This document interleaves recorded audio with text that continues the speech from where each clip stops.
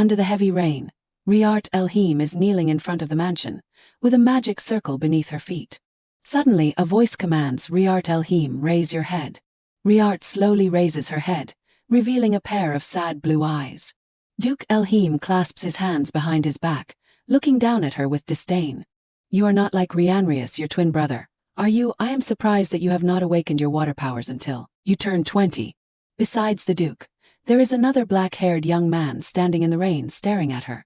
He continues, but it is a relief that I have found the answer in the ancient texts. Rian's imperfect water power will be perfected through your death, so do not be too sad. The person he is talking about, the one looking at Riart, is her twin brother who has the same face as her. The entire family will forever remember your sacrifice. His words are like a death sentence for her. Riart can only bow her head in silence. She slowly closes her eyes, accepting the death that is coming to her. She is Riart Elheim, the only unawakened member of the Elheim family. The shame of the family and the one who is always despised. No matter how hard she tries, she will never be loved. Suddenly, he orders, execute. Then 5 mages standing at 5 corners surround Riart in the center and begin to cast magic. Clear. The wind rises, blowing Riart's long hair. She raises her head, tears already streaming down her cheeks. All in vain. If there is a next life. Suddenly, the stone emits light, shaking several times. Duke Elheim realizes something is wrong. His voice trembles with uncontrollable emotion. That, impossible. Even her twin brother, Rianrius, is so horrified that he widens his eyes. Has her power awakened? The stone emits a dazzling, powerful light. The mages casting the spell are also startled. What is this? One of the mages recognizes something and immediately shouts, everyone get out of the way, the spirit stone. He does not finish speaking before the stone shatters into small pieces. Soft streams of water slowly appear, enveloping Riart. She does not seem to realize that something unusual has happened. I will definitely abandon them. The shattered stone slowly falls. Riart has closed her eyes tightly, gradually sinking into a dark blue space like water. In the air, a voice rings out, no, open your eyes. Following the voice, Riart opens her eyes. She sees a teenager emerging from the whirlpool of water, with a worried look, reaching out to call her. Please come on, Riart. Riart is lying on a bed, wearing blue pajamas. Suddenly, she opens her eyes wide in fright. She realizes she is in an unfamiliar room. Riart sits up, looking around warily. Am I dreaming? How did I get here? The more Riart thinks, the more confused she becomes. Suddenly, someone pushes the door open and enters, calling out Riart. The person who enters has the same face and eyes as her. It is Rianrius. He asks, how are you feeling? Seeing him, although she is a little confused inside, she still tries to maintain a calm appearance. Rianrius, what are you doing here? He is surprised. Why are you asking that? But that question startles Riart because she does not understand. Rianrius approaches, bends down, gently takes her hand, and answers, of course, I came here to see how you are. As he speaks, he raises her hand. But, you know. Suddenly, his eyes change. He tightens his grip on her wrist, his tone cold and reproachful. Because of you, my schedule has been disrupted. He glares, his expression gradually becoming frightening, and looks at her with disdain. So unsightly. Riart still does not understand what is happening, but his aura frightens her somewhat. But then her eyes gradually become calm. These words, that look, I remember them very clearly. She remembers the past, when she naively stood in front of her brother, protecting him. 3 years ago, I jumped in to protect Rianrius from an assassin. Then comes the image of herself lying in a pool of blood, her whole body in pain and helpless. She thinks to herself, so Rianrius's entire schedule was suspended after I was poisoned and in a coma, for a while. It is just like that day. Riart calmly purses her lips, looking directly into Rianrius's eyes. She is not very sure, has she really returned to the past then? Her beautiful lips open slightly. She blurts out, unsightly. Then she yanks her hand away from his. Both sides will suffer the consequences. Rianrius, she looks directly at him, no longer with a weak, sad look as before, but with a cold face. Don't worry, I will never do anything so useless again. Riart's resolute attitude surprises Rianrius, to the point that his complexion changes. He asks again, what did you just say? Suddenly, the wooden door is pushed open, interrupting their conversation. Ainrias calls out in a panic, Rian, come out quickly. He asks in surprise, what is wrong, Ein?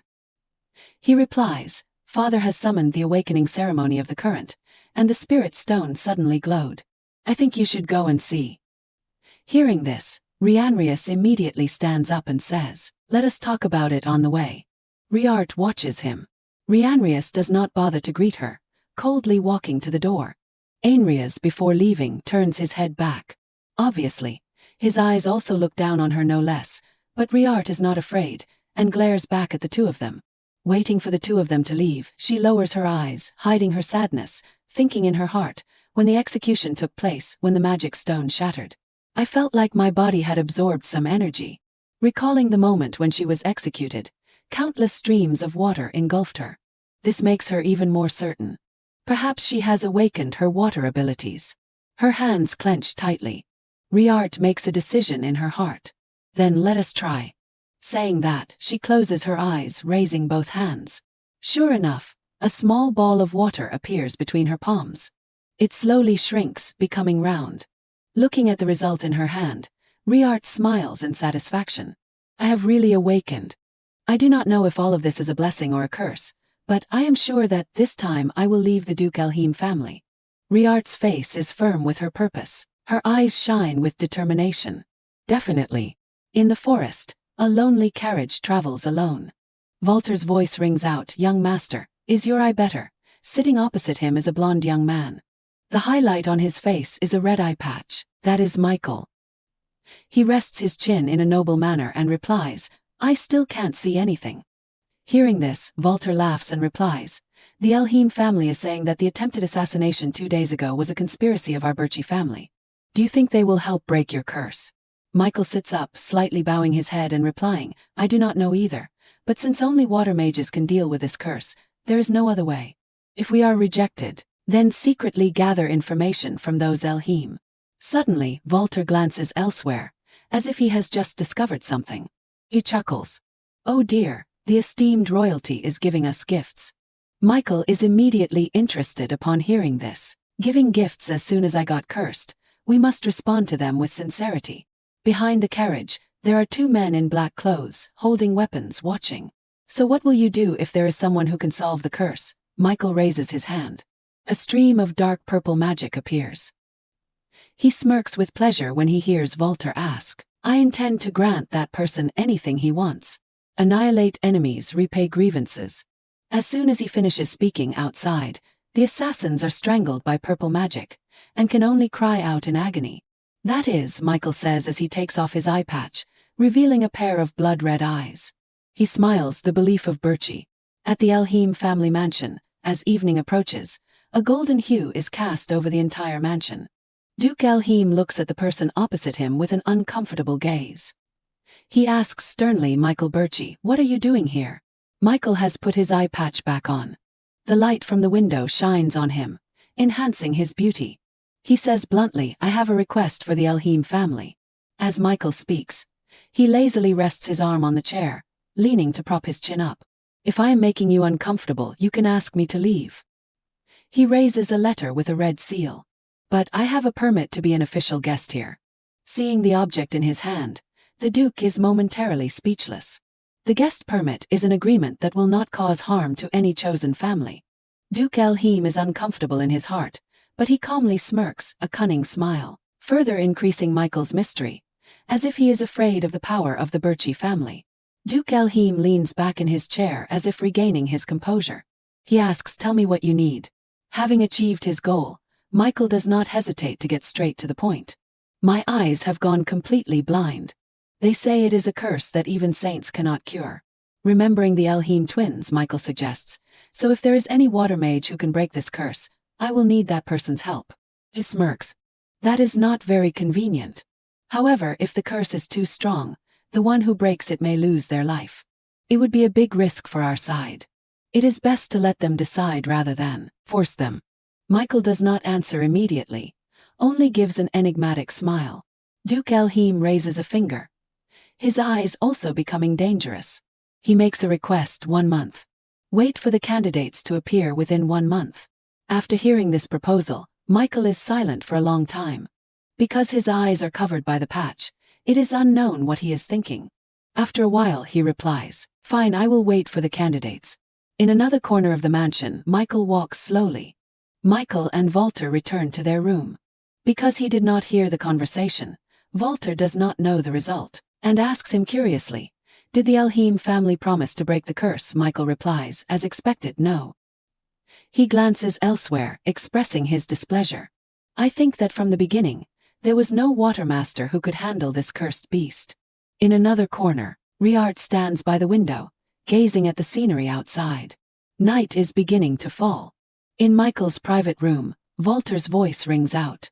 And yet there is no one. Not even a fly. There are no candidates, let alone someone who dares to break the curse. He speaks as he looks at his master. "Will you continue to sit here like this?" Michael is lying on the chair, lazily listening to Walter's question. According to reports, Duke Elheim has gathered many watermasters. "Should I go check it out?" Michael gives a cold hum. Michael tilts his head, giving a cunning smile. "Gathered watermasters, huh? Perhaps I have a reason now." The scales of fortune are tilting here. Walter is surprised by Michael's words. Michael waves his hand, ordering his confidant. "Walter, go gather more information about that old Duke Elheim." Walter smiles, closes his eyes, puts his hand on his chest and salutes. Walter faithfully obeys. Walter leaves, leaving Michael alone in the room, contemplating. He rubs his chin thoughtfully, unable to help but worry inside. Will I be able to regain my sight? This is quite a troublesome problem. Although he is worried inside, the room remains as still as water. He thinks, I can still use my abilities, but without vision, I can't be absolutely accurate. In the worst case, even activating my abilities will become difficult. Suddenly, the eyes hidden behind the cloth glance in another direction. Michael quickly stands up. Is there an assassin? Michael walks to the door and asks, I do not like being visited at night. Hearing the voice from inside the room, Riart is startled, quickly tightening her cloak. Whoever it is, Michael says as he casts magic. A stream of dark purple air appears. Riart is unaware of the danger that is approaching her.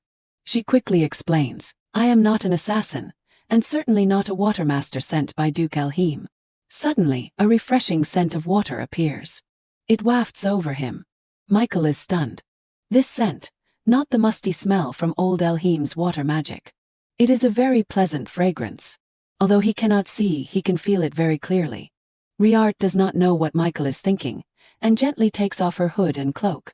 Michael also realizes that the pleasant scent is coming from Riart. Michael asks her, why did you come here to find me? Riart does not beat around the bush. She gets straight to her purpose. Michael Birchie, because I can help break your curse. Michael asks in surprise again, help me. Riart raises her head, looks directly at Michael and grabs his wrist. If I can deal with that curse and restore your sight, what can you grant me? Riart silently waits for his answer, while Michael is still in shock, not yet awake. And then he smirks, gently raises her hand, kisses it and replies everything. This time, it is Riart who is surprised. Perhaps afraid that Riart did not hear clearly, Michael takes her hand, reaffirming the statement once more. I will give you everything. And then he smirks, gently raises her hand, kisses it and replies everything. Stunned for a moment, Riart slowly continues, I want to see the state of the curse first. To this request, Michael casually agrees. As you wish. There is no reason to make things difficult for someone who can break this curse. Given his approval, Riart reaches out her small hand, moving carefully, bit by bit. However, she still cannot untie it after a while. Riart says the knot is tied really tightly. He also conveniently explains, my guards tied it, to prevent it from loosening. The tie is taken off and falls, revealing his long, black, glossy eyelashes. He seems to clearly feel her presence. Riart still keeps her hand raising Michael's face, looking closely at those cursed eyes. Michael's beauty can overshadow the light of everything.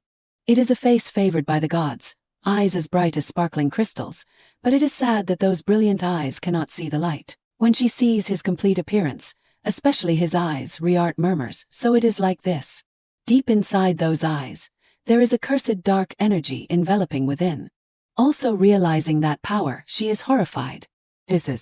Thinking of that terrifying energy, she trembles slightly. Dark magic. Realizing that it will be a little difficult to break this curse, but she still explains a little about the curse to him. Her words make Michael alert. How does someone from the Elheim family know about it? Duke Elheim seems to hate ancient dark magic very much. Being asked like that startles her a little. Somehow. Her thoughts drift back to the time when Riart was hiding in a corner of the library where sunlight could not shine. When I had not given up hope of being accepted by them, I studied the forbidden ancient texts to use instead of water magic. Such things cannot be explained. Riart also changes the subject. If we do not act now, you will permanently lose your sight. I will deal with the first curse mark first. After saying that, Riart also starts to use her water energy to slowly guide the stream of water into Michael's body. She is surprised that she can control it too smoothly. It is the first time she has directly used her water energy. The water energy is flowing into his body. His hand relaxes, clearly feeling it. Michael's entire body seems to be covered by a cool stream of water, bringing a feeling of peace and comfort that is hard to resist. Even while enjoying it, he does not forget to suspect Riart's identity. Does the Elheim family have someone with such strong water energy? Who is she really? Suddenly, her gentle voice rings out. It is done, startling him, realizing that it has ended. A strange feeling makes Michael blurt out that my eyes feel a little better. Not surprised by this result, she leans over to observe further. Breaking 7 at once will affect the body, so I will deal with 1 each day. Seeing that everything is fine, Riart also does not linger any longer, quickly pulls her cloak over and says, "Then see you tomorrow, Michael Birchie." In the spacious room, even if he is just sitting still and cannot see what she looks like, he still looks forward to it very much. I will wait. Those words also surprise her a little. His voice, filled with gentleness, rings out again. "Although I do not know your name, see you again." She pauses for a moment before replying, "Yes, see you again." Now the room has become quiet. Everything is still the same as if nothing has happened. Michael is still holding the eye tie in his hand, a little lingering, sitting for a long time, but he still has not escaped from that feeling. Now that I think about it, I am really thirsty. In another development in Riart's memory, that time, the Elheim family lost half of its territory in a war. The castle was flooded in flames, but no one could do anything, and that territory fell into the hands of Michael Birchie, a strange person who caused everything. At the same time, Duke Elheim, who was cornered, demanded it of her. In the past, he did not know about his curse, so he said slanderous words. That is why the Birchie family started a retaliatory war. The image of him forcing her to obey orders at that moment when her heart was like ashes is unforgettable. Riart still remembers the cold tone in which he said to her, "Let Rian fully awaken with your death. Awaken the spirit stone, Riart. Then we will defeat those Birchie." Sinking into memories for a moment, but the real owner of the spirit stone is. While thinking, Riart realizes the sound and turns to look at where it is coming from. Seeing clearly that it is Rianrius who came in on his own, making her think of the thought that she had not finished thinking. "Not you but me, Rian." Looking at her twin brother's face, even though it is similar to hers, but their fates are different. More than anyone, she understands that if the Elheim family knows this, they will never let her go.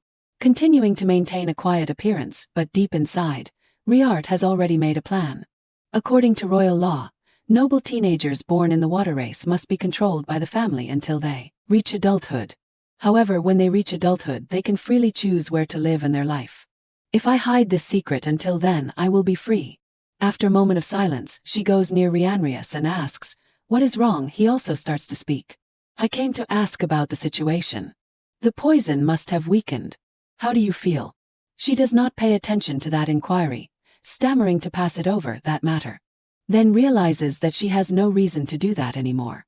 Riart gently strokes her long, glossy black hair and casually replies, "Why are you wondering?" That answer makes him surprised. He almost could not control his anger. Rianrius clenches his hand into a fist, trying to maintain his composure, but his heart is now full of anger, trying to be harmonious in himself. Rianrius continues his caring words and asks, "I am concerned about your health." She also does not pretend anymore, speaking directly, "That is right, without me how could you fully use your abilities?" Her triumphant look silences him for a moment.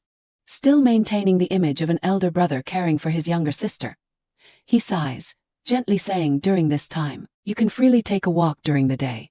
It is truly stifling to just stay in the room when your health is still weak. I just wanted to say that. After speaking, he also steps out. The door in the room is also closed. Without leaving immediately, he stands still in front of her room. With an expressionless face, Rhianrius thinks back to Riart's actions and words, making him realize, you really have changed. It is also just facing me before and after being assassinated, but why does it feel so different? Images of her flash through his mind. Before, standing in front of Rhianrius was a submissive look, while after facing him, it was coldness, not caring about anything anymore. The sudden change makes him secretly worried. The feeling of losing control makes him uncomfortable, unconsciously grinding his teeth. Suddenly Ainrias appears there, calling Rian, are you here, making him stop his thoughts. Brother Ryan. He also opens his mouth and continues to say, the light radiating from the spirit stone is even stronger than yesterday. In the room containing the spirit stone, everything is decorated exquisitely, meticulously. Ainrias and Rhianrius are also present here, admiring the spirit stone radiating a shimmering light. This surprise makes him curious and asks immediately, when did it happen? Receiving the question, Ainrius replies that he heard it was from yesterday morning. Hearing this, he also starts to reach out towards the spirit stone that is radiating a dazzling light. Although he has tried many times, Rhianrius still does not feel the spirit stone reacting. He panics inwardly, not seeing anything. On the other side, Riart has put on her cloak, preparing to go out. Still the same white cloak, enough to cover her whole body, making her appear in a mysterious form, accompanied by a lamp. At that time, Rhianrius thinks to himself, could it be that it is reacting to me or not? On a starry night, inside the palace, through the window into the room, Michael Birchie wearing the red eye patch is sitting comfortably on the chair. In front of him is a person cloaked in white. Hello, Michael smiles and greets. The other person takes off the hood. Riart greets him politely. Greetings, Michael Birchie. Michael Birchie lowers his legs. He asks her, calling me by my full name like that is a bit too polite. Is not it? Riart comes closer to him and replies, then should I call you Prince Birchie? As he says that, Riart puts her hand on his face. No, I prefer to be called by my name. Riart looks at him and ponders for a while, without saying anything. Afterwards, she says emotionlessly, all right, Michael, taking off his eye patch. That makes Michael think to himself, I just jokingly teased a bit, but she actually did it. Is this what you call coldness, or the type of tough and sharp? Michael looks at Riart and gives a forced smile. Riart asks about his health a bit, then says, today I will break the second layer of the curse mark. She puts her hands on his face, her eyes closed, creating a magic matrix with many bright stars, shining. Michael's hand placed on his thigh trembles as if very afraid. Riart sees that and reassures Michael, please believe me, do not worry, I will definitely successfully restore your sight. Michael unexpectedly widens his eyes. He thinks, those caring, devoted hands, so delicate, small, to the point that you could gently take them and pull them closer. On the contrary, this girl is trying to reassure me, interesting. Michael laughs at that warm comfort, across from him. Riart closes her eyes, using water magic to start breaking the curse for Michael. He gives a smile because of his interest, while Riart is still waving her hands, controlling the streams of magic water gently. The streams of water shoot out from the magic matrix surrounding Michael. After a while, Riart opens her eyes. She asks him, it is done, how do you feel, do you have any pain or headache? He closes his eyes happily and replies to Riart, not at all, you were extremely careful. In his head, he is thinking, although I have contacted her twice already, I have to admit that this water energy is very strong, however. Her ability is not what I am paying attention to. She replies, is that so? I was afraid that you would be in pain, but if you are fine, that is good. Michael opens his eyes, looking to the side where Riart is sitting next to him. He smiles secretly and thinks, facing someone from the notorious Birchie family, but treating them so carefully as if taking care of small children. He raises his face, glancing towards Riart. Oh, I really want to see her with these eyes. What kind of expression is on her face right now? Now in Michael's red, mysterious eyes, there is only the shadow of Riart. He says as he puts his hand up, lightly grasping her long strands of hair. I will definitely repay this kindness. When the curse disappears, will I get to know your name? Someone with water energy as strong as you is unknown to anyone, showing that you do not want information about yourself to be revealed. The image of Riart and her twin brother Rhianrius appears. So if you do not want to say, then I won't find out on my own. Michael opens his eyes, looking up at Riart, his hand still caressing her hair, holding it up to his nose to smell. So one day, please tell me about you. Michael's words make Riart's face flush, stunned looking at him. Riart smiles secretly, not thinking he would be so kind. After a while, Riart, after healing Michael, returns. She walks in the palace corridor and prepares to go to the library. Rianrius has said that I can freely stroll around during the day. Perhaps I should go to the library and find some materials about water energy. Well, it is really great, she thinks as she walks.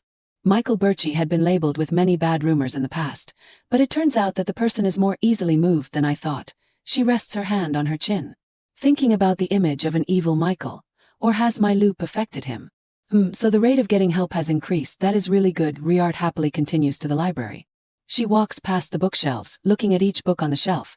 It has been so long since I have been back here. I used to come here often. To avoid those who always hated the outlier, Riart remembers when she was little. She held a book and hid in a corner of the library, staying away from the noisy arguments. Since when did I stop coming here, she asks herself. Riart as a child, her face sweating, looking up fearfully, still holding the book. It was the moment that Father Elheim caught her. His face stern, grabbing her wrist tightly. Remembering those horrible memories makes her feel tense and not very happy. Riart puts aside the past. She starts to search for the books on the shelves. I need to learn about treatment to help Michael. Riart has just found the book when she realizes that someone is coming. She turns around. Brother. It is Wyman Elheim, the third brother of the Elheim family. He has just entered the library.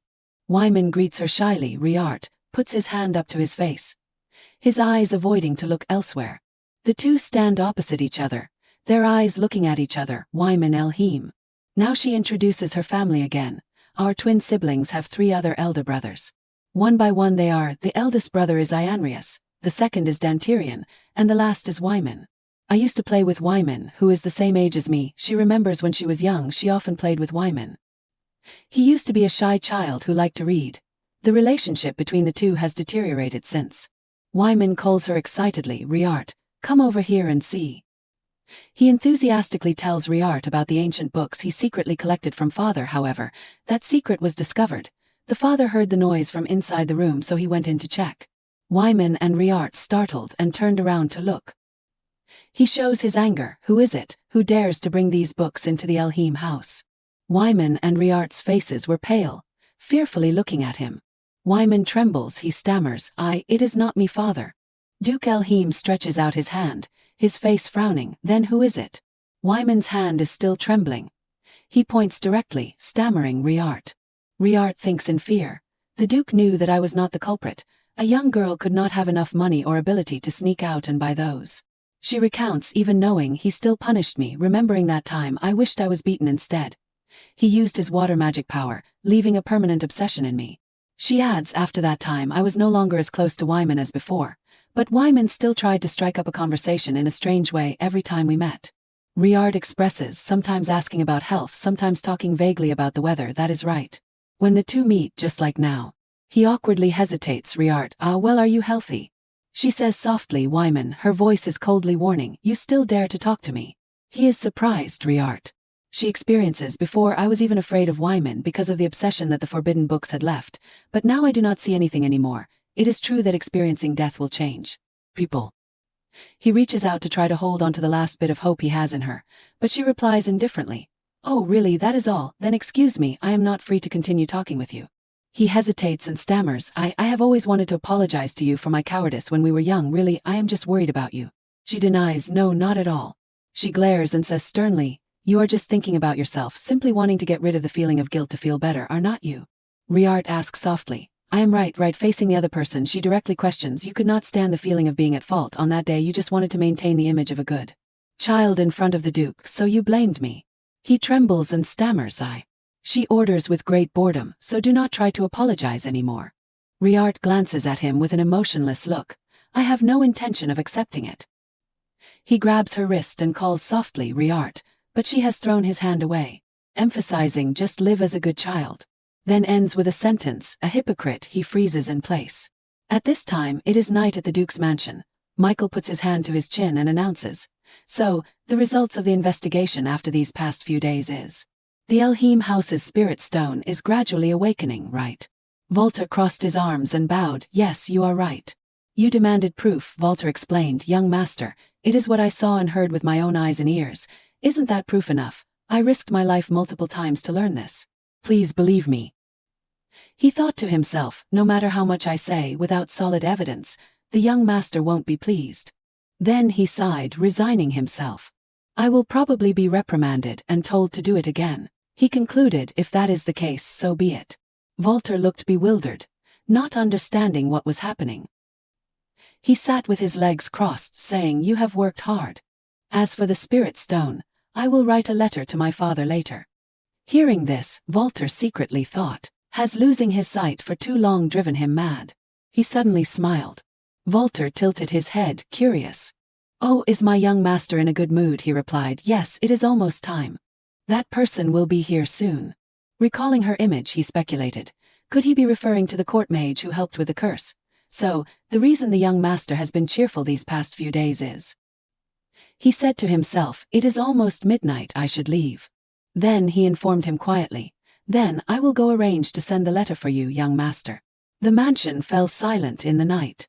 Michael sat quietly in his chair, his fingers twitching slightly. Then he stood up, sneering. So that is why. Michael approached casually. It has been unusually peaceful and quiet lately. So, the reason the room is so quiet is because there are assassins here who like to come. He reached behind him, grabbed the hilt of a dagger, and pointed it forward confidently, saying, A single dagger is more than enough to kill you all. He did not want to cause trouble and alert everyone around, so he decided decisively, the quicker it ends, the better. One of them charged to attack him, but he blocked it with his dagger. While fighting, he wondered in his head, what is the mastermind's purpose in sending these guys? The man attacked him furiously. The Elheim house is obviously heavily guarded. Michael swiftly finished him off. And yet, they still managed to sneak in here. Are they plotting to make the Elheim and Birch houses fight each other? Suddenly, he heard a noise from outside, making him alert. It was Riart coming to heal his eyes as usual. But he quickly blocked the door, not letting her in, and hastily justified, You have come at a bad time. I'm sorry, but please wait outside for a bit. I am busy cleaning up. He thought in alarm, what? He was surprised to realize they are all standing still. Michael immediately speculated, Wait, could it be? Riart asked him softly, Are you okay, Michael? He removed the cloth he had been wrapping around his eyes and replied, I am fine. But I thought I told you to wait outside. She pushed the door open and entered.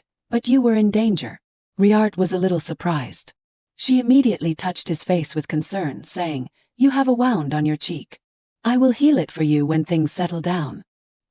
He blushed, quickly turning away, thinking, Even though the air is filled with the smell of blood, the first thing she cares about is me. He covered his face, which was as red as a tomato, thinking shyly, She always acts so differently than I expect, making my heart flutter for her. Night fell, and a fierce battle broke out inside the Elheim mansion.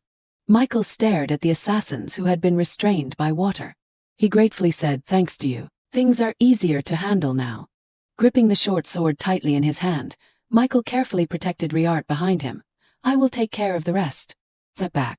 Riart startled and retreated as the assassins, bound by the water, suddenly experienced a strange phenomenon. Their bodies began to crack, breaking apart as if disintegrating. She hurriedly shouted before he could do anything else, Wait, Michael, the assassins are. But at that moment, the men in black robes had completely decomposed into a pile of shattered bones. Michael looked at her with concern, hesitantly asking, Did you do that?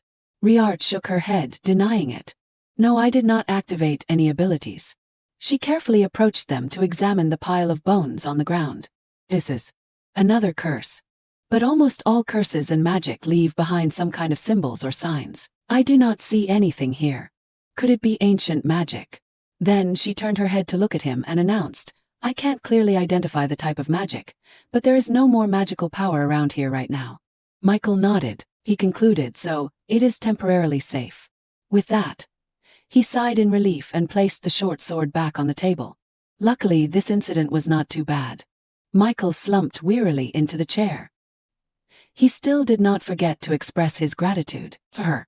Well, thank you for your help. I will have the guards investigate what happened right away. She nodded in response, Yes, to be safe, tell them to be careful. Riart smiled and returned to the main issue. Now then, let me continue dealing with the curse. For some reason, Michael felt a little shy with her. His cheeks flushed and he nodded awkwardly, Ah yes. She gently placed her hand on his shoulder and activated her water power. Before starting, she did not forget to announce, "I will start now." Water energy gently emanated from her, a soft light. Although it was water, it made him feel surprisingly warm and comfortable. This will be the second layer of the curse. After this layer, there are only 5 more. I wish I could stop time. At the same time, in another place inside the royal palace, in the luxurious corridor, one could faintly hear people talking inside the room. As expected, the prince of the empire, Lucas Francium, coldly looked at the pile of bones on the ground. He leaned back in his chair, saying indifferently, "Maintaining their human form for a long time is impossible. Just sell them all off." Count Feeds knelt respectfully before the prince. He asked, "What should I do with the puppets hidden in the Elheim house?" Lucas replied, "We do not need to use this method anymore, so it is fine to leave them there." He smiled faintly, full of wickedness, saying, "The Birch and Elheim families, they will suspect each other. It won't be easy to find the mastermind." Feeds hesitantly spoke, "Yes, Your Highness. But it is very difficult to spy on Michael's situation when he is still inside the Elheim house." Hearing this, Lucas suddenly panicked.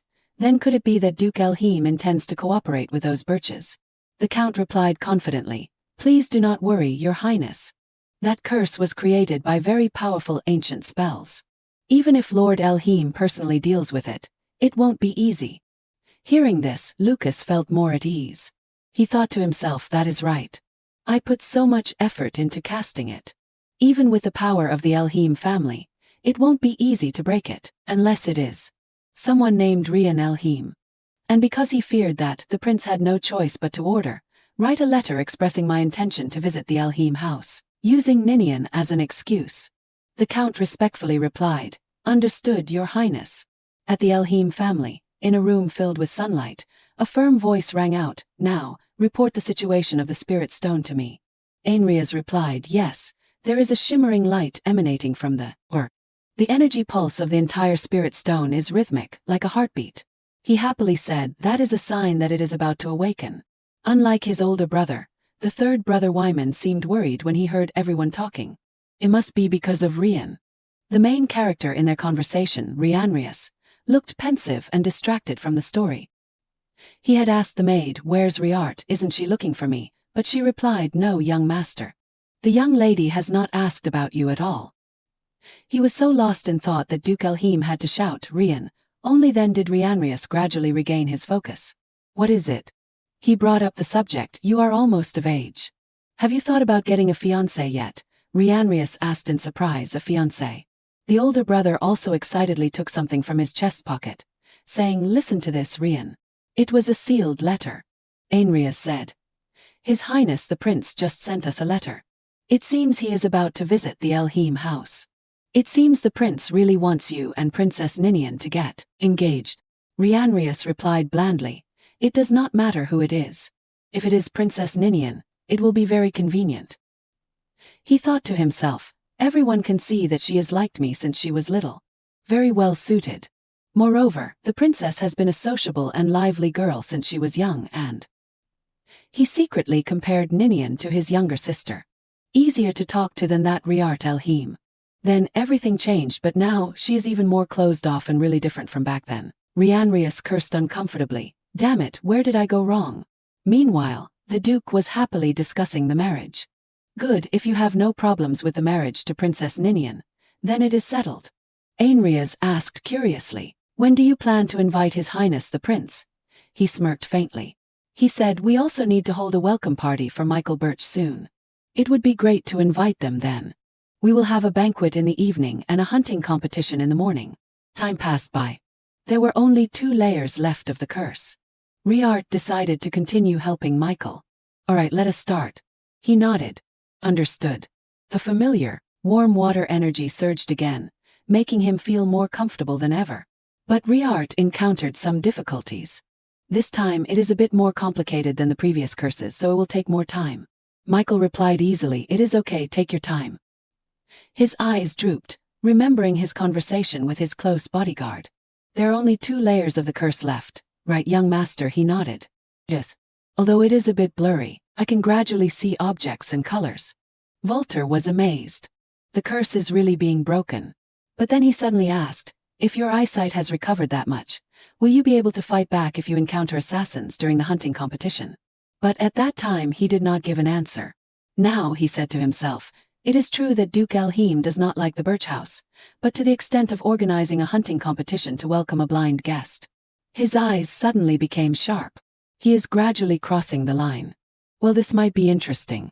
Anyway, I am going to destroy Elheim later, so this time, I will consider it being entertained by them. Feeling that Riart had finished treating him this time, Michael thought nervously, has it been broken? His vision finally saw a faint light. I am gradually seeing more clearly. Before his eyes now was the blurry image of a black-haired girl. She called out to him, Michael. The beautiful face of the girl appeared clearly before his eyes, with deep blue eyes staring at him. He heard her call, Michael, can you see me? Michael was stunned. Riart moved closer to Michael's blushing face, gently asking, are you okay? I tried to completely remove the curse, but I am not sure if I succeeded. Noticing that the young man in front of her was acting a little strange, he shyly avoided her gaze. She moved closer to him and asked again, Michael, I can see very clearly now. Michael tried to calm himself, unable to believe that he was so flustered. Ahem. Soon, he regained the polite demeanor of a gentleman. He said, I am glad that the first person I saw after removing the curse was you. Then, he gently took Riart's hand and lightly placed a reverent kiss on it. He said, thank you. I will never forget this favor. You have helped the heir of the birch house. From now on, all my subordinates will treat you as my benefactor. His eyes lifted slightly to look at her. Although there is still one more layer of the curse, I believe you can do it. Michael always remembered the first moment they met. He smiled slightly, and remember my promise when we first met, I will fulfill all your wishes. When Michael asked her, young lady, what do you desire, to be honest, Riart was a little flustered. What I want is to avoid my previous tragic fate. Have to decide. More than anyone, she knew her own abilities. I can't do it with my own strength alone, but with the help of Michael Birch, it might be possible. Riart took a deep breath. This was the first time she dared to reveal so much about herself. My name is Riart Elheim, the one abandoned by the Elheim family. Since she was born, she had always been confined to a dilapidated house with only a small window, a disabled person from birth. And she grew up in such a toxic environment. People called her a hybrid of the Elheim house. Her eyes suddenly became firm, with a glimmer of hope in the depths of her eyes. She strongly said, I only desire one thing, to leave the Elheim family. Michael was surprised to hear her request. So I need your help. At this moment, he no longer cared about the surname that he always hated. The only thing Michael cared about was her. Riart, a very beautiful name. He nodded in agreement. Okay, I will definitely help you escape the Elheim house. Below the garden of the mansion, two people from two families that always hated each other were able to sit peacefully on the same bench. On the occasion that she had opened up to him, he also began to talk more about himself. As you know, I am an only child and the heir to the Birch family. Currently, my father is the Duke of the Birch house, and just recently my grandfather, the previous Duke. Michael was seriously talking about himself, but it seemed she was not paying much attention to it.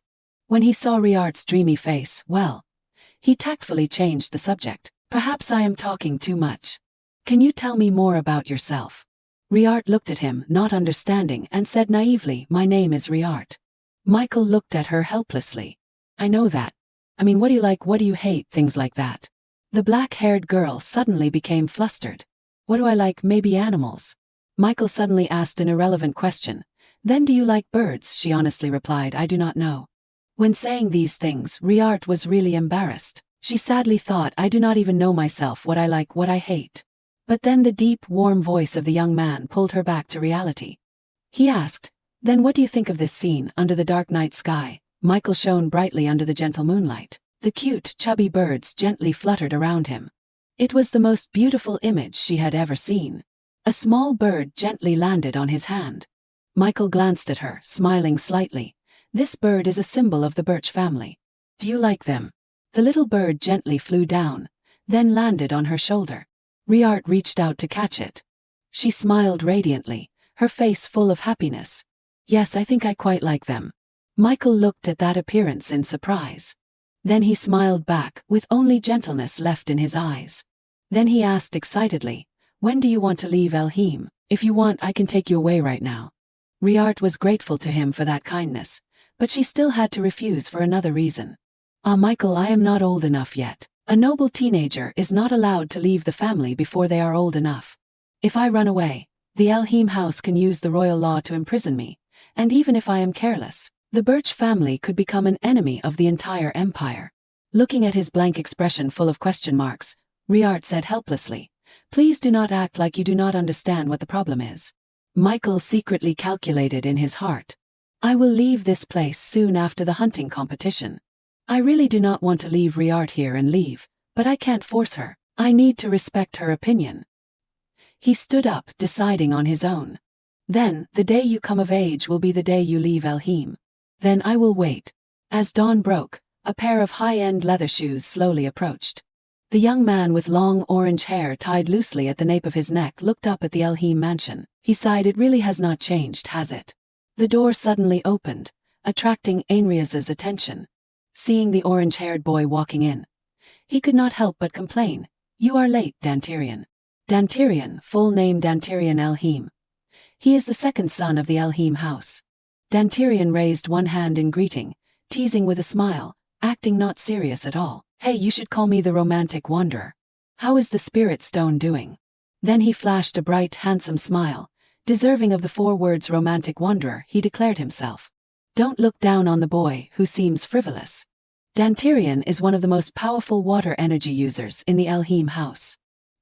He did not like the original hair color of the Elheim house, so he permanently changed his hair color. He is currently working as a royal guard, assigned directly under Princess Ninian. Ainrias replied, "The spirit stone is still in the sanctuary like it used to be." He is back and already asking about the spirit stone. The oldest brother of the Elheim house sighed, starting to grumble, "If you were so curious, why did not you urgently return as soon as you received the letter about the change in the spirit stone?" Dantirian laughed flippantly, "You know, I am very busy." Ainrias was speechless, looking at his younger brother. Without talking nonsense anymore, Dantirian hurriedly went to the topic he was interested in. "Well, let me see the spirit stone." Then the two went to the place where the spirit stone was hidden, the sanctuary. The entire sanctuary was surging with strong water energy. The power violently swept through the surrounding air. It shocked both of the young masters of the Elheim house to the point of fear. Dantirian stepped back in surprise, with a twisted expression saying, "Oh my, it is really amazing. Why did you say it was only shining? If I knew it was to this extent, I would have come sooner." Ainrias shook his head with difficulty. "No, it was still stable just recently." He wanted to touch the strong, invasive water energy, but then Dantirian's arm suddenly trembled, because the sense of oppression brought by the water was too great. Speaking a little about their family, it is true that the water mages of the Elheim house do not have the ability to create water, but they have the ability to control it, also known as manipulation. However, the water energy floating here cannot be manipulated, and it is even getting stronger. Whirlwinds suddenly rose abnormally. Ainrias reached out to block the wind. He frowned worriedly. "What is happening?" The water energy showed no signs of stopping, but instead, it was increasingly exploding out of control. Powerful energy from the spirit stone kept radiating. Misty water vapor flew up. From the blinding light in front of them, a blurred figure suddenly appeared. When the person got closer, they could only make out that it was a boy with arrogant blue hair. He cocked his chin, asking coldly, "Who are you?" The blue-haired boy floated in the air, with strong water energy swirling behind him. The boy repeated his question again. "Who are you? Who is the one who awakened me?" Ainrias was scared. He bit his lip and stepped back. "What is this existence?" Dantirian was more sensitive to the power of water energy. He nervously swallowed saliva. Terrible pressure, humans can't be this strong. Facing the small boy in front of them, the 2 grown men felt a scarier threat than ever before. Only monsters or gods could be. Ainrias tightly clenched his fists. He asked boldly, "Who are you?" The mysterious blue-haired boy arrogantly reached out, scolding, "Who allowed you to ask me, you arrogant humans?" Powerful water rushed forward like a tidal wave, crashing straight into them. Water energy turned into entities, tightly binding both of them in the air. The powerful, oppressive force made them not even have a chance to resist.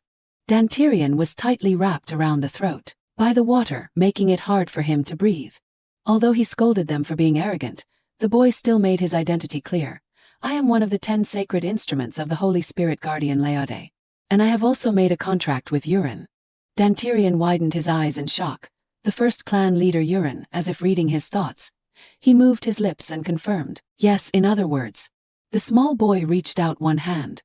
Powerful water energy appeared swirling in his palm. Although he was small in stature, no one could look down on him. The spirit king that you humans worship is me. The spirit king floated in the air, looking at the two with a critical eye. He scorned, you are descendants of Urin, yet the water energy you possess is too weak. As if to prove it, the water wrapped around Ainrias tightened even more, making him tremble in pain but not dare to scream out loud. The spirit king waved his hand and withdrew his powers, impatiently repeating, I will ask again. Ainrias and Dantirian were released, falling limply from above onto the cold stone floor. Both of them had not yet escaped the fear of being bound earlier, and now they heard the small boy's question, filled with murderous intent, who awakened me? Dantirian was so scared that his face turned pale. He worriedly thought, if I do not answer, he will really kill me, treating me no differently than an insect. Ainrias was just waiting for this. He immediately shouted, that person is outside right now, should I bring him in? The Spirit King thought in silence, then he moved his lips and refused, not now. The boy gradually turned into a stream of light and returned to the Spirit Stone, leaving only a command echoing in the sanctuary. In 3 days, bring the heir of Urin here. Dantirian felt the oppressive power gradually dissipate. He awkwardly rubbed his neck, saying, he is asleep again, I guess. 3 days from now, after the hunting competition and banquet. Ainrias stared at the Spirit Stone, which had returned to its stable appearance from who knows when. He urged Dantirian, quickly tell father. Soon those carrying the blood of Elheim were present, in front of the sanctuary. The Duke had tried to open the door, but then he had to fold his arms helplessly. The door is locked. He turned his head sharply to look at the group of youths and scolded, one of you two should have stayed inside, you idiots. Dantirian reasonably retorted, what if the Spirit King found out? He might have eaten me. The Duke clicked his tongue disdainfully. You are really cowardly. Ainrias stood behind and immediately announced the main issue.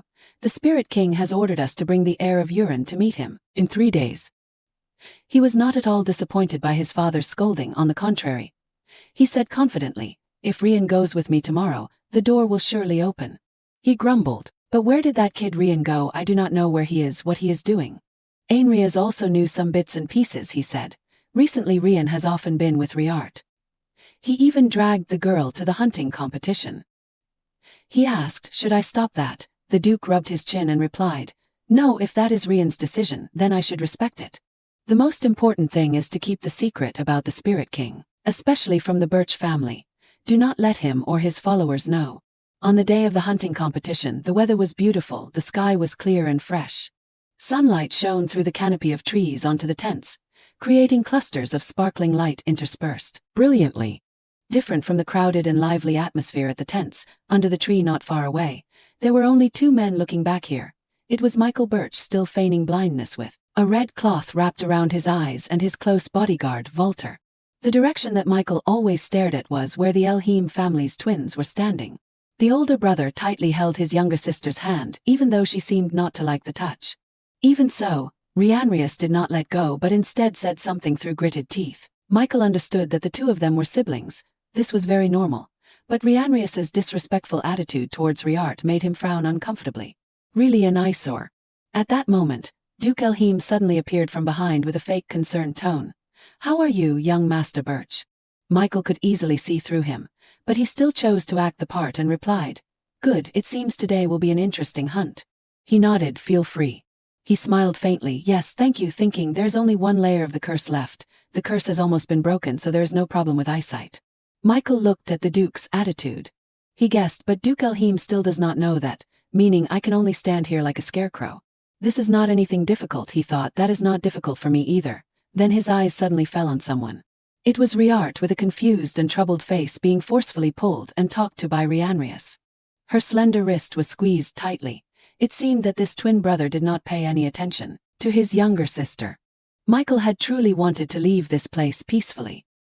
He smiled faintly, but this is another matter. In the forest, on the green grass, Riart, far away from everyone, sat blankly under a tree. She closed herself off, resting her hand on her knee, her melancholy face showing displeasure. She leaned her head on her hand, thoughtfully thinking. Recently Rian has been acting very strange before the loop. He never brought me to this hunting competition. He did not even say those words. A moment ago, the always cold twin brother stood in front of her, seriously calling Riart. He asked, I will hunt an animal for you, what do you want? Riart was not interested in his gift. She coldly refused, I do not need it. But Rianrius did not let go easily. He grabbed her wrist, forcing her to say, if you do not need it, you still need it, think of something. Riart knew she could not keep lingering like this, so she just carelessly picked one. Then, bring back a silver fox, but it must be alive. Rianrius was surprised by her request, but then he gave a gentle smile and promised, I will definitely keep my word. Riart was now comfortable being alone in a deserted place, but she was still worried about those things. I asked for a silver fox, a creature that is very difficult to catch. What is Rian thinking? Before the loop I only wanted to be treated like this. Now, I only feel uncomfortable. At that moment, a familiar voice suddenly called her name. Riart. Riart was stunned. She turned her head and looked back. Standing in front of her, under the green canopy, was the young master of the birch house. He gently stepped forward with his blindfold removed. Riart stared at the handsome face that was smiling. She softly called his name, Michael. Hearing someone call her name, Riart, she turned her head and looked back. Before long he stepped next to her. Riart softly responded, Michael. The two casually sat next to each other like close friends. She asked curiously, how did you know I was here? Michael smiled brightly. Well, I just guessed it. In a short moment when she did not notice, he secretly gave a gentle look in her direction. Riart did not know anything and brushed her hair behind her ear. He thought, how can I say that I followed the scent of Riart lingering in the air? Michael suddenly realized, this way I can find her every time I want. So suddenly he laughed under Riart's confusion. She asked with concern, are your eyes okay? He nodded, yes, they are much better. Then Michael suddenly pointed to the marks on her wrist. What about you, are you okay? Must hurt. Riart suddenly startled. She did not expect him to notice her small bruise. Looking at the marks that Rianrius maliciously left, she said indifferently, it does not really hurt, I am used to these things. Michael suddenly spoke up and interrupted, Riart, do not be like that. She froze, her pupils widened in surprise. Michael tilted his head and looked at her. He suddenly revealed, I do not want you to be used to those actions. This was the first time in many years that Riart received such gentle treatment. Her cheeks flushed, thinking awkwardly, I do not know what to say at times like these. To avoid the atmosphere between the two from becoming awkward, she decided to change the subject. Why did you come here? Michael smiled brightly, because I wanted to see you. Riart suddenly became silent and stared at him non-stop, to the point that Michael was sweating. She blankly thought, because I am useless, no one sees me as a human, but he is looking for me in this forest, and he is concerned about me under the morning sunlight. Riart shone brightly in the beautiful youth she should have. Her face softened. Her clear voice blended into the wind. I am glad you came. Michael was officially knocked down by her expression. He stood frozen like a statue. His pupils turned around in confusion from embarrassment. Even his face turned tomato red. He shyly stood up, stammering to change the subject. Let us go now. Michael suddenly asked, are you attending the banquet tonight? Riart tilted her head and asked, banquet? She remembered that her brother had also told her, after the hunting competition, attend the banquet, but truthfully, she did not want to go. Riart lowered her eyes. Michael saw her being silent for a moment and said, if I am there, I will go. He replied happily, great, I really want to dance with you, under the sky full of golden sunlight. Riart asked hesitantly, but I do not know how to dance. He showed, it is okay, I will teach you. Then as if he had arranged something big, Michael smiled happily. He glanced at her and said, see you tonight, Riart. The forest in the hunting ground was an old pine forest. Golden sunlight poured down and draped a silver cloak like covering white snow on each green tree, in that forest. Rianrius wandered around the forest as if wanting to find something. Suddenly, he discovered something. Rianrius slowly approached. He bent down and picked up a tuft of silver fox fur. Then Rianrius suddenly fell into thought, when he heard that he wanted to hunt a fox. Ainrias was so surprised that he almost screamed, you want to hunt a silver fox? Why? Dantirian, standing next to him, mumbled, just let him be, he must like foxes. Even the Duke intervened in this small matter. A silver fox, you have set your sights on a difficult target, Rian. Rianrius did not understand what he was trying to mention. He asked again, are you talking about the fox? He nodded, smiling faintly, yes, it is a species that was hunted down thoroughly by previous generations, so it is almost extinct. Therefore, at this moment, Rianrius truly cherished the tuft of silver fur in his hand. He thought to himself, perhaps this silver fox was the last one in the Elheim territory. Because of the request of his younger sister, whom he once looked down upon, Rianrius actually listened to her. He told himself that he must capture it alive. Rianrius dreamed of seeing Riart in her pristine white dress, as pure as moonlight, and smiling at him once again. Suddenly, there was a suspicious rustling sound nearby. He pushed through the bushes, leaning over to look through. Perhaps the silver fox will be in front. He reached out his hand, slowly approaching the silver fox, thinking, and then maybe everything will go back to how it used to be. I see it. But then the sound of gunfire suddenly rang out. A bullet was shot, grazing the silver fox's plump body, seeing the small fox's eyes rolling around, lying on the ground. He was about to step out, but then another person appeared unexpectedly. He was stunned almost. Who was that? Is it dead? No, just unconscious. Rianrius frowned, staring at that hateful face. Please explain that action. He growled, young Master Birch. Michael appeared leisurely with a red blindfold. He gently held the fox in his arms, revealing a provocative smile. You mean? He mocked, young Master Rian, a person with good eyesight, can't compare skills with someone wearing a blindfold. Not letting him react, he coldly walked forward. Then his foot gently slowed down, enough for Rianrius to clearly hear what he said. Next time do not hesitate otherwise. Michael smirked, making him angrily clench his fist. You will lose it again. After a day of hard hunting, the evening sky had arrived at the Elheim mansion. Riart sat silently on her bed. Next to her was an exquisite gift placed in a ribbon-tied box. Riart hesitated, staring at the gift, thinking, the dress for the banquet that Rian brought. I still have not tried it on yet. The gift seemed normal, but at this moment, it was extremely dazzling to her. In the past, I never wore that kind of dress. Riart had spent almost her entire life living in pain and suffering. But after the loop, many things had changed. The royal family visited, and the banquet. She frowned, wondering those things should not have happened. Why is the future changing? After a moment of deliberation, she finally opened the gift. It was a noble formal dress with delicate lace at the neckline, along with a necklace with round rubies carefully attached. She sighed softly. Beautiful. Would a normal noble girl like these things? Then Riart absent-mindedly looked at herself through the large mirror placed opposite. It was her real image, untrimmed hair, worn clothes, a naive face like 3 years ago. Nothing had changed, whether she was the old her or the current her. She was equally pathetic.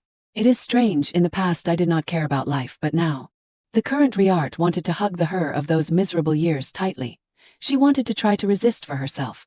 A determined gleam flashed in her eyes. Riart resolutely thought, for myself, I will change my fate with my own hands. On the evening after the hunting competition, the royal carriage stopped in front of the mansion gate. From the carriage, a beautiful girl with wavy blonde hair gently stepped down, leaning on the outstretched arm of a servant. She was the princess of this country, Ninian Francium. She always looked energetic and sweet with a lovely beautiful face. She shouted, waving her hand, calling young Master Rian. Without waiting for him to come closer, she rushed over, happily hugging his arm and acting spoiled. It has been so long. Rianrius politely greeted back, hello, your highness. He raised his head, and the person in front of him now was the future king of this country. He always looked handsome and neat, fitting his royal title. Rianrius greeted according to etiquette. I am very happy you came, your highness. Inside the mansion was a large banquet hall with luxurious gilded interiors. Inside there were some couples paired together, gracefully dancing a gentle waltz.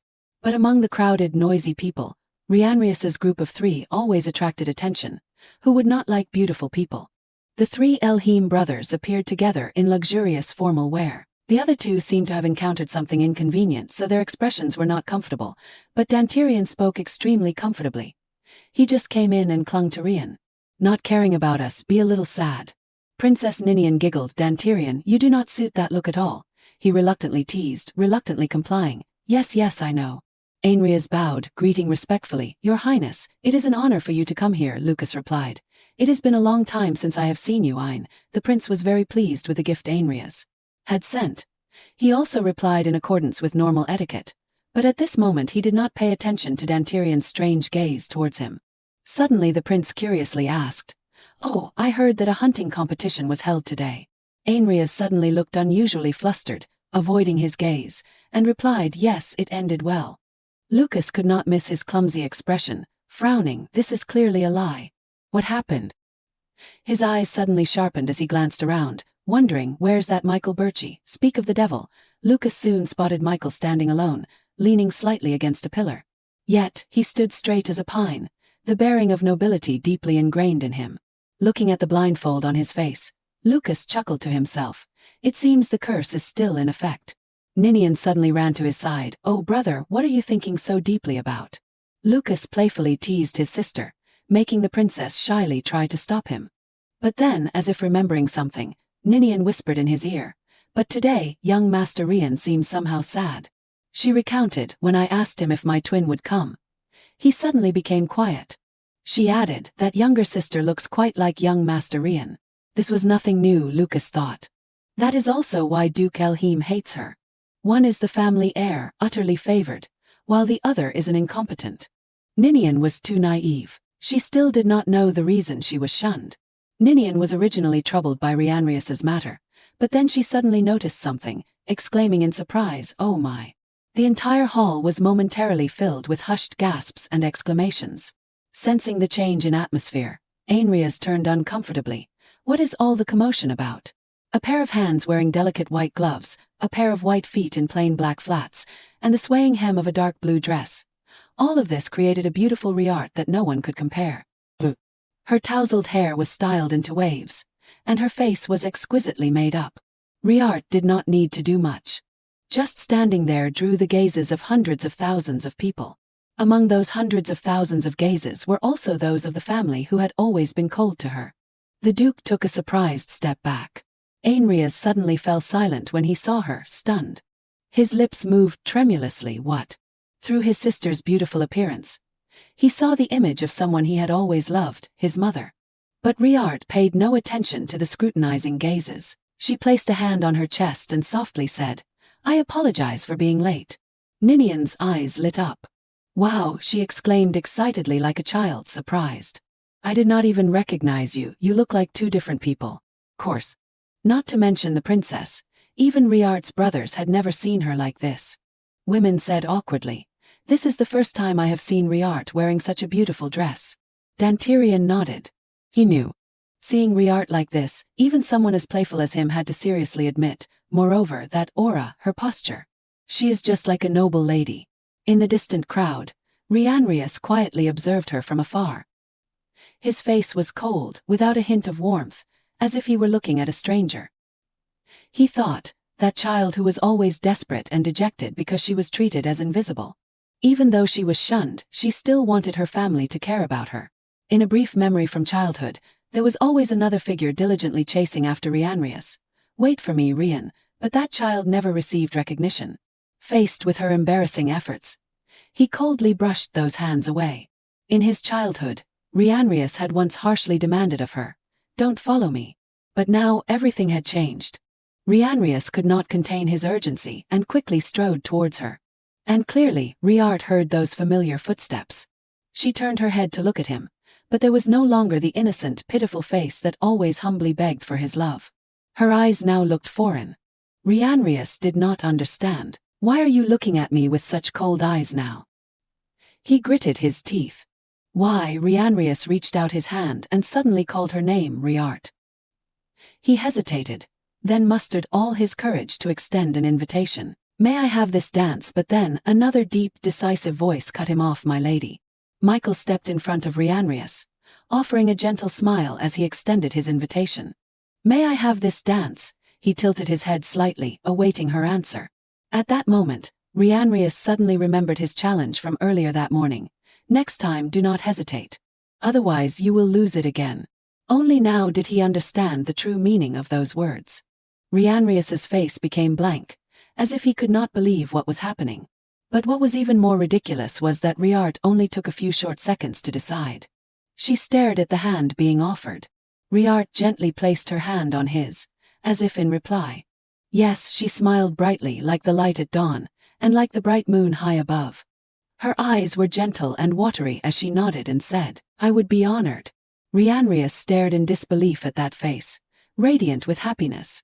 The smile she gave to Michael was a smile that he, no matter how hard he tried, could never compete for in this lifetime. Rianrius's lips moved as he called her name, both doubtful and unwilling. Riart. At the same time, the gloomy child in his childhood memories no longer chased after him. The party continued as normal. The orchestra began to play and sing softly. Riart suddenly asked, "Do you like this song?" Michael replied vaguely, "Maybe I used to. By the way, you look very beautiful today." She shyly returned the compliment, "Thank you. You look very elegant as well." Riart danced with him, but her eyes did not forget to scan for a certain person. Not far away, Prince Lucas stood silently, observing the drama. He wore a smile that was unclear in its meaning, but carried the dangerous and sinister feeling of a venomous snake, cold and cruel. She was a little afraid, knowing that the royal family had used ancient powers and poisons to curse Michael, causing him to lose his sight. Ancient magic turned bones to ashes, and these clues all pointed to one culprit. All of this was ancient power that only members of the royal family could use. Riart fearfully speculated, could today's visit be so they can test the effectiveness of Michael's curse?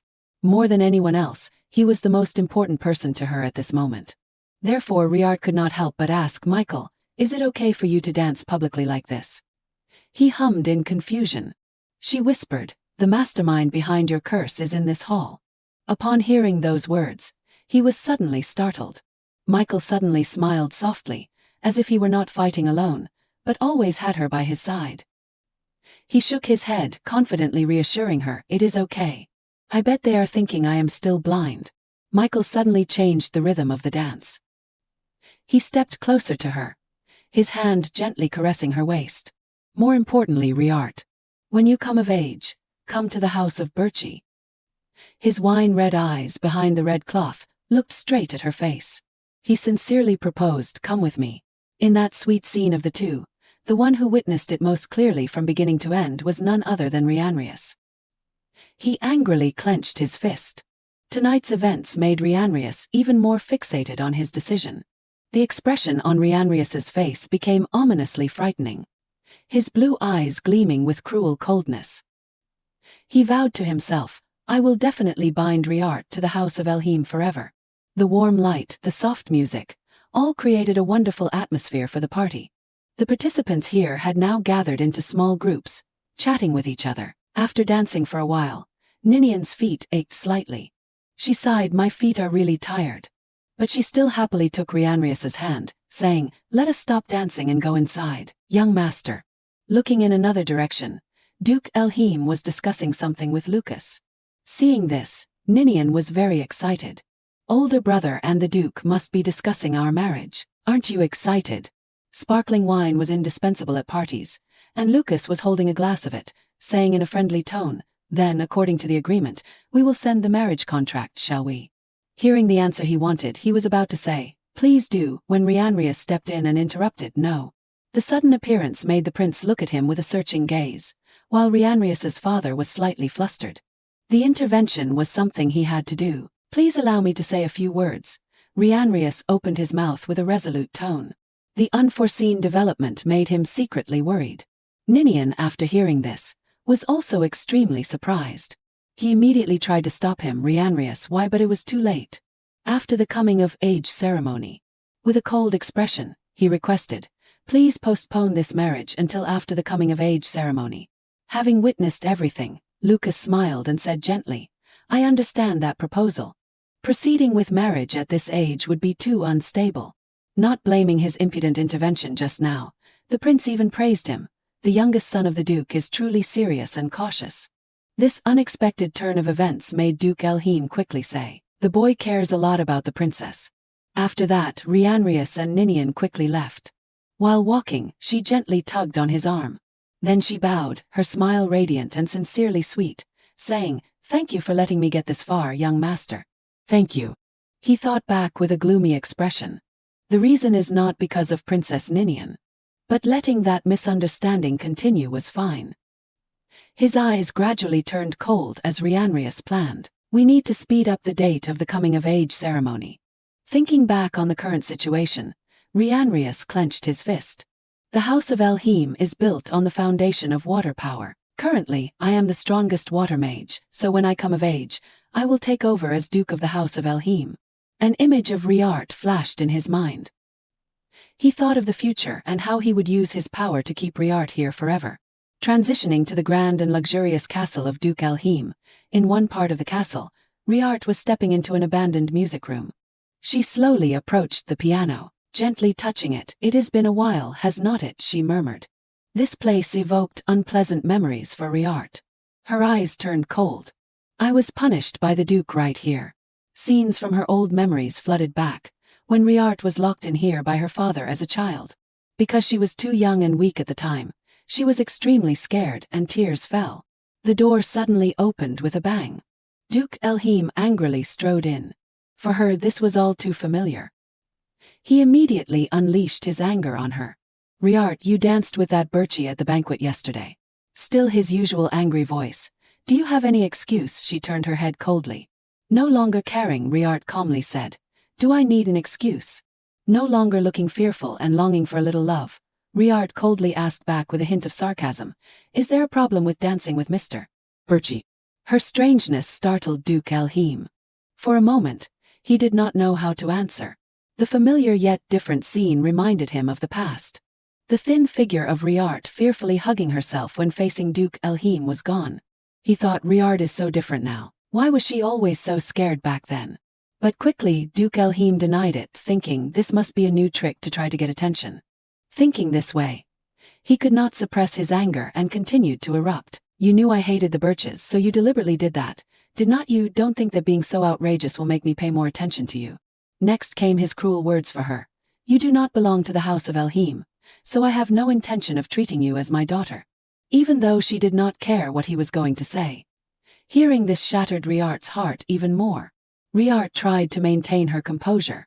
This time with a resolute voice she declared, fine, because I do not see you as my father either.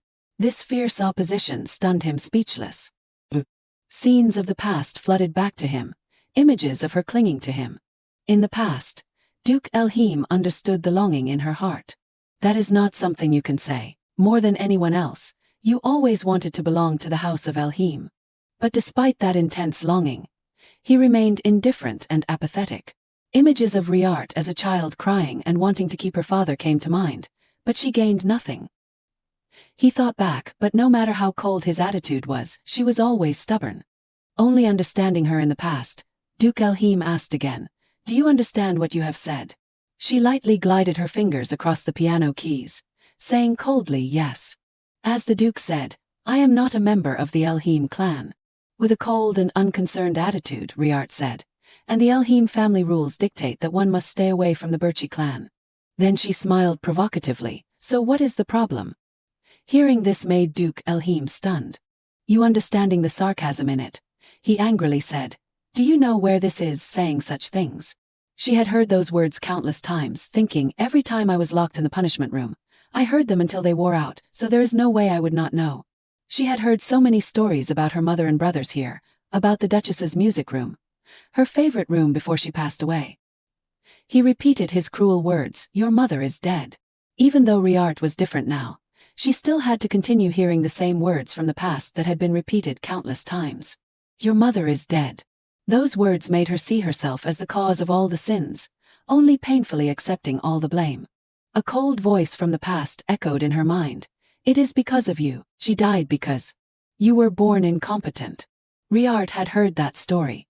She was told that after giving birth to 3 sons, her mother was very weak, but she still tried to give birth to her and Rhianria safely. After the birth she passed away.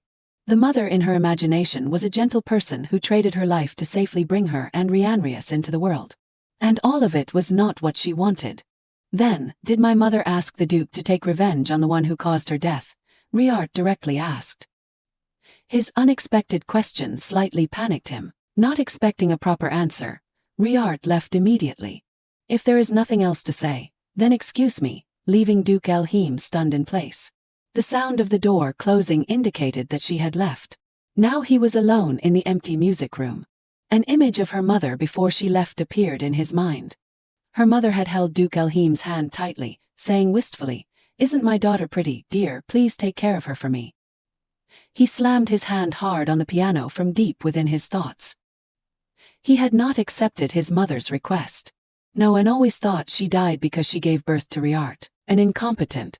Thinking of this, his eyes turned cold. A child who will never belong to the house of Elheim. Riart never would. The Spirit King with a supreme power reigning over water power appeared in Duke Elheim's mind. without knowing anything. He always insisted that she could not awaken the power. In Michael's castle at night, her voice rang out, "It is done." Michael bent down so she could use her healing magic. "The final curse has been successfully lifted," he replied. "Thank you, Riart." He tentatively asked, "But you do not seem happy today. Is something wrong?" Riart replied listlessly, "This afternoon, I stopped by the punishment room for a bit." He pondered, punishment. He observed her, thinking, there are no injuries. It is good that they did not hit her. He worried if I asked too much, Riart might feel uncomfortable. He smiled brightly, saying, "The banquet yesterday must have exhausted you, right? If you are tired, just lean on me." She remained silent, without any response or expression, making him feel awkward. "Did I get rejected again?" She rushed into his arms. This made him blush shyly.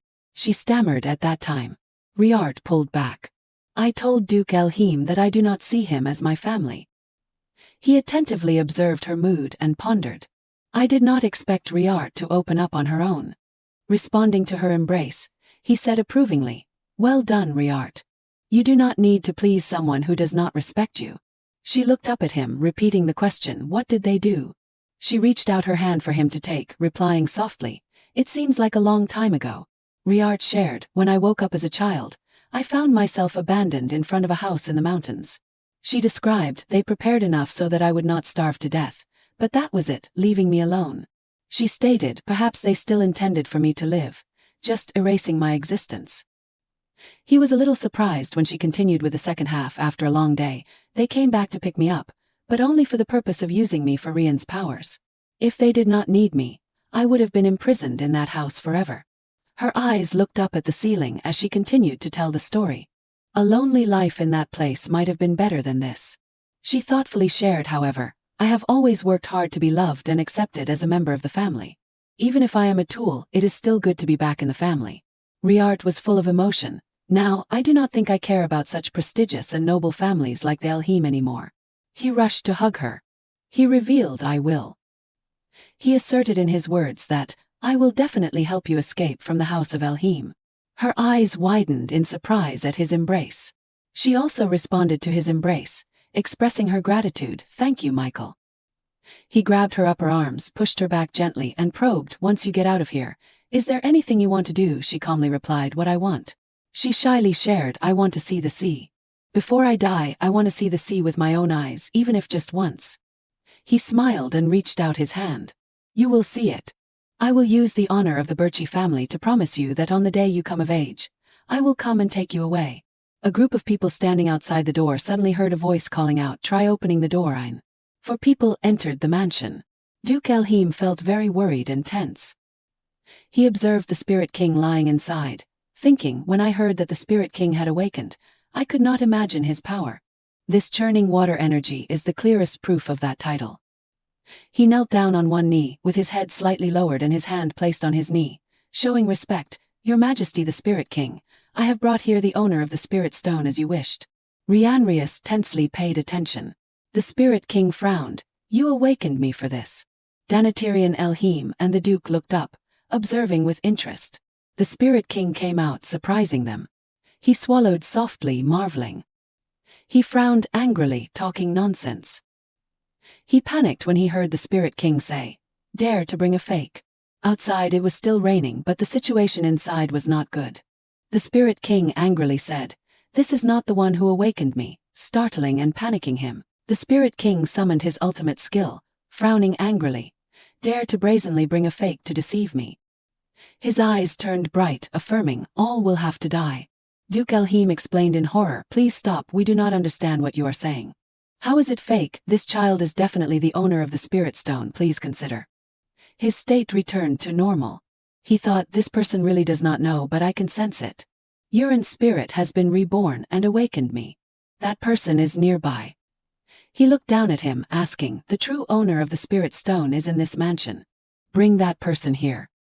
He knelt down, utterly bewildered. "As you wish." Even so, he was confused and did not know what to do. If it is not Rian, then who is it? After that, the Duke brought all the high-ranking water mages to meet the Spirit King, but all were unworthy. He sat on a chair pondering, how could this be? Could it be that Rian is not the owner of the Spirit Stone after all? He spoke up, expressing his opinion. I think we should summon the lower-ranking water mages to check as well. He crossed his arms and replied, yeah.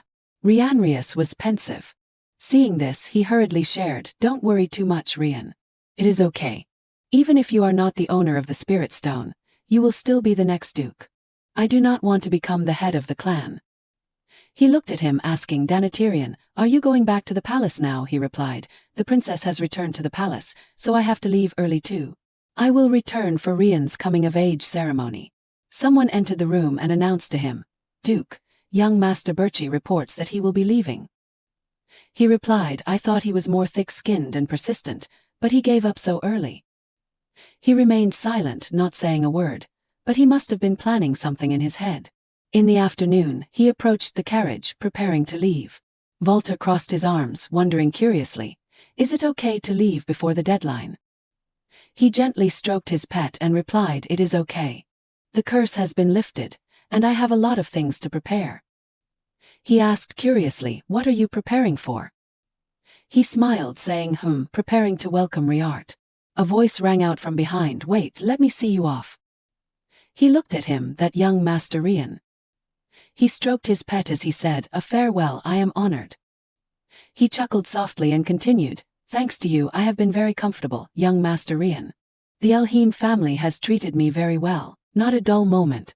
He frowned at the pet he was holding. That thing, are you taking it with you? He replied, of course.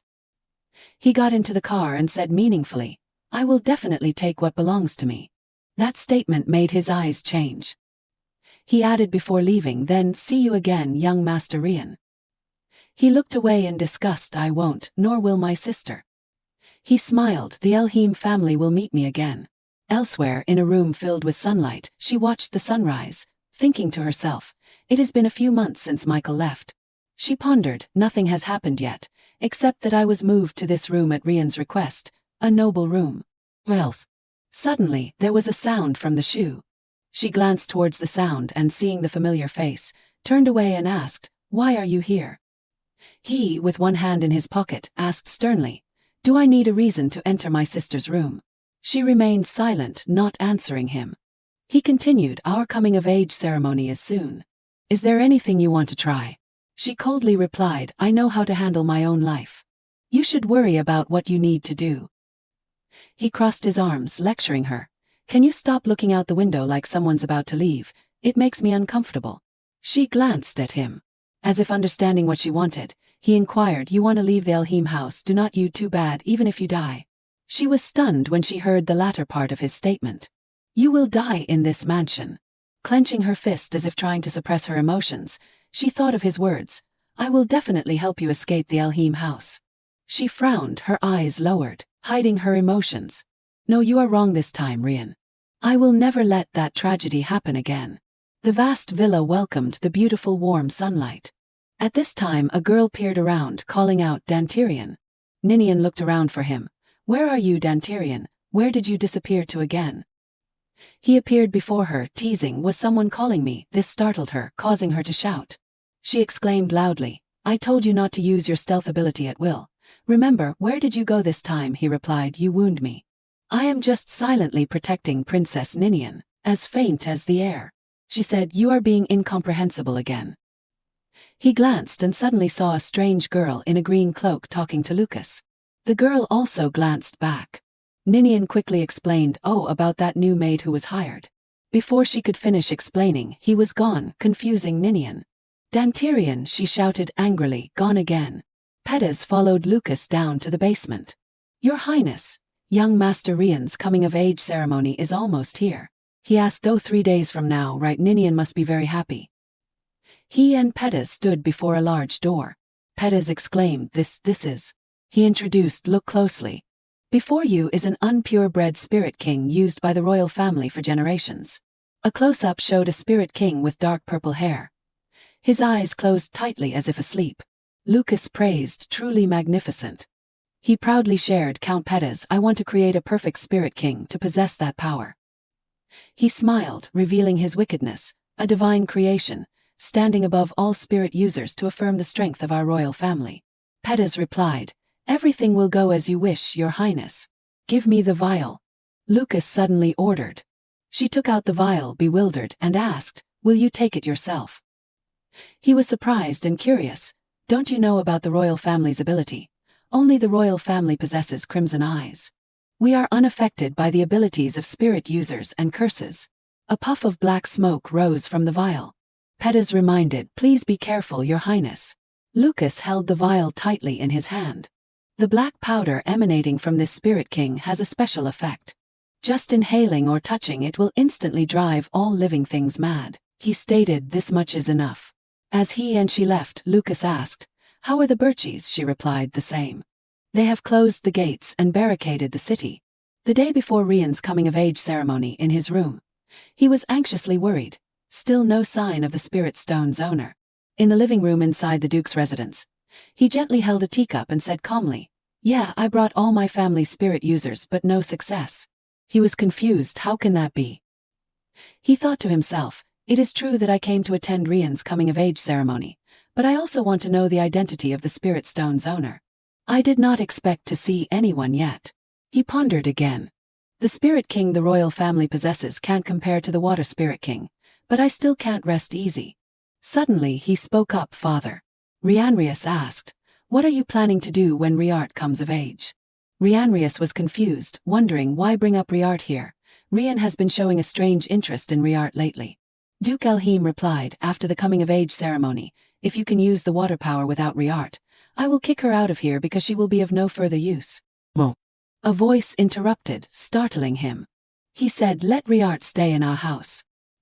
He was surprised and tried to explain, "But Riart wants to leave here when she comes of age. We have no right to keep her." He frowned and repeated, "You were the one who said Riart was my property. Now you are babbling about rules." Rianrius said softly, "Rian." Dantirian chimed in, affirming, "Yeah, you are right. If Riart objects, just chop off her limbs so she can't leave." He added, "Devastate her to the point where she can't resist. Just do what you want, Rian." Rianrius, beside him, frowned, thinking to himself, "Dantirian still believes the true owner is the spirit stone Rian, but..." Rianrius remembered when the spirit stone said, "Dare to bring me an impostor." He was a little doubtful. To the other Elheim spirit users, he only said it was not her, but to Rian, the spirit king emphasized the word impostor. He thought again, the spirit king only called Rian an impostor. Thinking this, he broke out in a cold sweat. "Even if that is the truth, there is nothing we can do." At that moment, Duke Elheim had no choice but to compromise. "All right, do as you wish." Outside the mansion at night, as she stood there, she contemplated, "Tomorrow is Rian's coming-of-age ceremony." Riart thought to herself, "I need to confirm something." She lifted her dress and walked quickly, thinking as she went, "Recently, the Elheim spirit users have been called to the temple. Something must have happened." She stood before the door, thinking, a door that only a spirit user can open. After thinking for a while, Riart reached out and touched the heavy door. Unexpectedly, the door pushed open a crack. I opened it and then she stepped inside. Riart looked up in surprise.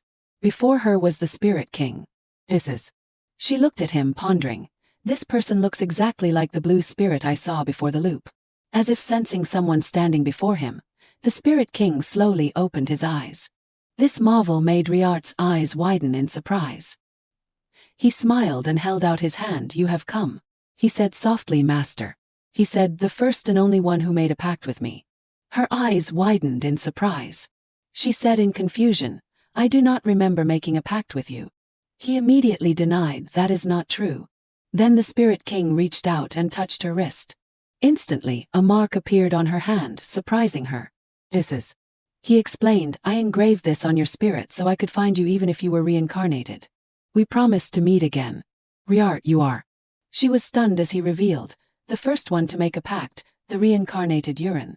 Seeing that she was still bewildered, the spirit king explained, "Urin's spirit, the clan leader, has been reborn as you." Riart pointed to herself and back, saying, "I am the previous life of Urin, the first clan leader."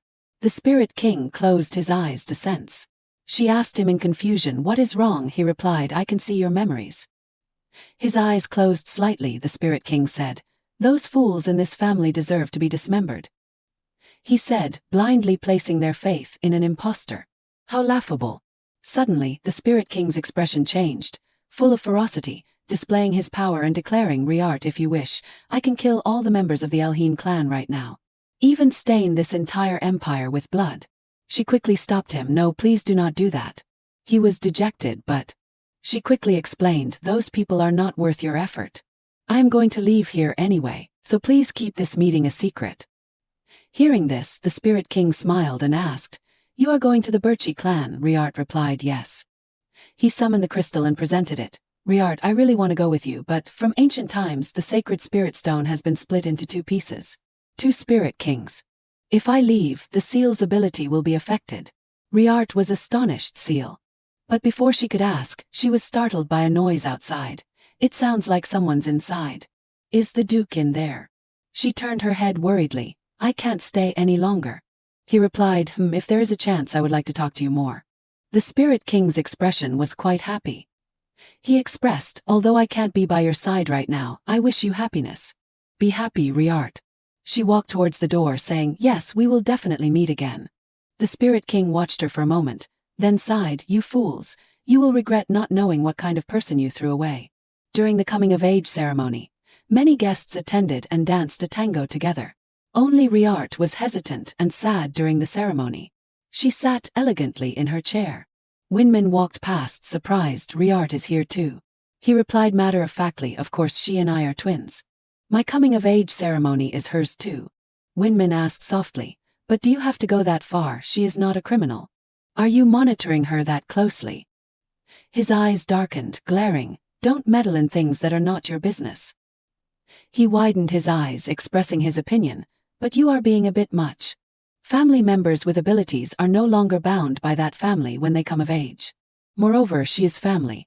He repeated, family. Looking down at him, he said, how funny, Winman Elheim, since when have you recognized Riart as a member of our family? Pressured by his aura, Winman had to suppress the fear in his heart. You are right, I am sorry. Then Winman quickly said, excuse me. He glanced at him. Her image was captured in his sight. He smiled slightly, full of pride. Yes, this is where you belong. This shackle of darkness will imprison you, swallowing everything, even a glimmer of hope. Ninian approached, young Master Rian. He replied politely, Princess. Ninian smiled kindly, saying, congratulations on coming of age. Rianria smiled back, thank you, Princess. She thought to herself with affectionate eyes, young Master Rian has held his coming-of-age ceremony, which means we can move towards marriage, right? While the princess was rambling, Rianrius glanced over to the other side as if he was controlling Riart. Riart thought uncomfortably, I am being constantly watched. She glanced at the soldier on the left, using the excuse of protecting her to send 2 guards to monitor her. She bowed her head, remembering what Michael had said, I will definitely get you out of the Elheim house. She thought bitterly, can Michael help me? Duke Elheim, who was laughing loudly with the guests, suddenly had someone hurriedly call out, Duke. He asked, what is it? The soldier said, yes, an uninvited guest has appeared. He was surprised when the soldier continued, it seems they are from the Birchi clan. He said loudly, what? Suddenly, the footsteps of 2 people appeared. 2 strange men in luxurious clothes entered. Stopping for a moment, Michael exclaimed, thank goodness, the ceremony is not over yet, right? Michael put one hand on his waist, smiling, and said, sorry for being late. His appearance at this moment surprised Lucas and Ninian, both thinking Michael Birchi. Michael smirked confidently. Lucas noticed something else. His eyes widening as he pondered, the eye patch is gone. Could it be that the curse has been lifted? Duke Elheim shouted, Michael Birchi. Then pointing at him, he said, how dare you trespass into the Elheim house? You will pay the price this time. He announced calmly, come now, I am just here to retrieve something I left behind. Rianrius frowned and asked, what did you leave behind? He looked at her and smiled, causing her to be extremely surprised. Michael reached out his hand and said softly, I have come to fulfill my promise, Riart. Come with me to the Birchi clan. Hearing this, Riart's eyes widened in astonishment. In her heart, a feeling that was hard to describe arose. She could not help but call out his name in her heart, Michael. He gave her a warm smile with a look full of tenderness and pampering.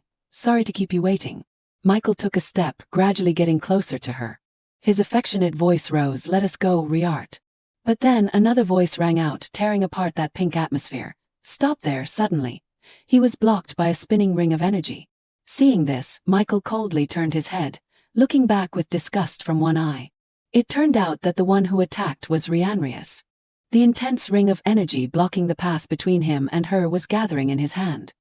He frowned and asked smugly, "Who gave you the right to take her away?"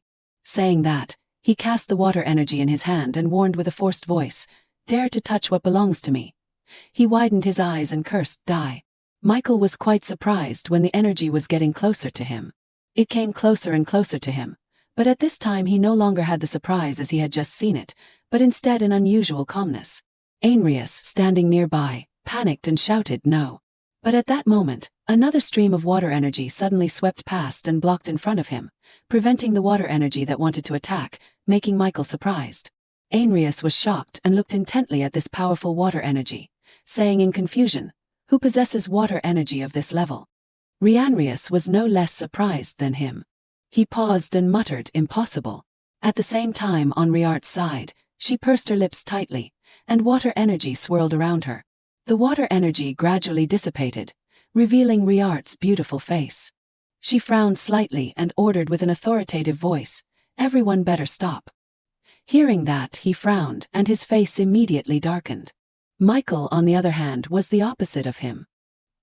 He smiled contentedly, looking down on him with contempt. Suddenly, Riart turned away, brushed past him without saying a word to him, and her footsteps rang out clearly in this great hall. Michael suddenly felt scared. He hurriedly grabbed her hand and asked, "Wait, Riart, where are you going?" She was as cold as the morning dew, softly replying to him, "There are a few things I have to do before going to the Birchi clan." Saying that, she released his hand and left defiantly before the murmurs of the people in the banquet hall. Rianrius also turned his head to look at her back as she stepped away from this place. His whole body filled with a feeling of tension, but there was nothing he could do but stand still and watch. Her brush passed him. Suddenly, Riart's footsteps stopped in front of Duke Elheim, scaring him until his face turned green. He still could not believe what he had just witnessed and asked Riart, "That water magic you just used?" She replied coldly, "Duke Elheim, leader of the Elheim clan." Riart said bluntly with a tone without any regret, "From today onwards, I will sever all ties with the Elheim clan. When I come of age, the Elheim clan will no longer have any power over me." Saying that, a stream of water energy appeared again beside her. Riart recalled her past and thought to herself, 21 years, living in hell on earth, but it is over. Winman widened his eyes, his face pale with horror. What kind of power is this? The powerful water energy enveloped her. Riart affirmed that she would no longer live as someone else's shadow. Riart announced to him, "It is done, let us go, Michael." He smiled contentedly and replied, "Of course." Michael and she walked out of the mansion together. She smiled happily, "Let us go see the sea, shall we?" The carriage carrying Michael and Riart went through the forest. He sat in the carriage lost in thought. Those Elheim people only realized it at the last minute. At that time, Count Elheim frantically stopped her. "Slowly, Riart, do not, my child," he thought to himself. The old duke almost knelt down. He pronounced, "Those who do not recognize Riart's worth do not deserve to be by her side." Remembering Rianrius's angry gnashing of teeth at that time, this girl is even less of a shadow of that bastard. He glanced over when she spoke, "How interesting." She looked at the scenery outside with fascination. "There is a day when I leave the Elheim mansion, I still can't believe it." He suddenly touched Riart's hair. She looked at him blankly and said, "Michael." He smiled happily and said, "Rest assured, I will help you forget all the bad memories of Elheim." Michael smiled reassuringly, "So do not worry." He glanced over when the driver announced, "We have arrived," he said softly, "just in time." Michael smiled brightly and asked her excitedly, "Riart, are you ready?" Her heart suddenly felt a little uneasy. The carriage door slowly opened, the light from outside poured in, causing her to open her eyes wide in surprise. Her cheeks flushed for a moment when she saw the beautiful scenery in front of her. "Oh, this is the sea, how beautiful, vast and free."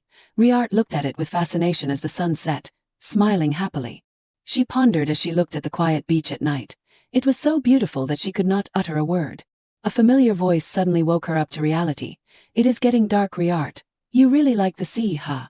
Riart was full of emotions. She gently turned around and explained, "Yes, I like it very much. The sea is more vast and beautiful than the pictures in fairy tales." Then she smiled happily and expressed, "Thank you, Michael, I am so glad I met you." Her beautiful and captivating smile made his face turn red and his heart flutter. Riart continued, I hope you will still help me when I get to the Birchi tribe.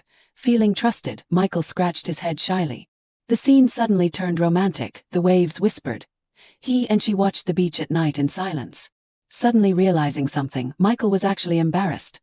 He whispered, all this time I have missed you so much, Riart, understanding his sincere heart.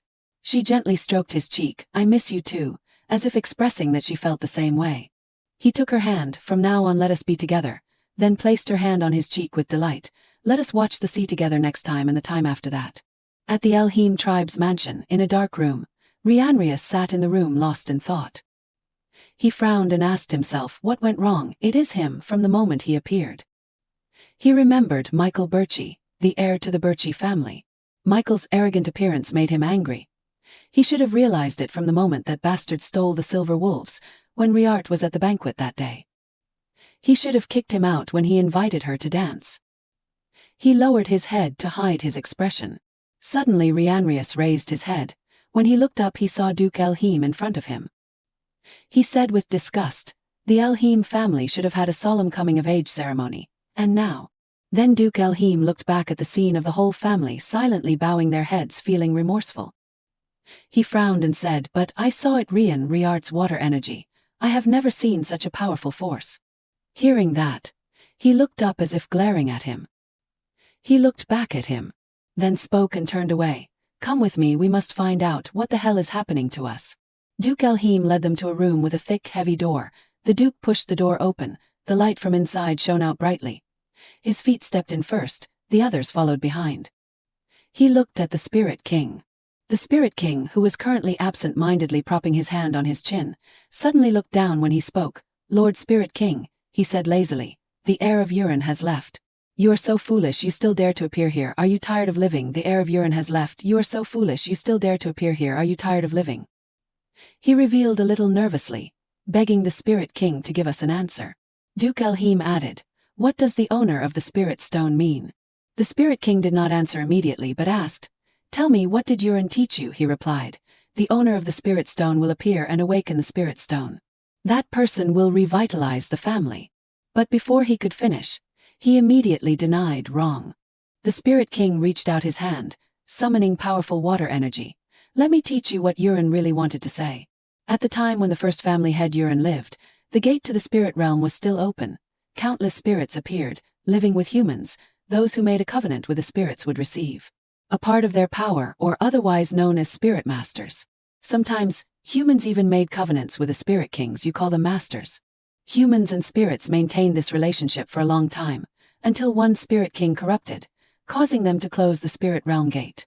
Dantirian widened his eyes in surprise as if he could not believe it, thinking to himself, the fallen spirit king, could it be the entity that the prince is using in the secret room in the palace? He clenched his fist and frowned irritably. At that time, almost all the spirits returned to the spirit realm before the gate closed, and all the abilities of humans also disappeared. Rianrius frowned when he heard him continue. The reason why the Elheim tribe can still use their abilities until now is thanks to Urin. The image of Urin and Riart standing back to back seemed to clearly show the Spirit King's explanation. Urin, the first family head of Elheim, the person you worship, was once an incompetent person who could not even become a spirit master even at the age of 17, just like Riart, the person you scorned. Duke Elheim was shocked, impossible. But the Spirit King did not bother listening and just sneered, how does it feel when the person you worship is the same as the person you abused like that? The Spirit King became more and more angry. Or do you still think the girl is fake? The real imposter is right next to you, Duke. His finger pointed towards Rianrius. Not only that, he is also an evil and insidious existence. He turned back to look at him with a panicked expression when he heard the Spirit King say the latter. Rian Elheim, when you were in your mother's womb, you sucked away her life force to be born. After you were born, you lived by absorbing Riart's power. The more he heard the Spirit King speak, the more he gnashed his teeth in hatred. His fist clenched tightly and trembled as he heard him scold, from now on, do not expect to use your abilities anymore. Without Riart you won't get water energy from me. After he finished speaking, the whole room was silent. The corner of the Duke's mouth twitched slightly, then he laughed loudly. His face was bewildered as he looked at his hand. No, impossible.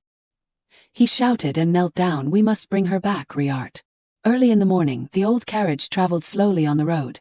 Inside the carriage, Michael gently called Riart to wake up, Riart. She mumbled after his call, "Wake up, Riart." He smiled and announced, "We are here."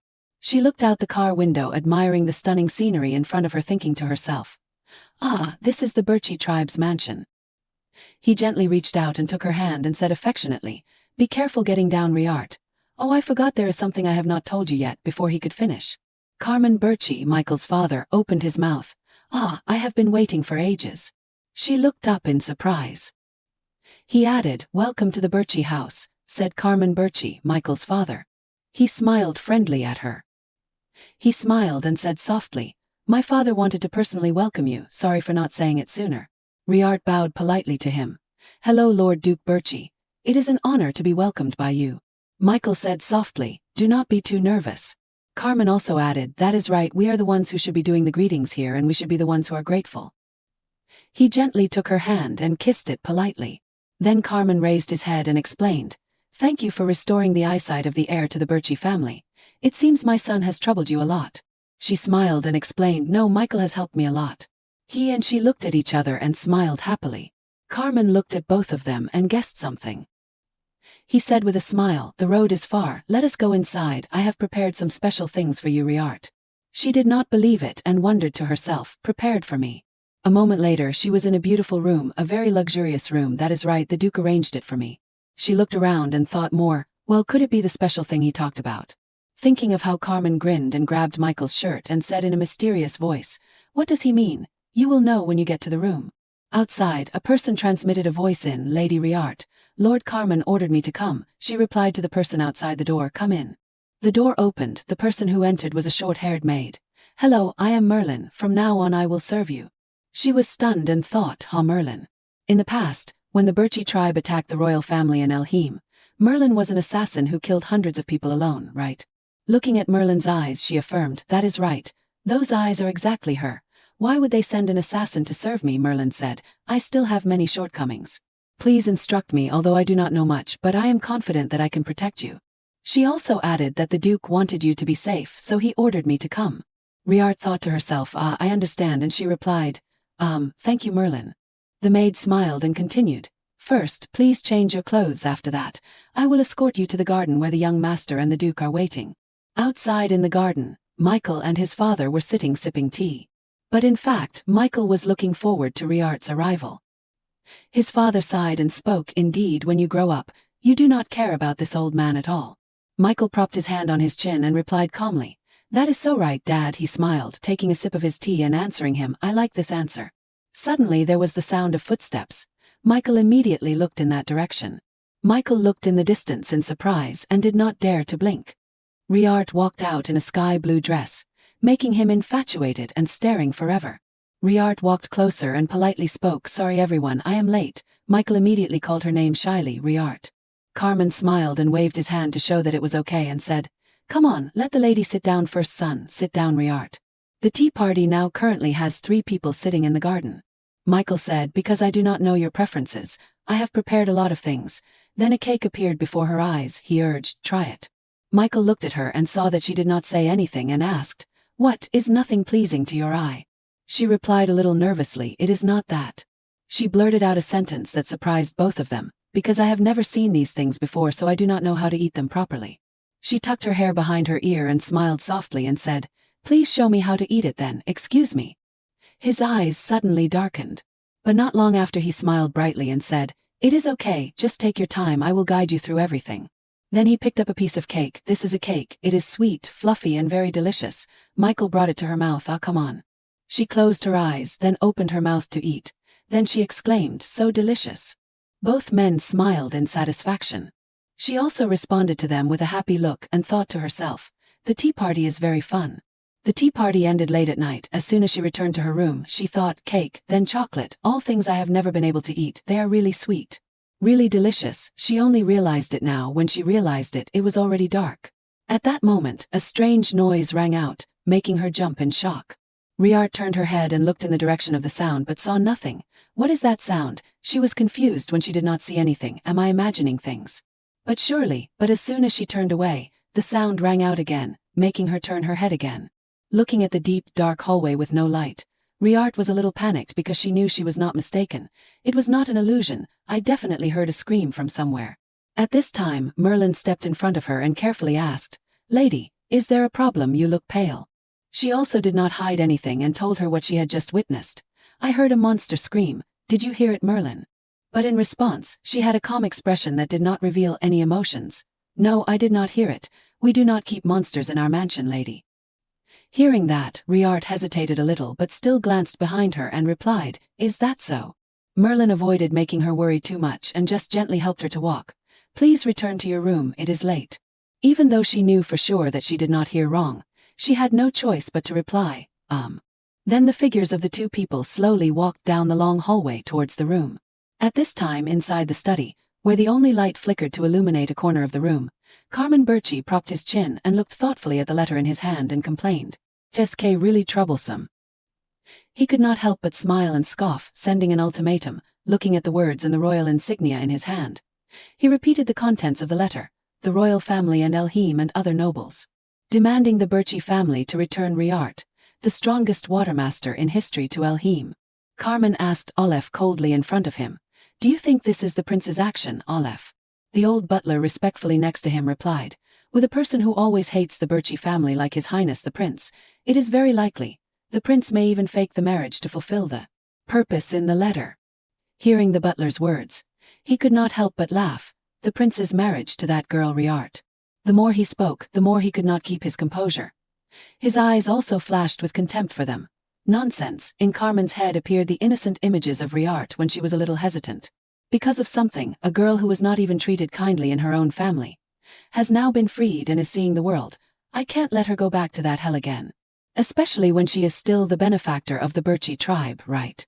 Then Carmen decided to crumple the letter and throw it in the trash. He informed the butler, "Olaf, from now on, no need to report letters like this to me anymore." He also understood clearly and immediately bowed his head, "Understood, as you wish." Suddenly he added, one more thing that made the butler pay attention. The smile appeared deep on his face, but clearly the murderous eyes were not like that. "If there is someone who keeps sending letters, tell him that I will make him unable to hold a pen again." The butler replied, "Yes, I understand." On the other side, in a delicately and gently decorated bedroom, Riart kept tossing and turning. Riart Elheim looked at the rose bush outside the window and pondered, unable to sleep. In Riart's head kept thinking, being in the Birchie tribe is like a dream. Coming here, learning more, experiencing more new things. Maybe I understand what Merlin said. In her mind also appeared the image of her brushing her hair before going to bed. Merlin's voice sounded softly behind her. "To me, the Birchie tribe is a benefactor, a kind angel." Although her face did not reveal many emotions, every word she said was sincere. "Surely the lady will also love this place." Riart carefully looked at Merlin, seriously combing her hair in the mirror in her head, thinking about what she said. Merlin said that she lost her life when she was kidnapped by an assassin organization. Before coming to the Birchie tribe, if the Birchie house did not take action to eliminate that organization, then maybe Merlin would still be living a life of constant fear. Suddenly Merlin noticed that she was carefully looking at her in the mirror. She smiled gently and reassured, as a promise to Riart, "Surely the lady will realize it, from the peaceful life in this place." Lying on the bed, she kept asking herself about what Merlin said, peaceful life. Looking at her calm appearance when she was a maid in Birchie, she thought to herself, currently Merlin is living happily in the Birchie tribe. It is different under her indifferent and cold appearance when she was an assassin in her past life, making Riart could not help but ask herself. But in the past, the Merlin I knew was full of anger to the point of being able to massacre the entire royal family. What is the reason for that difference? Her hand when thinking of that unconsciously clenched. If I know the reason, I can prevent that from happening, an event that caused the members of the Birchie tribe to lose their minds. Suddenly a scream rang out in the middle of the night, once again making her jump up because she did not know what it was. As if something was urging her, she gently got out of bed. Surely I am not mistaken. Looking towards the white clock tower in the distance, she decided, I must check what that sound is. In the silent night at the mansion, when everything was immersed in darkness and long sleep, only one guard seriously guarded the entrance nearby. Suddenly he noticed the sound of footsteps approaching, so he turned to look. Seeing Riart wearing a thin cloak with a slightly hesitant expression, he greeted, "Lady Riart, why are you out here?" She also gently gave a reason to the other person. "I can't sleep, so I want to take a walk." The guard heard that and approached and offered, "Is that so? Please let me escort you." But she quickly waved her hand and refused the help. She did not want to bother him. "It is okay, you still have to guard this place." The guard put her safety above all else and seriously replied, "There are many other guards, so it is not a problem. Moreover, you are still not familiar with the roads in the mansion. So I can't let you go alone, lady." Hearing the reason that could not be refused, she hesitated a little. If that is the case, then there was no other choice but to accept. Then thank you. The two people just slowly followed the path next to the grounds to go to the main mansion. But on the way, Riart Elheim still did not forget to be vigilant and look around secretly, guessing, surely that sound is somewhere here. At this moment, the scream from earlier rang out again, successfully helping her identify the place where the sound came from. Turning her head to look, what caught her eye was the white clock tower standing tall in front of her. Riart also quickly identified it right there. Then she immediately rushed away in the surprise of the guard. "Lady, please do not go too far." But she did not reply and just quickly glided towards the entrance of the tower, making the other person stunned. "Lady," slowly stepping up each step leading into the tower with caution. Just as she was about to reach out to open the large iron door, a voice rang out, "Riart." She was stunned and turned her head to look. Carmen Birchie in simple clothes was looking at her blankly from behind. Seeing that, she asked him curiously, "Duke Carmen?"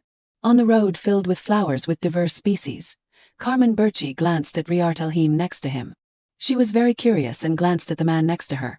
Why is there a small villa behind the mansion, and what is the Duke doing here? At this time, he also noticed that she was looking at him. Looking at Riart's thoughtful expression, he could not help but laugh. That expression must be very curious, right? You want to know why I am here, right? She also did not hide it and directly asked him, "If I ask, will you answer?" Carmen was very happy that she asked him, but before answering, he put his hand in his pocket and said, "Instead of answering, I can give you something else." He gently rummaged in his pocket to take something and then stretched his hand out in front of Riart, making her eyes widen in surprise. "Take it." A delicately wrapped candy was given out by Carmen to her. She hesitated a little, not understanding his actions. "This is what?" He also gently replied, "I do not know what to say. But this is called candy, a sweet snack like the chocolate you ate this afternoon. I think you will like this dish." She looked blankly at the man in front of her. Although a little curious, Riart still politely reached out to take it. Even when she was about to take the candy from Carmen's hand, she still hesitated a little, paused slightly, but then she still decided to reach out and take it. Holding the small candy tightly in her hand, Riart gratefully replied, "Thank you, Lord." He heard her thank you and happily laughed in response. "Hopefully it suits your taste." Looking at the beautiful scenery in front of her with the expansion of the delicate flowers planted in the garden, Carmen softly asked her, "But Riart, why are you still out here at this hour?" She heard him ask and hesitated a little. In her head she kept asking herself, should I tell the truth? But then thinking of what Merlin said last night, she was not sure if what she was about to ask was okay or not, but Merlin said that she did not hear anything. There is a possibility that the Duke will also say that he did not hear it, but trying to ask does not hurt anything. Thinking, then she turned her head and cleverly asked him about the White Clock Tower. "Because I can't sleep. Does Lord Duke have any organization in that area or something?" Carmen heard her ask and glanced elsewhere a little hesitantly and replied, "Ah, that is right." Seeing that, she frowned and stared at the other person. He knew she was looking at him, so he laughed a little, also very frankly replied, "Even if you look more, I would not know what to say." Then, without waiting for her to continue, he waved his hand as a signal. A guard from somewhere appeared, respectfully kneeling and bowing his head and asking, "You called for me, Lord?" Carmen very gently pushed Riart towards the other person and ordered, "It is late. Please escort this lady back to her room for me." The guard heard that and quickly replied, "Understood." In her surprised and unprepared state, the guard quickly pulled her hand away, politely invited, "Please go, lady." In the back he happily waved goodbye, "Goodbye, Riart." Everything happened too fast, making her unable to react, only able to helplessly glance at the person behind and ask herself, "He is trying to keep me away from that place." She and the guard left, leaving only Carmen's lonely figure behind, silently looking at the two people. Riart could not help but ask herself, in that place, "What are you hiding, Lord Carmen?" Early the next morning, Riart Elheim was sitting sunbathing next to the flower basin with a small lake behind her. Merlin at this time also came and called her lady. She gently stepped forward and said, "From now on, please do not sneak out at night anymore. The Duke has scolded me a lot." Riart knew that Merlin was scolded because of her and felt a little guilty in her heart and replied, I understand." Suddenly at this time a voice called her name from afar. "Riart." As soon as she heard the other person's voice, she could not help but smile happily. This voice. As soon as she saw the other person, she called out, "Michael." Michael Birchie walked from afar very elegantly in the sunlight. He seemed to shine when the sunlight shone and the scenery was in the background.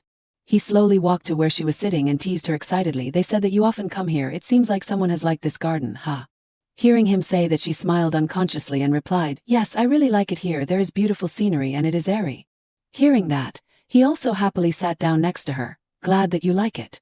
Suddenly something attracted Michael's attention. He noticed that in her hand was a small candy. Seeing that, he asked curiously, that is a candy?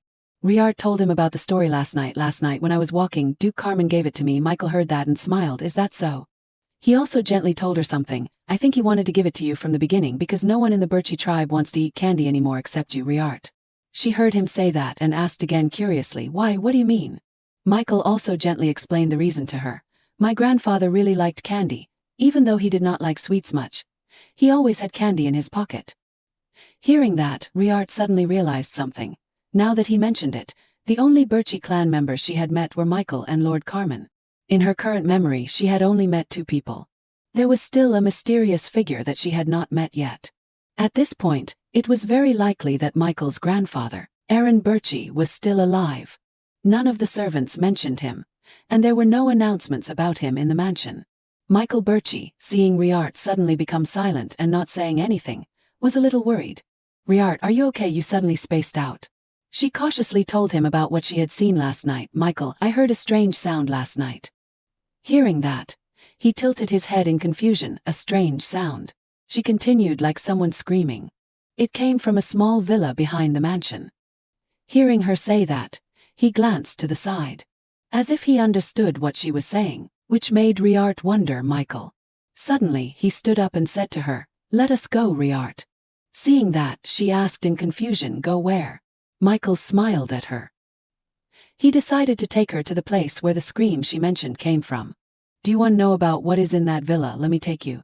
Merlin immediately interrupted, young master, I do not think that is possible. She continued to dissuade him, it is very dangerous. I am worried you will get hurt. But Michael only smiled and thanked her for her good intentions. Thank you for caring about me, but that lack of trust makes me sad. She knew that her actions were excessive and hurriedly bowed to apologize. Please forgive me, I was rude. He did not punish her because he knew it was Merlin's inherent cautiousness. He gently reached out and helped her stand up. It is okay, I will make sure Merlin does not have to worry about anything.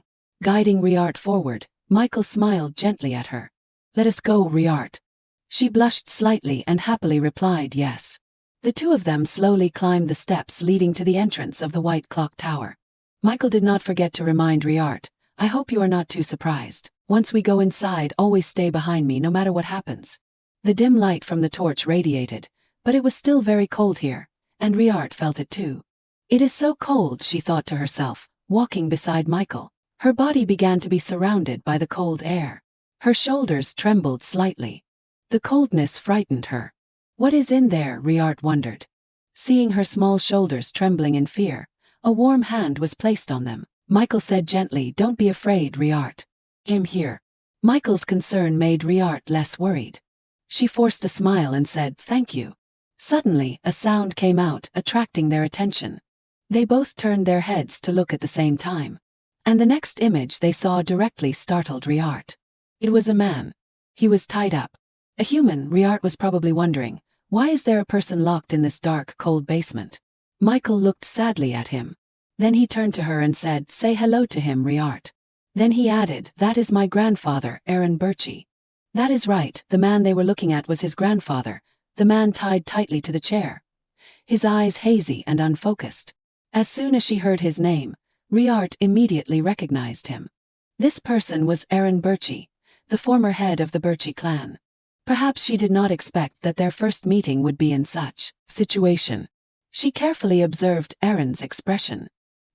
His red eyes no longer had any light, and his mouth was always growling like a monster. She wondered what made him become like this. As if reading her thoughts, Michael said, he has lost his mind. Then he told her what they had experienced. He was normal just a few weeks ago. We do not know the reason, nor the method of treatment. Originally, when he went crazy, we had to deal with it quickly, but my father had him locked up down here. Hearing him finish, Riart approached Aaron, wanting to observe him more closely. Carefully observing, she noticed some prominent features, such as many red veins in his eyes, and fangs growing long like a wild beast. Seeing those expressions, she was a little stunned, as if she had realized something. These symptoms are: first of all, in the war that the Birchie family started, the royal family and the Elheim family were very confident in meeting the challenge, but when the war started, the Birchie family crushed that confidence to pieces. And if they were asked what they were most afraid of, they would answer, in that battle, the person who scared us the most was Michael Birchie, the eyeless demon, the grim reaper of the battlefield. When they were helpless against that power and fear took over their entire will, His Highness the Prince said. While asking, he swung the jar containing the black powder in his hand. Do you want to use this, afraid that they would not know the effect of the black powder? The prince added, whoever comes into contact with it will become crazy and deranged. Turns a person into a monster. At that time, the prince's plot to use the black powder on Michael Birchie failed, but at the same time, they also knew that the Hydro Masters had the ability to purify that powder from themselves. Riart looked at Aaron and pondered. In the past, the only person who possessed the black powder was the prince. Looking at his no longer normal mind, she speculated. The fact that Lord Aaron Birchie came into contact with the black powder must have been his doing. Suddenly, Aaron's symptoms recurred. His hands trembled, wanting to break free from the chains, but he could not. His mouth growled and he shouted, Riart. Suddenly, the other party called her name. She was startled and took a few steps back. The servants outside also panicked and shouted, Young master, are you all right? Immediately, Michael quickly stepped forward and hugged Riart, wanting to be a support for her. Hearing the noise, his servants immediately ran in. Sorry for leaving, we just went to check the noise outside. Seeing his servants worried, Michael replied, Hans, we are fine. Just running in and seeing his master hugging Riart, Hans answered a little distractedly. Oh, that is great. Then their eyes curiously looked at Riart. Hans said with interest, the person with the young master, could it be? But Riart, facing the two of them, did not have any embarrassment or fear. On the contrary, she seemed dazed, her head full of question marks. Under the curiosity of the two servants, Michael quickly reminded them, Don't stare like that, it is weird. You two introduce yourselves to Riart first. Obeying his words, they immediately respectfully bowed in unison. Nice to meet you, young lady. The guy with the brown hair, parted in a 7-3 style, with amber eyes said, I am Hans. The other person with smooth black hair and emerald eyes introduced himself. I am Andre. The two smiled, saying in a serious posture, We are Lord Aaron's attendants. Lord Aaron took us and Merlin into the house. Even though he has become like this, we can't abandon him. That is who we are, even if he dies we won't leave. Hearing that, Riart replied with a slightly absent-minded expression, I see. Seeing her tired face, Michael asked worriedly, Riart, are you okay? You do not look well. She forced a smile and replied awkwardly, Oh, it is nothing. I am just a little surprised. Riart speculated, if the prince used that powder on Lord Aaron Birchie. Remembering Aaron's attendants, Hans and Andre, she thought. He must have taken advantage of someone he trusted. That is, one of these three is a spy. On the other hand, at the royal palace, His Highness Prince Lucas Francium expressed his displeasure. Just a Hydro Master is causing so much trouble. If I had known, I would have lured her to the royal court early on. And she even went to live with those Birchie people. He frowned and said, destroying an entire city just to put a curse on the eyes of that Michael Birchie, and that damn curse also disappeared. Hearing his uncomfortable tone, the servant outside hesitated and said, Your Highness, you have a guest. Already unhappy and being bothered by someone. He frowned and angrily asked, What idiot dares to come here without an appointment? Suddenly, the door opened, and Count Feeds fearfully led the guest in. Following behind him was a tall figure. He reminded Lucas, Idiot, you are being a little too harsh. Seeing the man enter, Lucas paused. You. The person who made the arrogant prince like him have to be wary could only be Michael's father. He smiled, straightened his tie, and greeted with a bit of sarcasm. This foolish Lord Carmen Birchie would like to have a word with His Highness the Prince. The two faced each other tensely. Prince Lucas started to provoke first. He smiled contemptuously and said, Have you regained your sharpness, Duke Birchie? Having that Hydro Master in your hands makes you really arrogant. Carmen Birchie smiled. His tone somewhat sarcastic, Your Highness, perhaps you are the one who lost your composure because you lost that girl. Being hit right in the black spot by him, Lucas threatened with a dark face, Carmen Birchie, I won't tolerate your rudeness any further.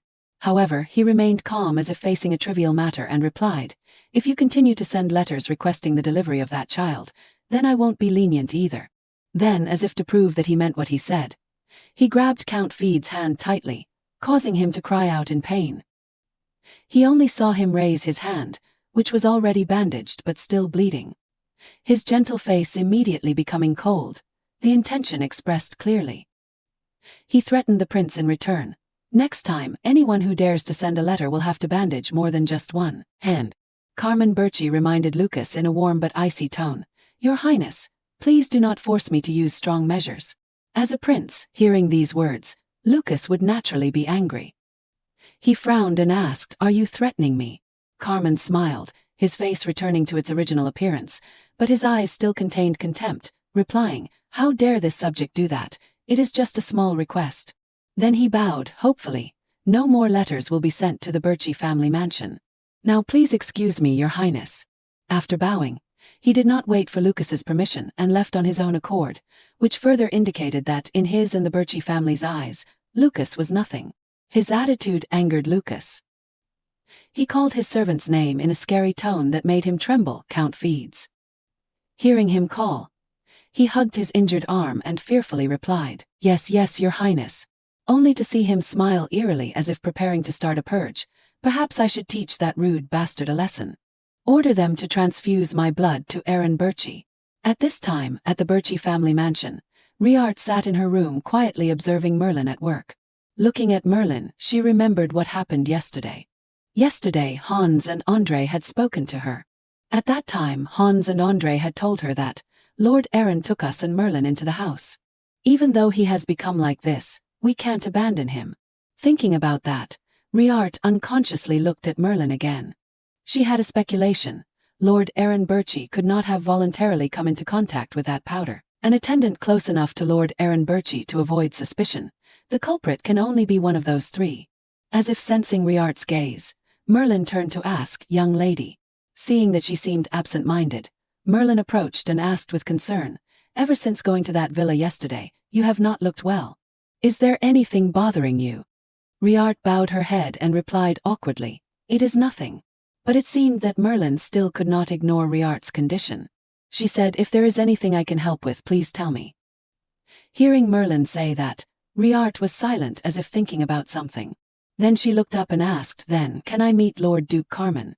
In the afternoon, golden sunlight filled the villa. Carmen Birchi stepped in front of his father, only to see him raise a gun, pointing it straight at Erin Birchi's face. His tone cold, but you could hear the sadness. He said, "That day it has to come. It can't wait any longer." Then, his eyes seemed to slow down a beat. Looking at his father who was losing his mind, Carmen remembered when he was still happy and sober, as an outstanding duke. His eyes always looking forward, the person who always went ahead to protect and be an example for him. Remembering that, Carmen trembled. He could not pull the trigger, or rather he could not bear to. The trembling, along with the fear of losing his loved one, made him close his eyes tightly, as if wanting to restrain himself to keep himself calm. Then he put away the gun. His face sad. "Sorry, father, it seems it is not time yet." Riart, who wanted to meet the Duke, had come down to this basement to find him. Although she had witnessed what he had been doing from before, she remained silent without speaking. Carmen glanced at her today. "We have a little guest." Hearing him say that, a small and slender figure appeared. Her expression a little surprised to be discovered, Riart stepped out. She approached him and said politely, "Greetings, Lord Duke Carmen. Merlin told me not to come here, but I have something important to say, so I came on my own accord." Hearing her say that, he smiled politely. "Oh my, poor Merlin. Just like she said, I do not allow anyone to be present when I am here." He said, "Even the guards like André and Hans." Riart did not really know if he was happy or angry. She hummed. However, realizing that she seemed impolite, she said, "I am sorry." While saying that, her eyes were directed towards the gun that Carmen was holding. Then she looked at Erin, as if she had guessed some of his intentions. She continued, "But you need to know this." Then she looked directly into his eyes and said, "Honestly, I can cure this disease." As soon as she said that, Carmen's empty eyes seemed to find their light again. He asked in surprise, "You said you can cure it?" Riart did not answer. She asked Carmen back, "Do you believe me, Lord Duke?"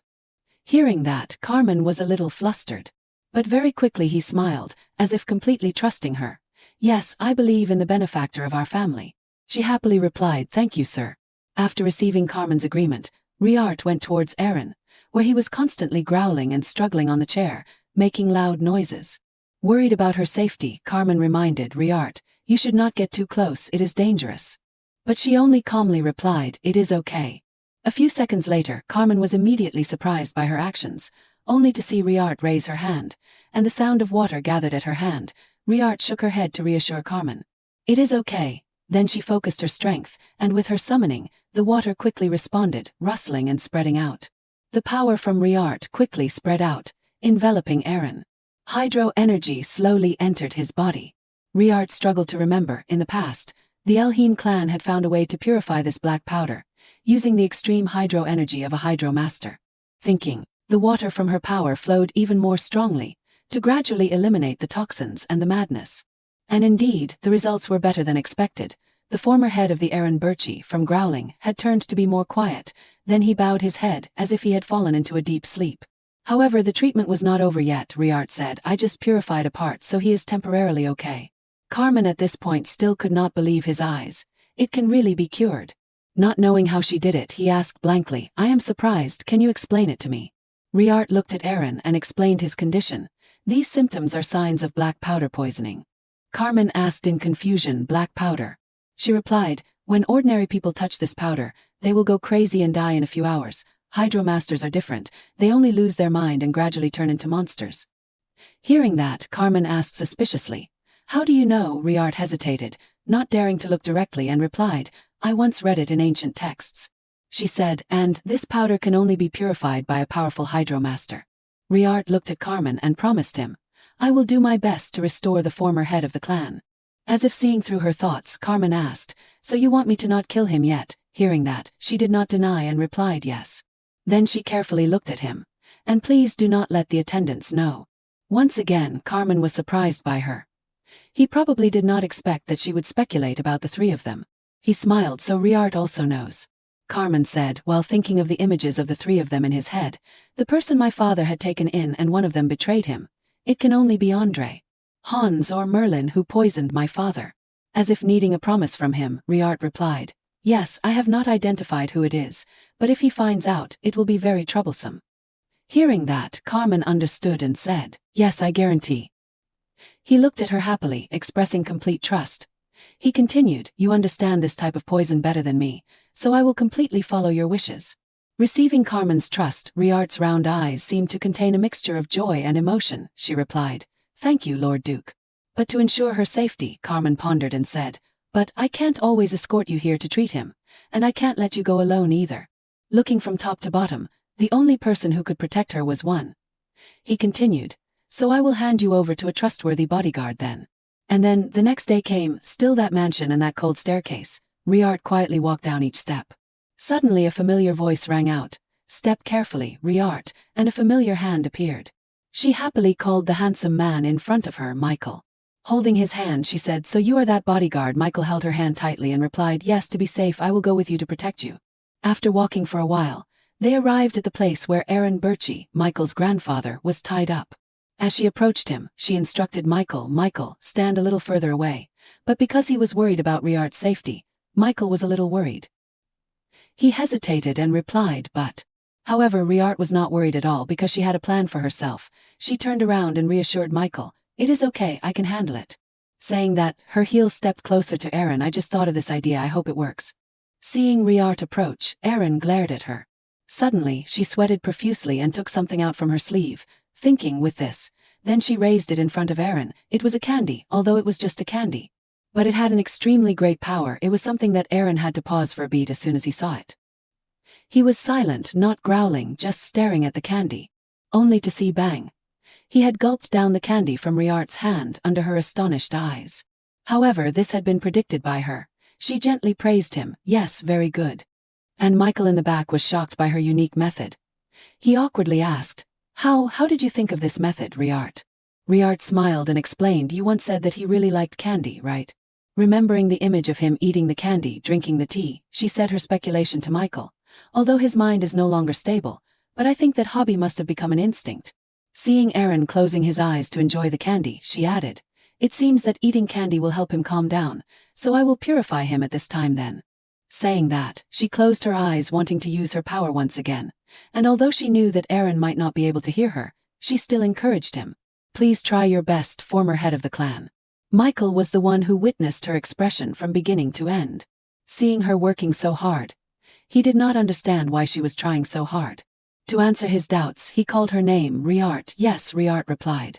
With a desire to find an answer, he asked, "You are my benefactor, so even if you just stand and watch, we will still protect and treat you well. Why bother so much?"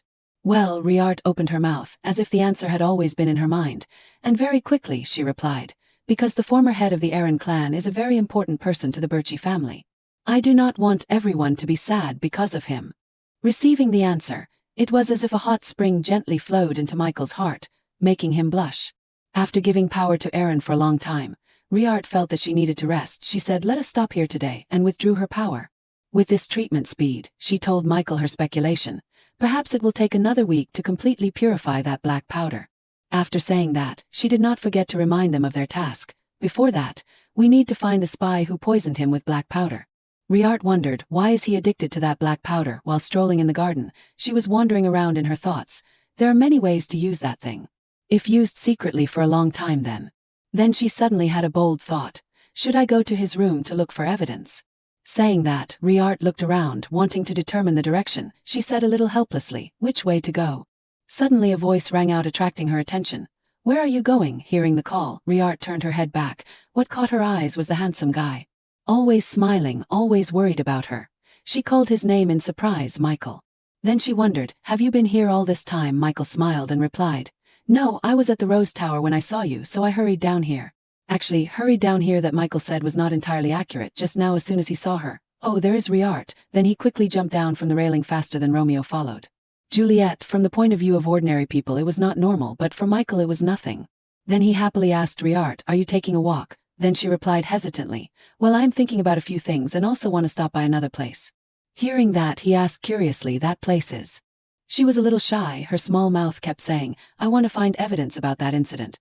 So I thought if I search in the former head of the clan's room then, can I go in there?" Her shy face could not help but make Michael shake.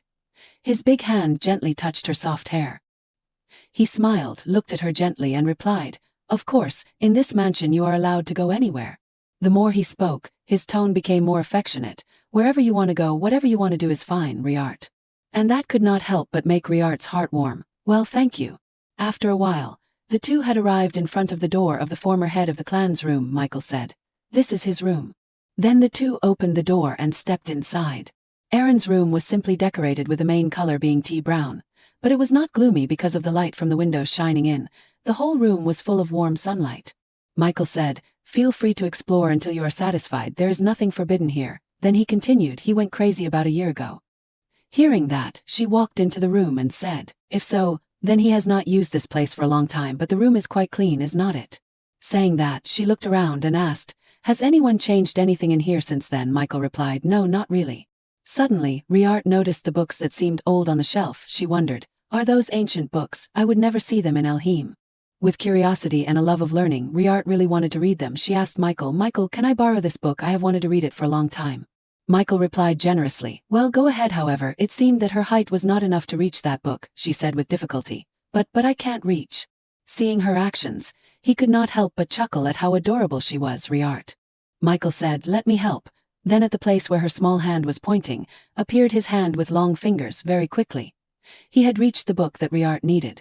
Feeling the warmth radiating from him, Riart turned around. She looked at Michael a little blankly, seeing her stunned face again being silly and cute. His hand was still not off the bookshelf, coincidentally creating the Cabotin pose. He teased a little and asked, "Oh, what kind of expression is that?" Hearing that, Riart asked, "What is my expression?" Michael replied with interest, "Your cheeks are flushed, or am I imagining it?" However, it seemed that Michael was not imagining it. Riart looked at him silently, her lips slightly open and seductive. Her legs unconsciously took a step closer to him. And then, like a little cat, Riart hugged Michael before his surprise. This time he was really attacked. Although he liked it very much, Michael still tried to remain calm.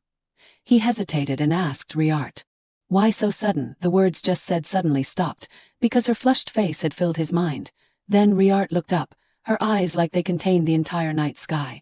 Her eyes looked up at him with a glittering look, her red lips moved and replied, "I want to do this because I like you."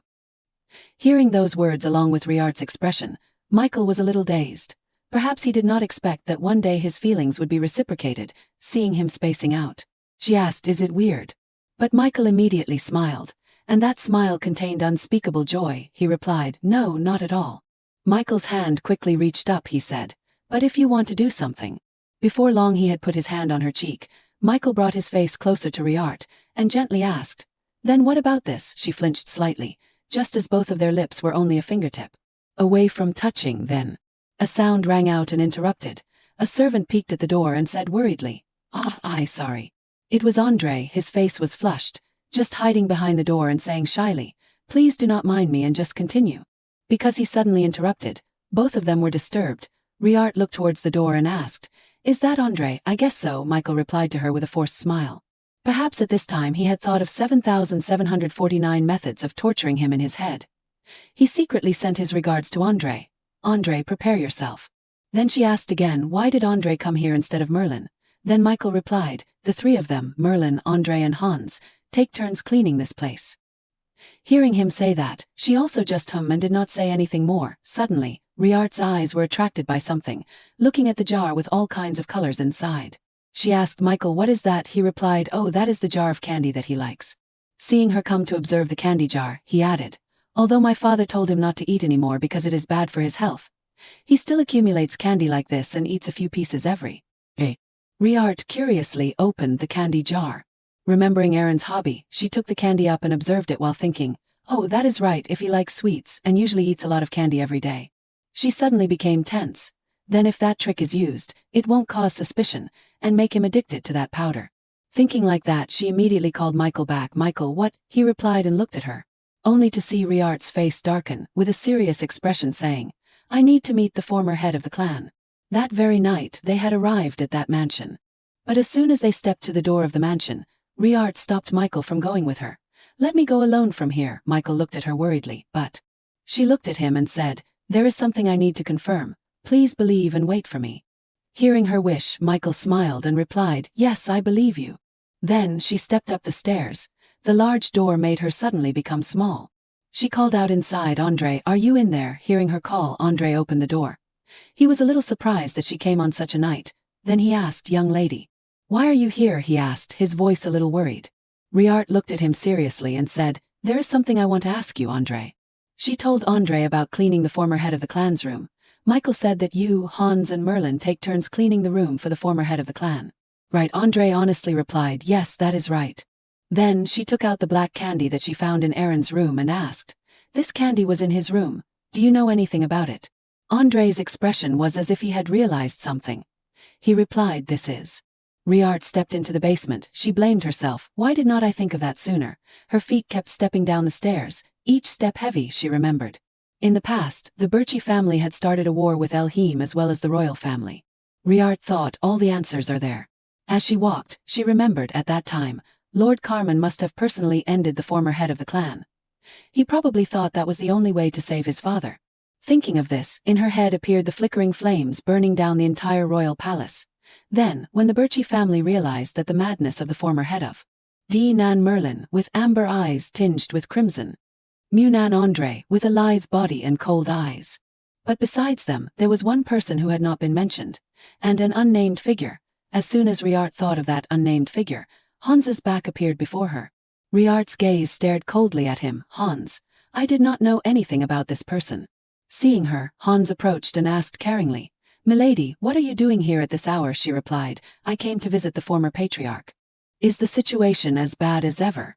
Hans replied to her while blaming Andre. "Yes, there is still no progress. But I am sure you met Andre on the way here. Let me go reprimand him for letting you go alone."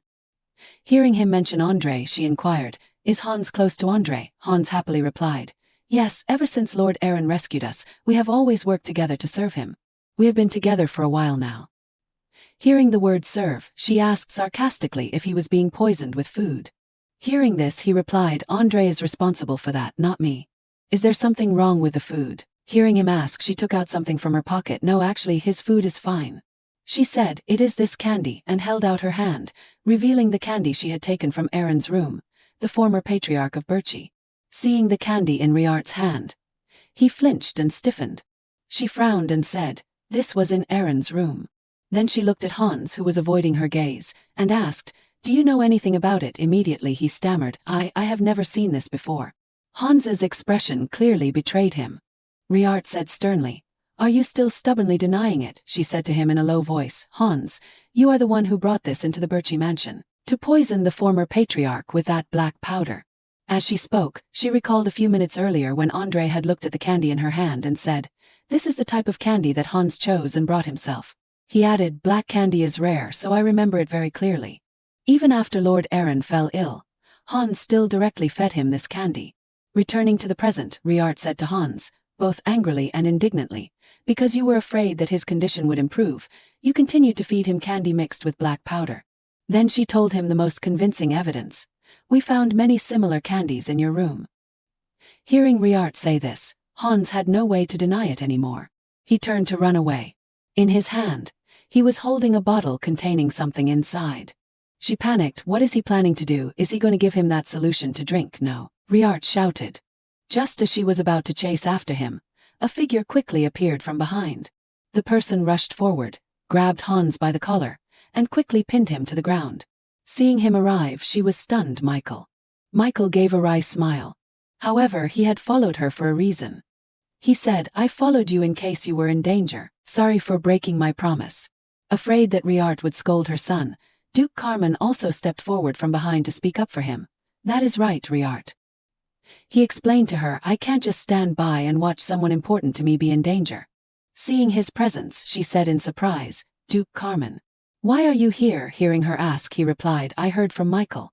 Worried that something bad would happen, I came here." Riart had never been cared for like this before. Her heart felt warmer than ever. "Worried both Michael and the Duke care about me. I have never felt so warm in Elheim." She smiled and said, "Thank you both." Seeing her smile, the Duke was also happy and said, "You are welcome."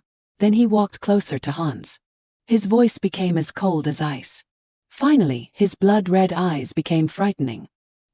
He chuckled coldly, grabbed his hair and pulled him back. "The rat has finally shown its face." Michael searched Hans and found a bottle containing a red liquid. He asked curiously, "What is this?" He held up the bottle. "Poison, but the Birchi clan is immune to poison." Seeing the shimmering red color inside, Michael asked with some doubt, "Could it be someone's blood?" Hearing him wonder, Riart speculated, "Maybe it will react differently when it comes into contact with the black powder." Then she quickly walked past and went to Aaron to treat him. She said urgently, "First let me heal him, and then we will interrogate him later." Hearing this, Michael asked if she could completely heal him. She simply raised her hand, pointed towards Aaron, and affirmed, "Today, I may be able to help him fully recover." With that, she gathered strength in her palm. Water energy gradually surrounded Aaron. She said, "Wake up," and as the water flowed swirling inside, Aaron seemed to be regaining his senses. Riart concentrated on calling water magic, letting the cool water wash over Aaron's entire body. Seeing this unexpected situation, Carmen exclaimed, "What is that?" Hearing this, Riart quickly reassured him, "Please calm down, Duke. From now on, I will treat him with this water energy." She focused her mind because she knew that the only way to remove the black powder was to bring the water energy to the locations where the black powder was present and cleanse it. Therefore, Riart concentrated more water, surrounding Aaron from head to toe. "If so, I will envelop his entire body with water energy."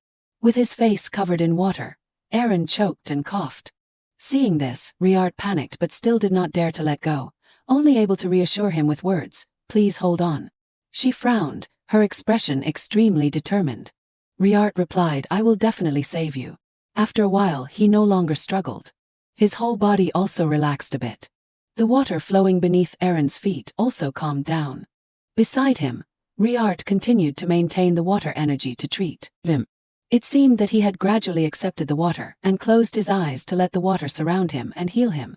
Aaron, submerged in the water energy, gradually relaxed. And then, as the water energy disappeared, Aaron slowly stood on the ground before everyone's eyes. Carmen was full of shock, his pupils slightly widened, his voice uncontrollably trembling. "He can stand," even Michael was the same. He looked at Aaron worriedly. "Father, are you okay?" Riart asked tentatively. "Are you alright?" Seeing Aaron actually open his eyes, Carmen called out emotionally.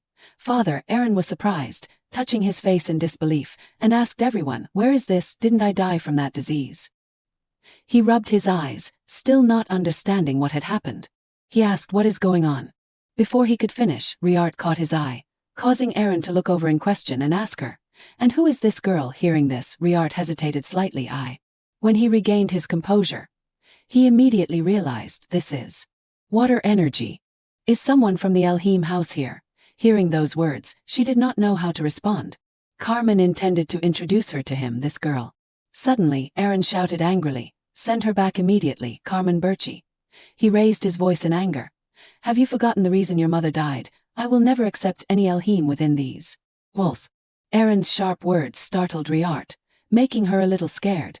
Michael stood behind her, frowning and speaking in her defense. No matter what you say, I won't let Riart go anywhere." Carmen did not expect his father to want to leave if Riart did not leave the mansion immediately. He was startled and flustered. "What are you saying, father?" Riart bowed her head, concealing her expression. "No," she spoke, drawing Michael's attention. Riart placed her hand on her chest and bowed. She said, just as the former patriarch said, "I am not a Birchie, so I will leave immediately." Michael and Carmen spoke in unison, trying to stop her. Michael explained, "Riart, wait, it is not like that." Carmen added, "We won't make you leave." Riart looked away awkwardly, not daring to face them. "Can't ruin your family's relationship." With that, she lifted her skirt, turned and ran, surprising Michael, who called out, "Riart." Michael panicked, about to say, "Don't." He was about to chase after her, but unexpectedly, Aaron grabbed his arm and shouted angrily, "What do you think you are doing, Michael?" Michael snatched his arm away, turned back and scolded his grandfather. "What did you say, Grandpa? You drove away Riart, our benefactor. Riart is the one who used all her strength to heal you." Hearing this truth, Aaron was at a loss for words. He asked in shock, "What, that girl healed me?" Suddenly, his head throbbed with pain. Fragmented memories gradually appeared in his mind, followed by a glimpse of a girl's face. It was exactly Riart, with a worried expression. She was the one who had said those words to him, "I will definitely save you." Aaron realized that she was the benefactor who had just saved him. He sighed in disbelief, helplessly holding his forehead, and muttered in self-reproach, "What have I done?" In another place, under the same grey sky, Riart walked slowly on the stone path. She stopped in front of the garden.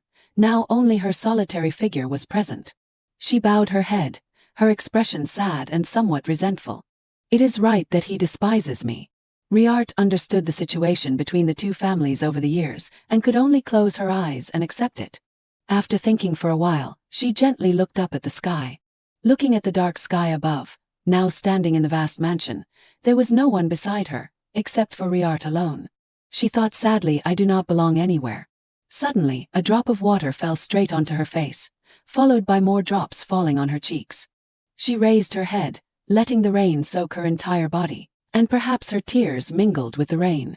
Suddenly, a voice called from behind her, "Riart, wait." Michael ran to her side in the rain.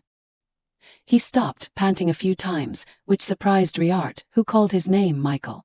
Michael hurriedly grabbed her hand, intending to stop her. Without letting her say a word, Michael hugged her gently, surprising her. He whispered, "Don't go." Under the rain, he directly expressed his feelings to her. "You are my benefactor. I swear that I will protect you for the rest of my life." Michael's words and that hug made Riart freeze, unsure how to react. She widened her eyes in surprise. After a long while, she closed her eyes, joy filling Riart's face. Michael let go of her, then looked intently into Riart's eyes and said resolutely, "No matter what he says, you have the right to live here, so." Unexpectedly, a strange voice rang out, interrupting the latter half of Michael's sentence. "Wait, benefactor girl, wait." Aaron and Carmen ran over. He looked at Riart apologetically, surprising her, former patriarch. Under the pouring rain, the three of them looked at each other in silence. Michael even looked at his grandfather warily. Riart turned her face away awkwardly and said sadly, "I am really sorry. I will leave the Birchie mansion immediately." But Aaron quickly interrupted, his eyes full of remorse, "Don't." He bowed his head and said softly, "I am the one who should apologize." I judged you rashly even though you saved me. Please forgive the words I said. Riart did not expect to hear an apology from the former patriarch himself. Aaron continued to express his regret from the bottom of his heart, and with a sad expression continued, just now I remembered that you used all your strength to save me. And you not only saved this old body of mine but also saved my grandson. He seriously expressed his feelings and said to her, I am very grateful. She raised her head in surprise and looked at him, feeling confused and unsure how to react. Aaron did not wait for Riart to respond and continued, so, I will let you stay here to repay this life-saving debt. Riart was stunned, as if frozen in place, and did not know how to respond. She bowed her head, seemingly still unable to believe the truth, and asked again, Can I really stay here? Riart raised her head, her face flushed with emotion, and her eyes filled with glittering tears, full of pity. Aaron suddenly widened his eyes, and then he gave a kind smile and nodded, Of course, if you want, you can stay here for the rest of your life. Suddenly, her eyelids slowly closed, and a strange sensation pressed on her body, causing Riart to suddenly fall. Michael and Aaron saw this and cried out in panic, Riart. The rain passed, leaving behind glittering drops of water on the leaves. The Birchie mansion welcomed a warm sunny day. Riart was lying in bed with Michael sitting beside her, looking at her. Following behind was Aaron. The doctor, after examining her, told everyone the situation. Fortunately, there is no major impact on her health. The doctor continued, It seems that the young lady fainted due to overexertion of her abilities, and also due to excessive mental stress. If she rests for a while, she should be fine. This statement made Carmen stroke his chin thoughtfully. Michael took her hand and whispered, Why did you push yourself so hard, Riart? Suddenly, someone came to the door and called, Master, it is Aleph. Carmen quickly responded, Come in. The Birchie family's butler stepped in and reported, I have something to report to you. Carmen was surprised, his hand slightly paused, and he frowned, and that is, Aleph replied, a letter sent by the royal palace. It seems they have heard the news that Lord Aaron has awakened. Aaron lowered his head, his eyes looking in another direction. His expression was extremely unpleasant. They know about the failed assassination attempt. I know how they will react. The butler continued furthermore. It seems that yesterday's rain was not only within the Birchie mansion but spread throughout the empire. It seems to be due to the young lady's ability. Hearing those words, both Aaron and Carmen jumped in shock. Aaron looked at Riart with her eyes closed, lying in bed. He said in an unbelievable voice, That girl used that much power. At this moment, Riart gradually woke up and slowly opened her eyes. Michael saw her wake up, happily stood up, and even could not help but shout, Riart, you are awake. Riart tiredly, weakly called his name, Michael. She slowly propped herself up, sat up, and asked Michael, What happened? Michael explained to her, You suddenly fainted, so we brought you here. Michael was worried that Riart would strain herself, so he advised her, Just rest on the bed for now. Carmen also said they said you used a lot of power. Are you okay? If you feel any pain or anything, remember to tell us. Hearing Carmen speak, Riart also felt apologetic and gently spoke politely. I am fine, thank you for your concern. Michael smiled faintly as if relieved of the worries he had from earlier. We were very worried when you fainted. She asked in surprise. As she spoke, she looked in the direction of Aaron. Being looked at by her. He was also flustered and could not say anything. Carmen, seeing this, cleared his throat to help his father out of the situation. Ahem. Then Carmen smiled broadly, his face extremely satisfied. If you are still uncomfortable with that old man, I can use the power of the patriarch to exile him. Michael also chimed in with his father. Exactly, we will let him live outside so that you can happily live with us. Riart exclaimed in panic. What are you two saying? Aaron cleared his throat to attract Riart's attention, but even so, his voice was still hesitant as he asked, Are you feeling better? Perhaps you still need to rest more. If I'm making you uncomfortable, just say so. I will go outside and stand so as not to bother you. Unexpectedly, the noble former patriarch would humble himself and say such words. This made Riart slightly stunned. Then her lips slightly turned up into an amused smile. She smiled and asked, But the former patriarch has just recovered from his illness. Is he okay? Seeing Riart care in return was something that Aaron did not expect. He was moved. His eyes welled up as if about to cry, and his voice was choked with emotion as he replied, I am fine. He said with a sincere voice to her, I am glad to know that you are safe too. At the royal palace, it was now night. Inside, Queen Terencia strode along the corridor, the servants on both sides pressured by her aura. "Get out of the way." The short-haired maid standing nearby heard the queen's words and fearfully huddled to one side. The male servants also did not dare to look up, only knowing to bend over low and open the door, trying to maintain a calm expression as they announced inside, "The queen has arrived." As soon as she entered the room, she called out the prince's name, Lucas. Lucas was also stunned, his eyes widened, and his expression changed. "Mother, why are you here?" she sneered. "Son, do not you know the news yet?" Queen Terencia frowned deeply, revealing an unpleasant expression. "The rumor that the old man Aaron of the Birchie house has awakened from the dead and is living healthily at their mansion has reached my ears." Her expression became more and more unpleasant, scolding Lucas.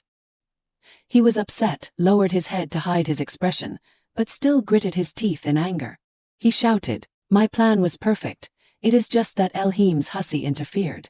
But she did not care about his words and still maintained the displeasure on her face. She calmly replied, "I am sure this is not the only plan you came up with, is it?" "Right," Lucas replied reluctantly, "there is another way." His expression became gloomy and uncertain, his eyes wide, revealing a dangerous and frightening look. Lucas affirmed, "This time I can definitely destroy the Birchie completely." His expression became gloomy and uncertain, his eyes wide, revealing a dangerous and frightening look. Lucas affirmed, "This time I can definitely destroy the Birchie completely." After hearing Lucas say that, Terencia said seriously, "Make sure you do it thoroughly this time." As a warning, she said to Lucas, "Before leaving, do not disappoint me." After Terencia left, hearing his mother's words, he was a little dissatisfied, clearly revealing the displeasure on his face. He determinedly thought to himself, "So what if the assassination failed this time? It will definitely work. Even that Elheim hussy won't be able to do anything." He thought and cursed Riart. At this moment he suddenly thought of something. He asked with a laugh, mentioning the person's name, Count Fides. He coldly asked the person behind him, "Have you received any news from the mission given to Hans?" Seeing Lucas ask this, Fides respectfully bowed deeply and replied, "Yes. Although the plan failed this time, I received a letter reporting that the matter has been taken care of." Lucas's face was now full of murderous intent, frighteningly whispering, "It is done, Birchie, your time is running out." The scene shifted to the flower garden in the Birchie family's mansion. In a corner of the garden, under the gentle sunlight, a tea party was being held. Both Aaron and Carmen were drinking tea and chatting. Suddenly, someone's feet were gently approaching, and a voice said, "Hello, everyone's here." Riart and Michael appeared radiantly, hand in hand warmly. Seeing her arrive, Aaron and Carmen stood up at the same time, saying unexpectedly, "Riart." Michael's grandfather asked her caringly, "Are you feeling better, child?" Hearing this, Riart quickly replied, "Yes, I am feeling much better." As she spoke, she looked at his constant worried appearance and cleverly thought in her head, "Old Duke, the former patriarch, looks too cautious. Could it be that he is still worried about what happened last time?" Riart quickly asked Aaron, "What about the old Duke? Have you been feeling better since you recovered from your illness?" she asked gently. Hearing this, Aaron replied, "I feel very relieved, thank you for your concern." He politely replied in return. Carmen at this time smiled and praised Riart. "It is all thanks to you, Riri." Hearing the name Riri, she asked him curiously, "Why Riri?" Seeing her ask this, Carmen sensitively replied, "I took it from a language of a small country where my mother used to live. It symbolizes things that are lovely, humble, and radiant." Hearing the meaning of the name he gave her, Riart felt flattered and warmly happy.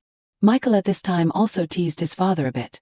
When father likes something, he will call it Riri. Her hand clenched tightly with secret joy. Surrounded by people who loved her, Riart thought with a heart full of joy, so this is happiness. Suddenly, seeing the atmosphere a little silent, Riart spoke up, "This teacup is beautiful." Carmen also replied to her, "I thought that you would need your own teacup, so I bought it for you." Hearing this, she was a little surprised, so she was stunned for a moment. In her eyes at this time, there was only happiness. She was secretly grateful for what everyone had done for her. Riart, holding the specially prepared teacup, replied softly, "Thank you for the teacup and that name too.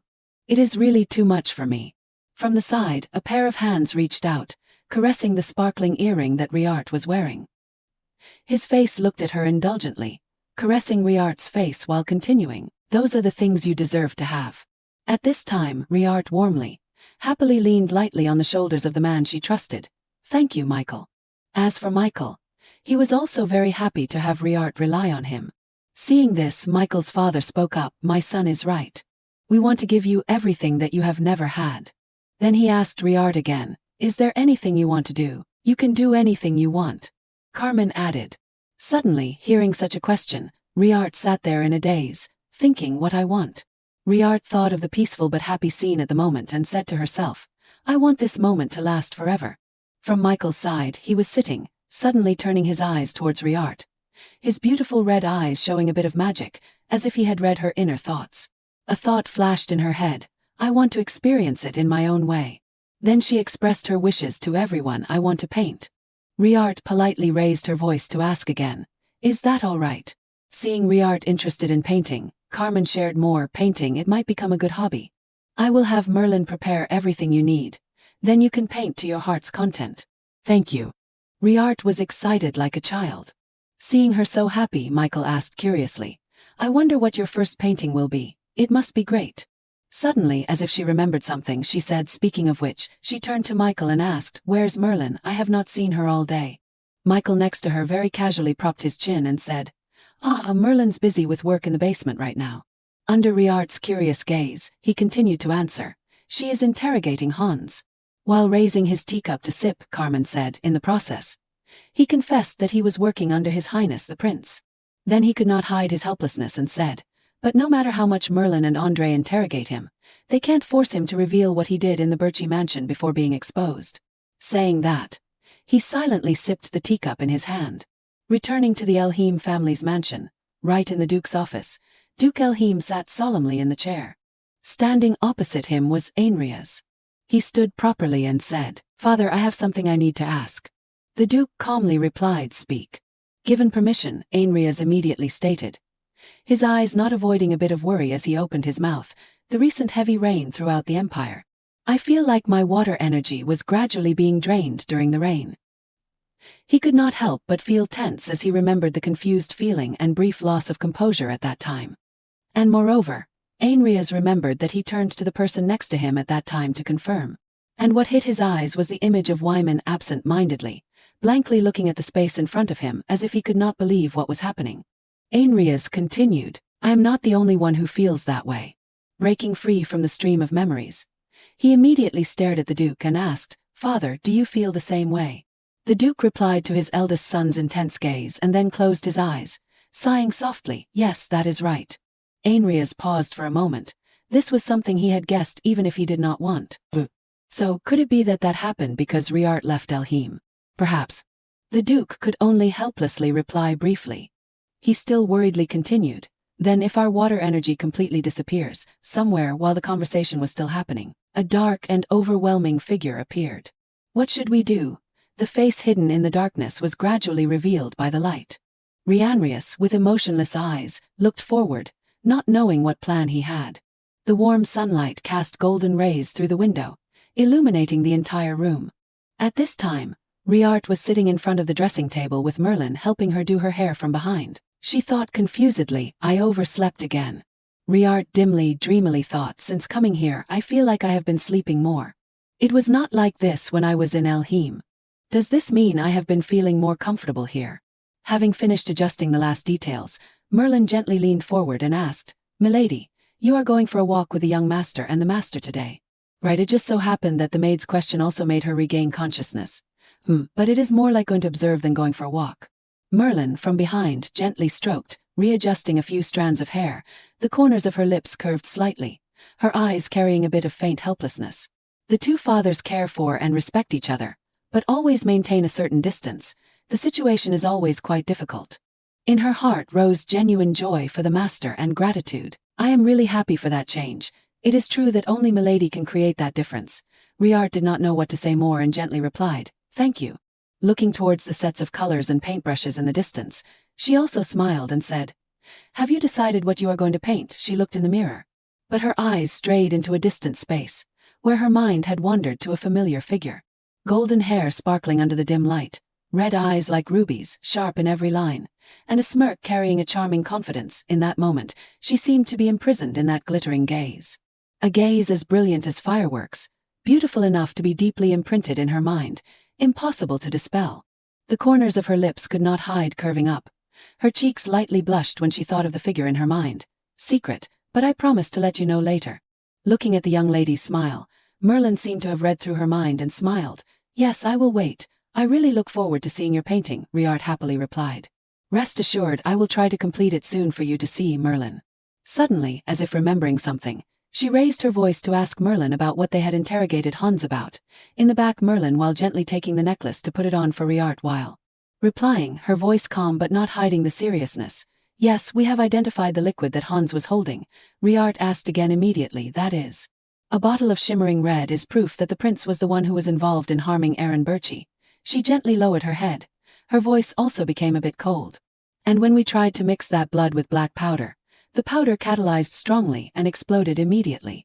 She felt coldness in her heart as if still trying to tell her speculation to Merlin to hear. If so, the act of giving the old duke access to that was to assassinate. Merlin behind her obediently replied, yes, that is right. Her eyes flashed with a bit of sadness when she thought of the past. Merlin leaned down, her left hand placed on her right chest, putting on a look full of gratitude in Riart's surprise.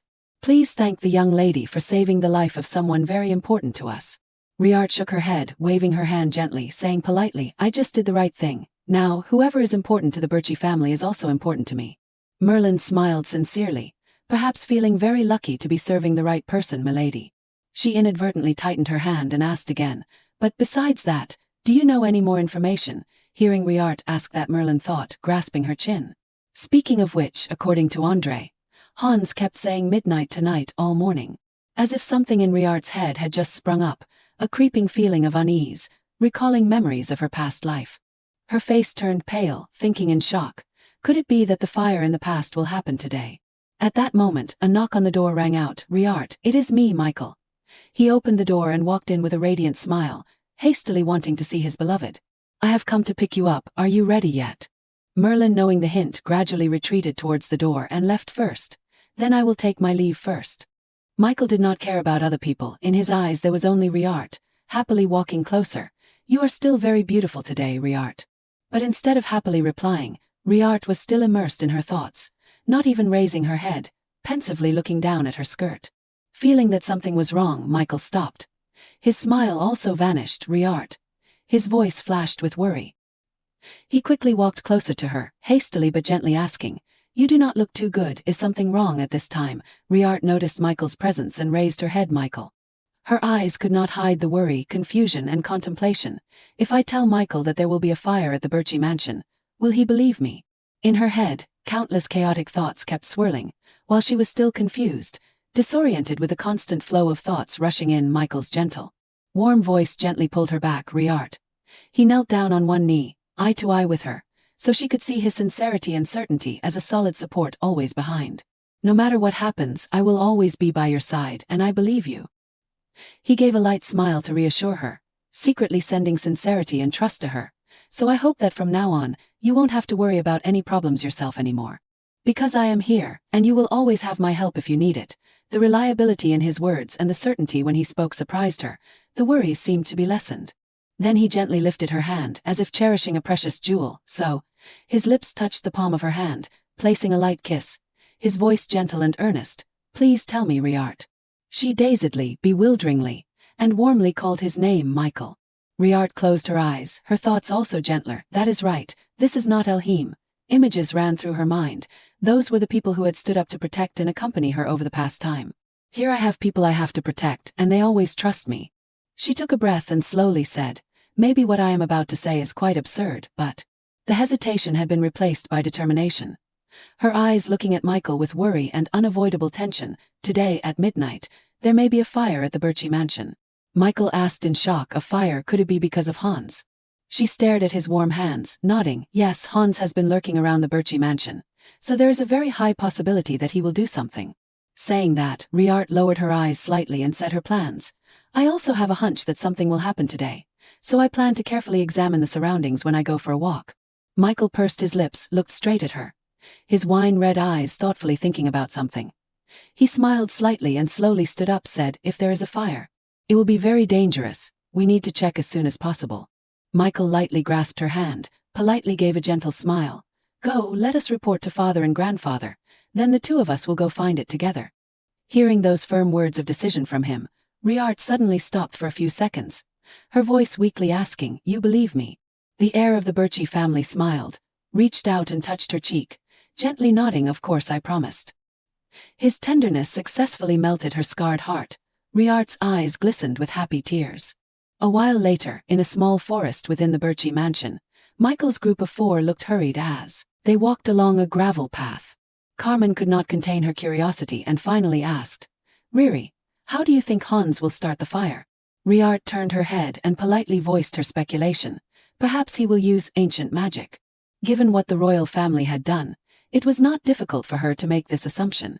The prince had repeatedly tried to harm the Birchie family using that method, so perhaps he would do the same this time. Although she knew he might attack, something still made her feel uneasy. Riart pondered the curse on Michael's eyes, almost certain that it required a magical medium to work, but before she could think of any more clues, they reached a lush green lawn, quite different from the gravel path they had been on. Aaron announced, "We are here." Before them was a large lake nestled in the small forest, its surface crystal clear without a single fallen leaf. The air around them felt noticeably cooler. He looked around the large lake and said, "Hans has been lurking in many suspicious places within the mansion, but according to reports, he frequented this place the most. According to scouts, he even swam in the lake." Riart nodded. "This is an important clue, but I need more specific information." So she approached the lake and said, "Let me take a look." She gently stepped onto the edge of the lake, not stopping at mere observation. Riart even intended to step into the water. Although the lake was not too deep, it was not entirely safe. Both Michael and Aaron anxiously warned Riart, "Do not go in, it is dangerous." She startled, turning her head to look at them. Riart, in her noble dress, turned, the gentle breeze causing the ribbon in her hair to sway slightly. Contrary to their fears, Riart gently walked on the water's surface, the light reflecting off the lake making her body seem to glow. She softly asked, "What is it?" Michael was stunned by her beautiful appearance. Riart, even someone as experienced as Aaron, was astonished. "She can walk on water. Is this an Elheim family ability?" Carmen beside him guessed. "I think only Riri can do it, father." Sensing their worry, Riart walked to the middle of the lake and turned back to look at them. She waved, signaling that she was okay, and then shouted, "I am fine. It is okay, I'm going to check the bottom of the lake now." Her flat-heeled shoes gently glided across the water's surface, each step she took leaving gentle ripples. While moving on the water, Riart constantly made sharp deductions. Not only did he come near the lake, but he also swam in it, which proves he hid something down here. If we look closely. Suddenly she saw something. Riart's feet could not step on the water in front of her anymore. He frowned. "That is strange." She gently lifted her skirt, avoiding getting it wet inadvertently. "I can't control the water in this area. Everything is normal except for this area of water in front of me," Riart murmured, guessing. "So that means there is something here." She squinted, looking carefully at the bottom of the lake, and suddenly noticed something. The water in the lake was very clear, so it was not difficult for Riart to find a stone with strange patterns drawn on it at the bottom of the lake and realize in shock, ancient script. The others on the shore had also noticed something unusual about her and called out, "Riart." Riart had now retrieved the ancient script. She sat on the lake's surface, staring blankly at the thing in her hand. After observing the stone from a closer distance, Riart was even more certain of what it was. "This is it." After struggling by the lake, Riart held out what was in her hand for everyone to see. They were momentarily shocked, and then she explained to them that it was a magical medium. Carmen frowned upon hearing this, her tone filled with anger and resentment towards the royal family's actions. Cursing Michael, driving father crazy, and now plotting arson. Unbelievable. Riart clutched the stone in her hand, guessing perhaps he hid many magical items like this around the mansion. If that was true, everyone was in danger. She glanced at the red sky in front of her and said, "But there is not much time left." The sun was gradually sliding down behind the hill, giving way to the stars. For them this was not a good time. Riart frowned. Hans said, "Midnight. We need to find everything before then." She stood in front of Carmen and made a request of him. "Duke, I need you to do something." He asked, "What is it?" Riart twirled the tip of her finger and replied, "Please evacuate everyone in the mansion as quickly as possible." If she did not request this, the Duke would certainly do this anyway. He readily nodded. "Okay, I will do it right away." Michael, beside her, also wanted to do something to help her. He asked, "Do you need me to send the guards to search for the magical items?" But Riart refused. "No, there might be fakes, so it is better if I search myself." Instead, she gently took his wrist and called Michael. Her clear eyes stared at the boy in front of her, Riart's face filled with sadness and worry. She said, "Please take me to the places Hans has been." Michael was momentarily stunned. Then he reached out and supported her waist, saying, "In that case." Michael's large hand grasped her waist, pulling her towards him as if he were embracing her completely. Then he politely asked her opinion. "Perhaps I should carry you then, is that okay?" Riart tilted her head in confusion. "Carry," he happily explained, "there are many narrow paths, and it would take too long to go by carriage, so if I carry you, it will be faster." She raised her head and stared at him, her sad blue eyes suddenly flashing with light. Riart wrapped her arms around Michael's neck and actively hugged him, gently replying, "Yes, please."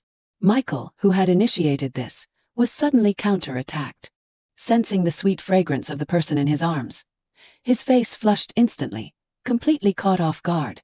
Riart, being carried by him, turned her head and said to the other two, "I will go find and neutralize those magical items as quickly as possible." Aaron did not forget to remind her, "Don't push yourself too hard, and be careful not to get hurt." She nodded in response, yes. Everyone had trusted her words without suspicion, so I will repay that trust. At this moment, the entire mansion was bathed in a thin layer of sunset light. Riart loved this place more than anything else, so she absolutely would not let anyone dare to harm it. Her eyes filled with determination, Riart looked directly at them and said, "This place, I will definitely protect it." Beneath the clear lake water was another magical item. Michael retrieved it from the water and stomped on it in frustration. He sighed, "The eighth one, there are so many." Seeing him finish, Riart timidly opened her mouth. "There are 3 more places left, I think." He picked her up again and gently said, "Then we have to hurry, the sun is about to set." She also seriously agreed, yes. Looking at the blurry scenery passing by each familiar place in the mansion, as time passed the pace of Michael's steps also became hurried. Even Riart could not let go of the worry in her heart. Suddenly from a distance something seemed to burn brightly, illuminating the entire sky, causing Riart to startle and pay attention. Looking at that scene, she stuttered, "Michael." He heard her panic then. He also immediately turned his head back and saw that the mansion was already engulfed in a sea of fire, smoke billowing menacingly from some room.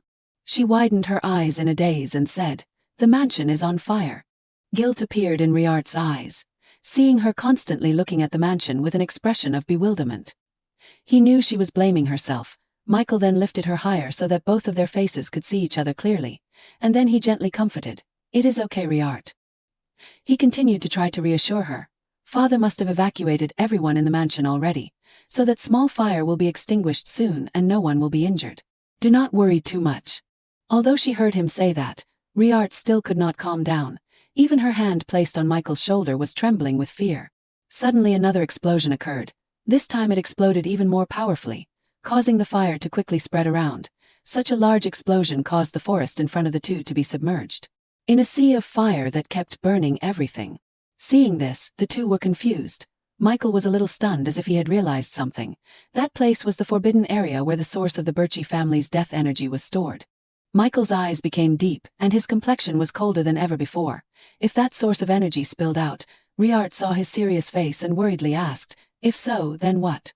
Michael, with a gloomy face without expressing any emotion, calmly replied, "That thing does not affect the people in my family." Following that was news that shocked her, but for others it was a deadly poison. The atmosphere gradually darkened. Michael coldly explained further, "So even the members of the Birchie family never venture there. The royal family must have deliberately set fire to that place in order to activate that energy to wipe out the entire Birchie family." Knowing that she was the one being targeted, she absent-mindedly thought, "In the past, only the mansion was burned. It was because of me that the future has changed." Suddenly at this moment Michael's close bodyguard frantically ran over and called, "Young lady." Riart looked at that person in surprise and said, "Volter." He anxiously reported, "The source of death energy is about to erupt. You must leave here quickly." Hearing these words, she asked back in surprise, "You want me to run away alone?" He hesitated and hurriedly replied, "Yes, the young master is fine, but you can't withstand that thing. Fortunately, there is a royal mage at the Birchie family who has the ability to teleport long distances. If there is only one person, then that person can be teleported. She could not help but worry about his safety, so she asked, "Then what about you, Walter?" Then Riart added, "What about Merlin and the other servants?" Hearing that, he paused for a moment, not knowing how to answer. She widened her eyes in horror and questioned, "What about the other people in the mansion? How can I run away alone?" He forced a smile and tried to reassure her, "We will also evacuate, so do not worry too much, young lady." As soon as she heard that, Riart immediately understood lies. She could not even control her emotions and said sadly, "With the speed of the fire, how can everyone escape from the forest?" Putting her feet on the ground, she resolutely said, "I will not run away alone." She grabbed his hand and firmly declared, "I will put out the fire." Following her back, Walter hurriedly advised, "The fire is too big, do not do that, it is very dangerous, even if you use all the water in the mansion, it won't be enough." Seeing her determination, Michael also immediately spoke up to stop her. "Riart, extinguishing a fire created by ancient magic is not easy, it is very dangerous." But she interrupted and said, "But I can't just stand by and watch everyone die." As a promise from before that she would protect everyone from danger, standing in front of the raging fire, Riart focused her power in the palm of her hand. The flow of water energy gradually formed. Her whole body also emitted a gentle light, that she would protect the Birchie family. Not far from the mansion, the burning mansion was poured down by rain, like a cool stream successfully overwhelming the fire at the mansion. The dense black smoke also gradually subsided with the rain. Michael immersed himself in the rain, absent-mindedly looking at the scene in front of him. He just stood there in a daze, letting the rain pour down on him. Images of the two exchanging vows flashed through his mind. At that time he thought he would be able to protect her. He thought that he would spend romantic days with her. From the beginning, he said that he would protect Riart, and then he assumed that the girl had been saved by him. But when Riart stepped into his life, walking side by side from the moment he met Riart, he felt the small happiness of being by her side. The peaceful but happy feeling was something he had always wished for. At this moment Michael widened his eyes because he knew that, it turned out, the one who was saved was not him, looking at her slender hand touching the raindrops, and her gentle smile looking at him. The one who was saved was not Riart, but it was him. At this time, on the side of the Elheim family mansion, where the silent darkness enveloped it to a terrifying degree, a voice broke the atmosphere. "Rian, can I come in?" He sat in the room with a heart full of tension but did not raise his voice to answer. Ainrias could not wait any longer, so he directly opened the door to his room and said, "I need to talk." His face was very ugly. In his mind he secretly thought about the past. Since that day, every day it had been sitting in Riart's room. He also glanced up and looked at him.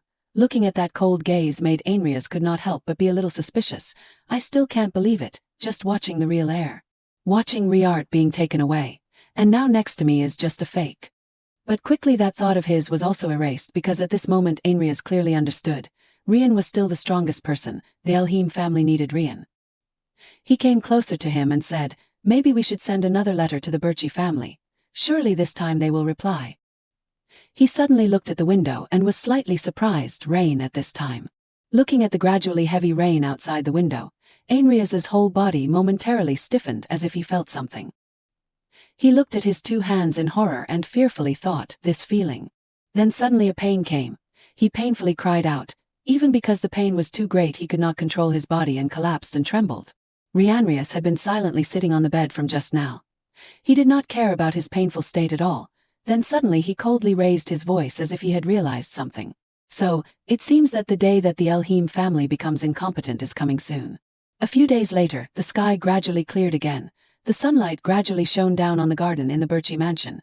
Riart walked in the garden and unconsciously raised her head to look at the sky and thought, compared to that time my life has changed a lot. Looking at the vast and magnificent mansion in front of her, she secretly felt grateful to herself that she had protected this place. Suddenly when she thought of the scene yesterday, when she had summoned a great rain that made her could not help but think about her current abilities. "But even though I summoned such a big rain, I do not feel weak at all." Riart raised her two hands and looked at it as if she was clearly feeling the source of power inside her. "On the contrary, the water energy is flowing torrentially in me." Then suddenly her face turned sad. In her heart she felt something strange. "It is like I have regained something that was lost." Just like that, Riart was immersed in her thoughts, or maybe, I have absorbed all the abilities of the Elheim family. Suddenly a sound rang out, causing her to startle. Riart turned around to see that there was someone's pet behind her. It was a silver fox with half of its ears and limbs slightly dyed black on it. It leaned against her leg with interest, squinting its fox eyes looking. Riart curiously squatted down to observe it. A silver fox, she reached out to touch it. It was very smart, and seeing this immediately rubbed its head into her hand. It even cried out a sweet sound. She was delighted with its cute appearance and unconsciously smiled and praised, "So cute." Then Riart directly picked it up and curiously asked that, "Where did you come from? Are you lost?" Suddenly a voice came from behind her, causing her to turn her head to look. It was him here. Michael came to her and slightly bent over, politely making a greeting gesture, and did not forget to tease, "Hello Riart, are you taking a walk?" She looked up at him and happily replied, "Michael, yes, I am going for a walk to relax." Also taking advantage of having him here, she also stood up and asked about the silver fox in her hand. "Is this silver fox one of the ones you are raising at Birchie?" He pondered a little but quickly answered her, "To be exact, I bought it from the Elheim family." She heard that in surprise. "From Elheim?" Looking at the silver fox leaning into her arms, he continued, "I met this kid at the hunting competition." Riart heard that and also understood part of it. See. He attentively looked at its cuteness and explained further, "But I did not want to show you because I was afraid this kid would make you remember the bad memories when you were in Elheim, and I have not trained it yet." She looked down at it in shock. Such a cute and gentle little one also needs training. He laughed because of her naivety but also patiently explained, "It is quite fierce, but if it acts gentle like this, maybe it has already liked you." She heard that, happily brought it to her cheek to enjoy. He saw this and spoke up and asked, "Riart, do you like this fox kid?" She did not refuse anything and hurriedly replied, "Yes, I like it very much, it is super cute." Seeing her so happy, he was also happy to catch up, smiling with satisfaction. "That is great." But at this time he also did not forget to ask about Riart's situation regarding going for a walk today. Riart knew that everyone was worried about her, so she happily replied, "I am fine, they are too worried." Suddenly at this moment he was silent and did not say anything, bringing his wine-colored eyes somberly to look at her. He gently slipped his hand to touch her hair and softly called her name, "Riart." As if saying his heart, he softly asked her, "You know that I am the one who worries about you the most, right?" Having gone through dangerous things at the Birchie mansion, Michael's eyes were slightly lowered with sadness, expressing the worry in his heart. "Really, I hope that you won't have to face dangers like before." He also added that, "But if a similar situation happens, you will still act exactly like that." Hearing those words, she was surprised and softly said, "Michael." Michael touched her cheek and bowed his head to make a suggestion, "So please go with me from now on, Riart." Before Riart's surprised gaze, he also emphasized further, "And remember that I will always be by your side, always protecting you in all situations, no matter how big the storms are." As a promise to express his heart to her, Michael said with certainty, "Because for me, you are the most important."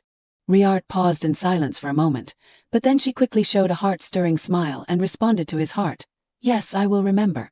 Riart squinted her eyes and sincerely expressed her gratitude. "Thank you, Michael." In her heart she was filled with happiness because of the things he had said to her. He did not forbid her, but told her to go with him, so warm and comfortable. Suddenly at this moment Aleph spoke up from a distance. "Oh, young lady and young master are here." He saw him with a face full of seriousness and spoke up and asked, "Aleph, is there anything wrong?" He closed his eyes and seriously announced, "The Duke has summoned the two of you. There is something to discuss." In the study, Carmen spoke up with concern and asked, "Riri, Michael, come in, how is your health?" Riri, she stood opposite him and comfortably replied, "It is okay, thank you for your concern." He next to him put his hands in his pants pockets and wondered, what does father need to discuss? Carmen with a look of interest cleared his throat and spoke out his plan. "It is time to pay the debt." She heard that in surprise and asked back, "The debt, do you mean the royal palace?" He confirmed, "Exactly." With elegant and graceful actions, but every word he said made people's hearts cold. He directly said to her, "I am planning to burn that place down." Riart heard that and worriedly asked Carmen, "Burn down, how do you plan to do that?" He still calmly replied, "We have also planted many spies in the royal palace, that is not difficult." Then his face was still very calm and said further, "If burning that place is still not enough, then should we arrest those who have plotted to destroy this place and torture them?" "Riri, I will do as you wish." Hearing Carmen's seemingly violent intentions, Michael was worried about Riart's psychology, so he asked him, "Father, is it a little cruel to let Riart decide?" But Carmen had long seen her as one of his family. He smiled and said, "Hey, Riri is already a member of the Birchie family. Sooner or later she will have to get used to these things anyway." Riart also understood the resentment that Carmen had to suppress, She understood and said, thinking about the things that the royal palace has made the Birchie family experience. I also know that the Duke can't just let it go. Because of those reasons, she frankly said, I respect the decision of the Birchie family, but please do not let innocent people be implicated. Hearing that, Carmen satisfactorily replied, of course, I will do as you wish. So the matter of the royal palace was considered temporarily finished. Riart immediately changed the subject, she said, and I also have something to say to you. After that summoning of the rain, I feel that my strength is increasing instead of decreasing. Then she said a sentence that made both Carmen and Michael surprised. She guessed, maybe I have absorbed all the abilities of the members of the Elheim family. Hearing this, Michael immediately responded playfully. Is that so? Even Carmen seemed very satisfied when he heard this news. He pondered and said, the Elheim family has lost its water energy. After that, the two of them were happy as if they had opened a festival. Michael seemed very excited, and the Duke Carmen was very eager to show that to the royal family. Hearing Carmen talk about the royal family, Riart curiously asked, if the royal family knows, then what?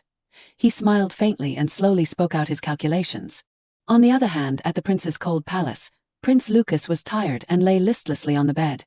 In his head now was only pride because of his plan. Suddenly, the sound of knocking on the door rang out. Lucas immediately ordered, come in, Feeds with permission, hurriedly went in, Your Highness, but before he could finish speaking, Lucas anxiously asked, so, you came to report about the Birchie people? Then he guessed and said, that large amount of ancient magic has swallowed up a little of my strength, but surely Birchie has sunk into the sea of fire, right? Feeds hesitantly said, yes. While hesitating, he worriedly said, the fire at the Birchie family was extinguished in an instant. Hearing these words like a bolt from the blue, Lucas was shocked and asked, what? He did not understand what had happened at all, still disbelieving, and asked again, what do you mean, that fire can't be extinguished so easily? Feeds then replied from what he had heard. Indeed, the mansion has burned very big. It is the fire from His Highness's magic. But Feeds' next words were like directly pouring cold water on him, making him not believe his ears. The report is that there was rain. Hearing that the magic fire that he had painstakingly created was suddenly extinguished quickly like a joke, Lucas was furious, but immediately after, he quickly realized who had extinguished the fire. The image of Riart unconsciously appeared in his head. Impossible, could it be, that slut of the Elheim family again? Under the rage, Lucas's pupils contracted. He angrily said, did she also interfere with my plan this time? After that he supported himself and sat up and scolded, what a terrifying power. Lucas ordered Feeds, if that is the case, then I have to deal with her, at all costs, even if it means turning her into a princess. Then the prince stepped down from the bed and said, Earl, find information about that slut when she was still in Elheim immediately. What does she like, what does she hate? Before the words could be spoken, it was blocked by a loud explosion outside the window. Lucas quickly observed the place where the explosion came from. Truly far away is at the end of the world, but near is right in front of your eyes. Right behind Lucas, a fire was flickering and burning, he said in shock. What is it? Under the heat of the fire, Lucas immediately took a few steps back. He wondered, why is my cold palace on fire? Have the Birchie people taken revenge? Immediately after, a maid went inside and called him, Your Highness Lucas. She frantically reported, His Majesty the Emperor has ordered you to go to the court hall immediately. Hearing that he was summoned, Lucas was confused. What is waiting for him? A moment later, Lucas was present at the court hall. After bringing Lucas there, the servant knelt down and reported to the Emperor, by order of His Majesty, I have brought His Highness the Prince here. Seeing that he had arrived, he immediately ordered the servant, Good leave. Then with a cold tone, he directly called his name, Lucas, I have heard the report about the fire at your cold palace. Under the report of his subordinates, the Emperor continued to tell him about the current urgent situation. That is not ordinary fire. The fire extinguishing system of the palace can't extinguish it. At this rate it will cover the entire palace. Hearing him, Lucas was afraid and stammered, that is. But he immediately quickly cut him off in a straightforward manner. I am asking straight here. With a cold face, the Emperor asked, is it true that you have provoked the Birchie family? His voice at this time was frighteningly gloomy. I have warned you not to offend them. Unable to explain anything, Lucas could only purse his lips and frown with discomfort. How did it turn out like this? The ones who should be suffering from the fire should be those Birchie bastards. He resentfully thought, if the Birchie family disappeared, then the biggest threat to the royal family would also disappear. Why does father always advise me not to touch the Birchie family? In order to fix the mistake for Lucas, the Emperor immediately instructed, I have asked the Elheim family for aid. Maybe they will arrive soon. Treat them well. I will not tolerate any more mistakes. Lucas heard that and could only helplessly bow his head and reply, "Yes, your majesty." After that, he immediately calculated in his head, when the Duke of Elheim comes here and puts out the fire, then I can handle this matter smoothly, and then bring that slut of the Elheim family. While he was still thinking, the servant immediately pushed the door open and announced, "Reporting your majesty, the Duke of the Elheim family has arrived." Hearing this news, the emperor immediately stood up and said, "Is that so? Tell them to put out the fire immediately." Then the servant replied, reporting there is a problem. He frowned and asked, "What problem? There is the Elheim family here. Putting out the fire is only a matter of time." But that servant hesitated, reporting. The next second he worriedly said, "Elheim announced that they will not interfere with this fire," and these words spoken out directly made the emperor and Lucas shocked to the point of speechlessness. Outside the royal palace, a carriage quietly parked outside and observed the situation inside the royal palace. Inside the carriage, the Duke of Elheim propped his hand on his chin, slightly tilted his head, observing the scene from the glass door. He frowned and secretly guessed, the water energy is gradually disappearing. He recalled what happened in his family. The low-level royal mages had completely become ordinary people. The direct descendants still possessed the ability, however it would not last long. The more he thought, the tighter his eyebrows were squeezed. His hand also unconsciously clenched, unwillingly. Then he suddenly froze, in his heart flashed a vague idea. The feeling of restlessness and fear crept in, causing him to inevitably question himself. Why did the royal family ask us to put out the fire at this time? What should be done right here? Suddenly a voice rang out to announce, reporting Duke, we have arrived. Ainrias worried when he saw that he did not have any reaction. So he reminded, Father, we must get down. Before he could finish speaking he hurriedly answered, no. He lowered his face into a tense state and said that, we must not get out of this carriage. The tension was clearly shown on his face when he announced again to the people outside. The Elheim family has obeyed the emperor's order to come to the royal palace. But from this moment we will announce that we will not interfere, involved in the conflict between the royal family and the Birchi family anymore. Outside the royal palace, no matter how much the big fire was gradually spreading everywhere causing so much damage to the palace, but no one interfered in that matter. Ainrias was a little confused, so he asked back, what do you mean, father? The Duke of Elheim tried to explain the situation to his children, but Wyman startled, and frantically said back, but the emperor has given an order. He sternly yelled, blaming him. Then do you want to trade your ability to put out a fire and then become incompetent? He was angry but still continued to explain to him that, we have determined that this is a private matter between the Birchi family and the royal family. Absolutely do not get involved, now we can only sit and wait like this. He softly asked, then does anyone know where Dantirian is? Ainrias's eyes avoided and replied in a deep voice, no, from the time there was a fire in the royal palace.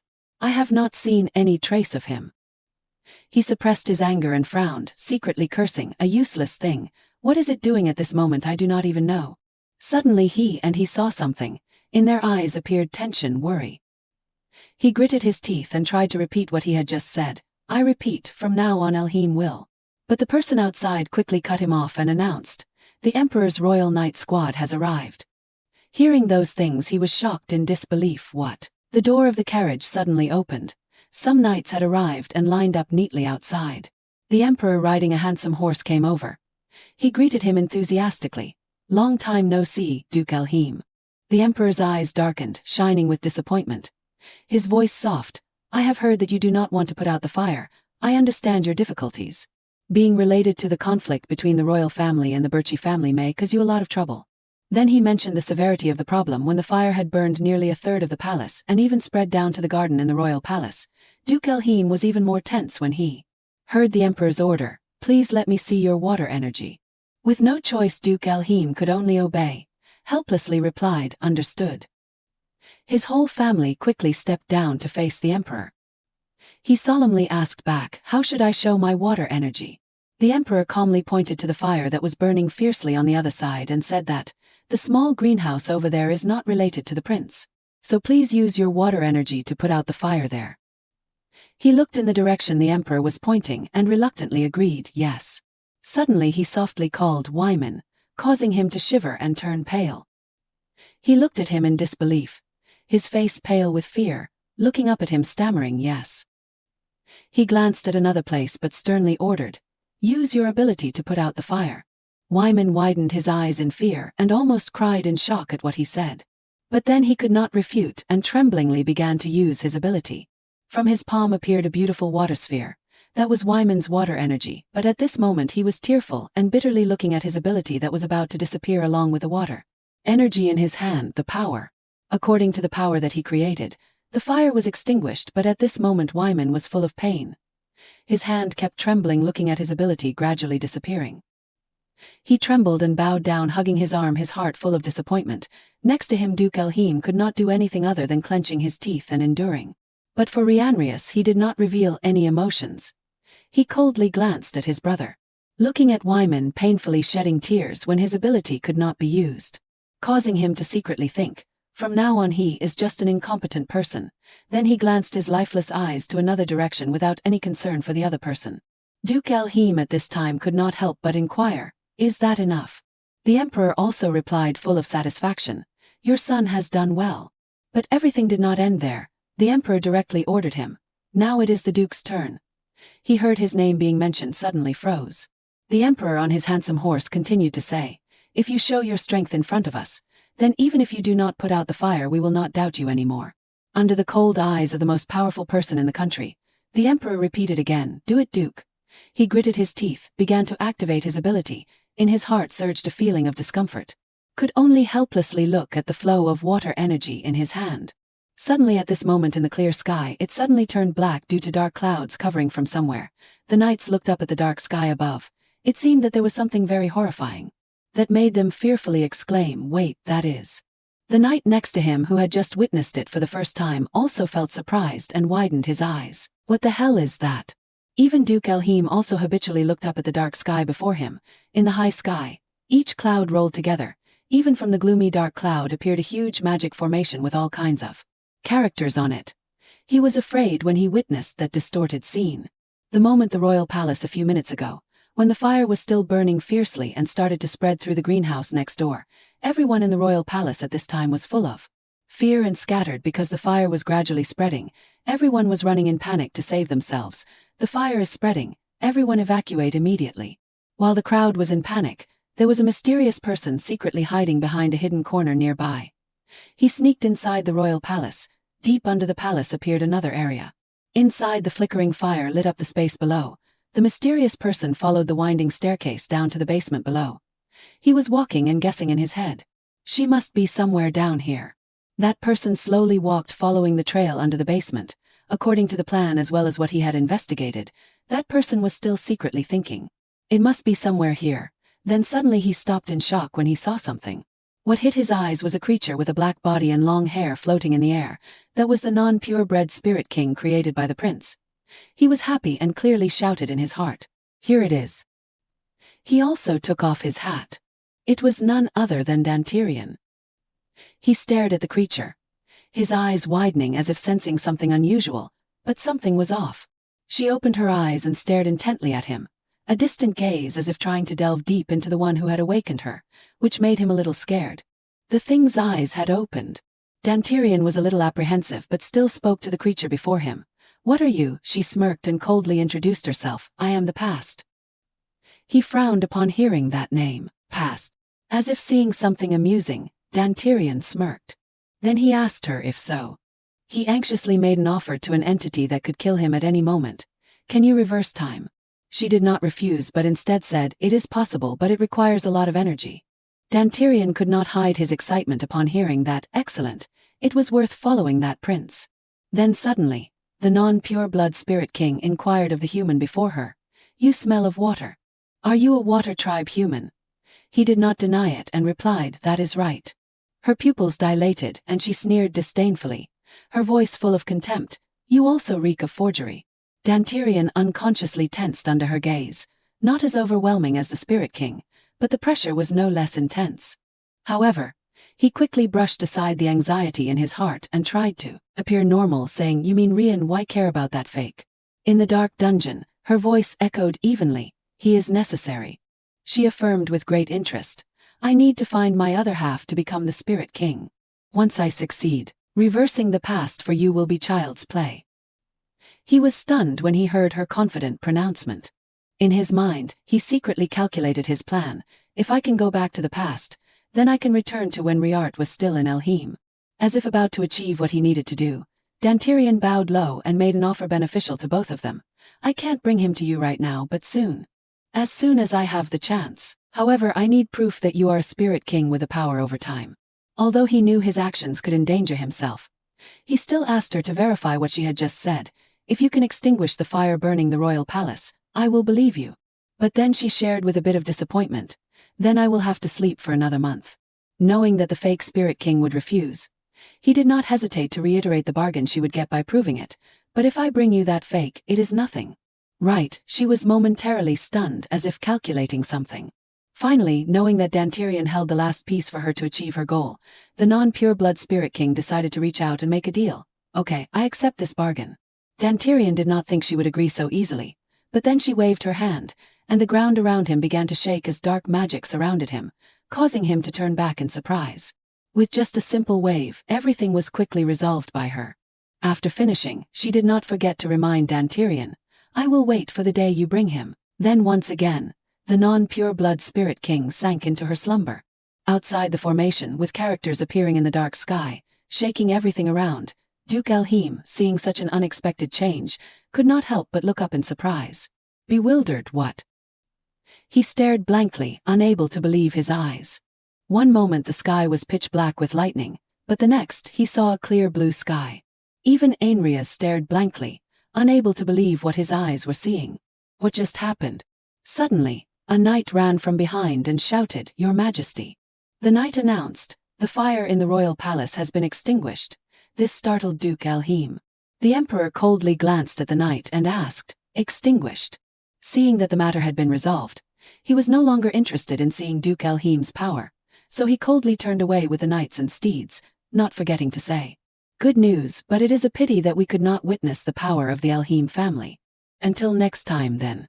But the emperor's back had not left yet when he gave a final message. At that time, you won't be able to avoid everything like you are now, Duke Elheim. He watched them leave, his heart full of fear about what he had just heard, and he thought to himself, can't avoid it, so he already knows everything in our Elheim family. A moment later, after returning from the royal palace, the entire Elheim family got out of the carriage. Ainrias still could not forget the scene from earlier and exclaimed, That was really a close call just now. He now realized something and awkwardly spoke to his father. It seems the emperor already knows that the Elheim family has lost its power, right? He obviously knew that. So he remained silent, not responding to him at all. He added, If something similar happens, I am afraid we won't be able to do anything. He frowned at this moment, his heart full of pent-up anger. We must bring Riart back at all costs. We can't delay any longer. But Ainrias in the back was about to say something, but there is still no reply from the Birchie house.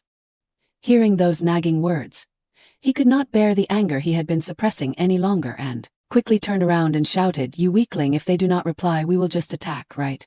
Being scolded by his father like that, he blanked out for a moment, then obediently replied, Yes, father. Looking at his angry father, Ainrias was still stunned, unable to adapt. He looked at his father's back as he strode away without looking back, and he could only bitterly think, Now only the smell of hatred surrounds me. At this moment Dantirian suddenly appeared and spoke, drawing his attention, Brother, you are back. Ainrias was very unhappy that he had not seen his younger brother for some time. He put his hands on his waist and questioned Dantirian, Where have you been all this time? Dantirian walked over, blankly replying, I had some business. He frowned unhappily when he saw Dantirian always smiling. Are you very happy? Dantirian still smiled indifferently, not seeming to care about the current family affairs. Yes, it is a waste not to be happy. Ainrias frowned uncomfortably when talking to the person in front of him and was about to scold him, always grinning like that. Why do not you think of a way to bring Riart back? But before he could finish, the other person said, I can bring her back. Then, before his brother's astonished eyes, Dantirian gave a confident smile, affirming, I said I can do it. He asked back incredulously, How do you plan to do it? Dantirian smiled and looked to one side, replying, Well, it is.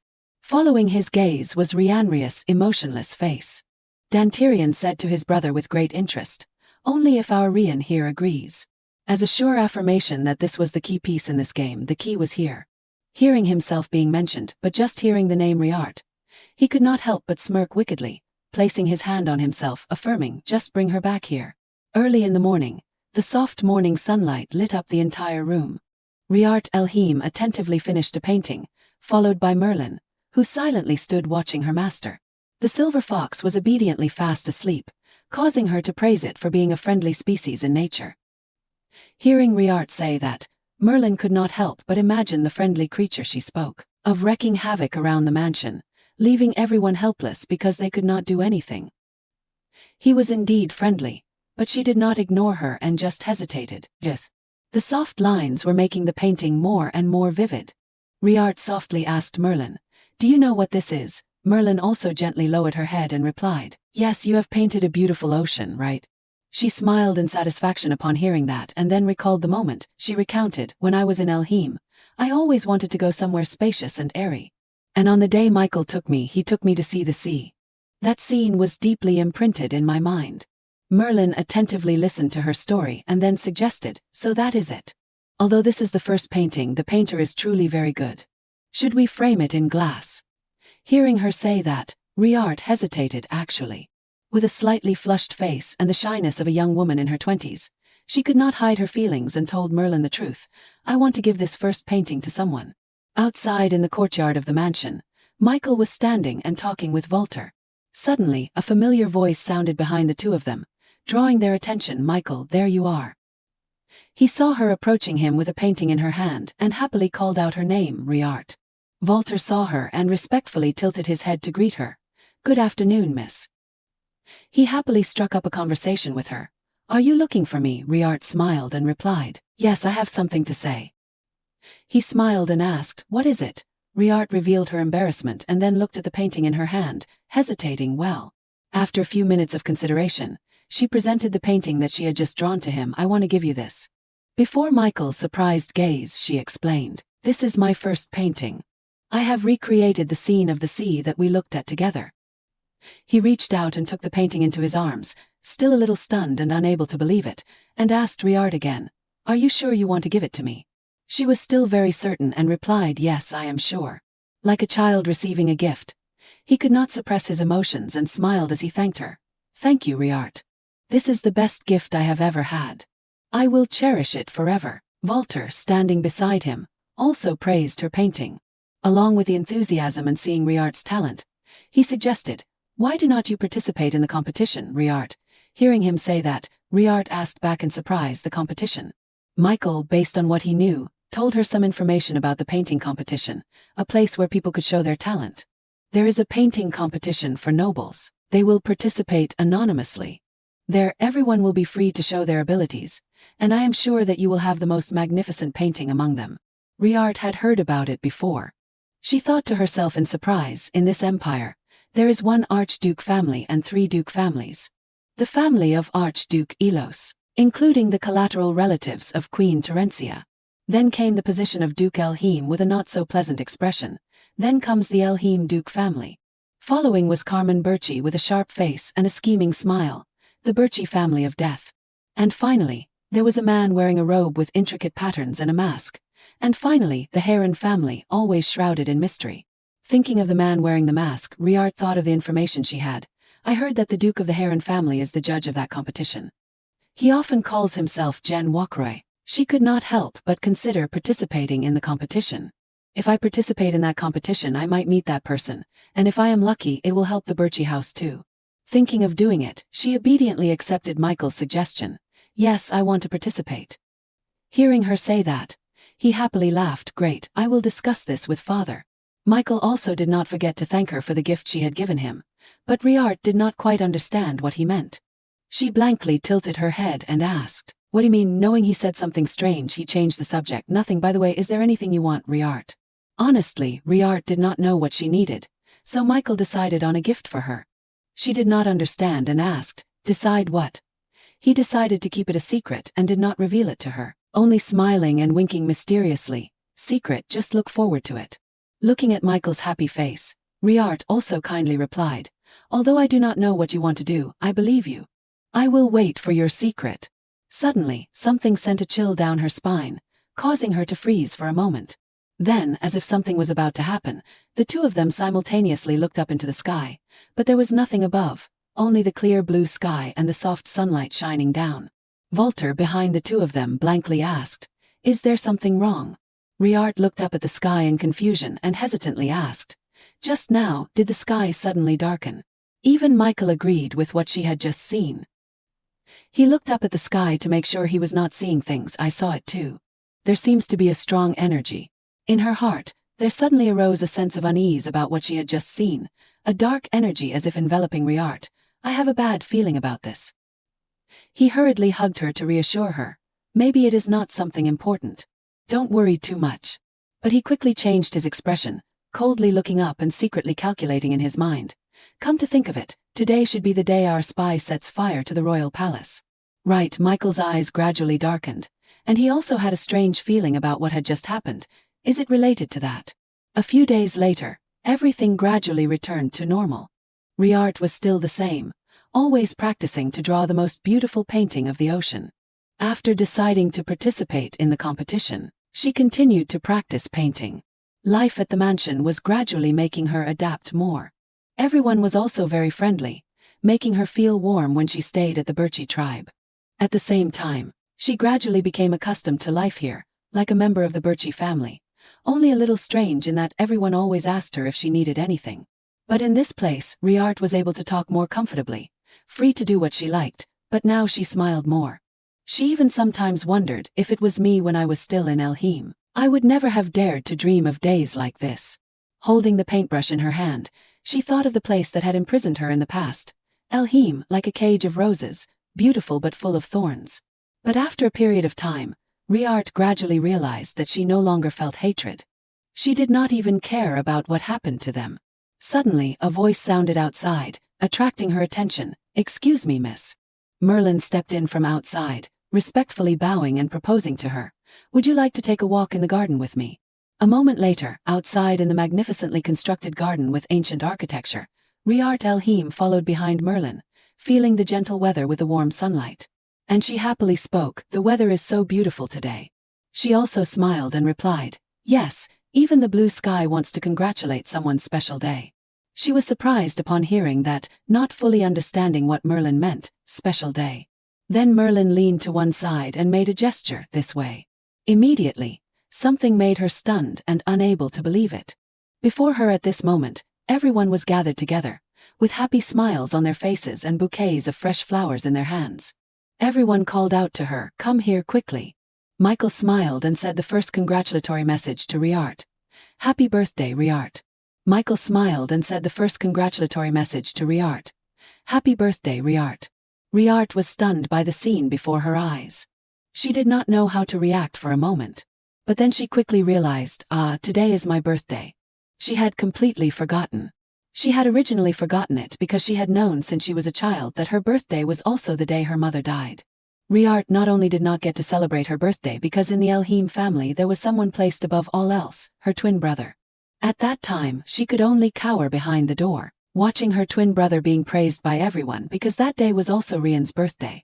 Year after year, no matter how noisy and lively it was outside, she would only silently sit and watch the outside world through the windowsill. So every time her birthday came, she would always sit in a dark room, gazing at the beautiful and vibrant world outside. Riart had gradually become accustomed to it, so she did not reveal many emotions when looking at everything changing around her. Not exactly sad. She had thought it was normal, and then something broke the normality that she had always thought of, but then. Currently, Riart blankly glanced at the fresh blue roses being cared for around her and asked everyone, "These flowers are?" Carmen Birchi smiled and replied, "We want to give you the blue roses that symbolize your name on your birthday, so we bought all the flowers in the empire. What do you think? Do you like them?" Nothing could describe Riart's current feeling of happiness. She happily replied, "Yes, I like them very much." Looking at the familiar faces that had helped and accompanied her all this time, she could not help but feel overwhelmed, and everyone around her gave her a warm look. Even the silver fox came over and rubbed its head against her leg as if giving her a blessing. Suddenly, a voice calling her name arose, "Riart." It was Michael Birchi. He stepped forward, gently taking her hand, not hesitating to express his feelings.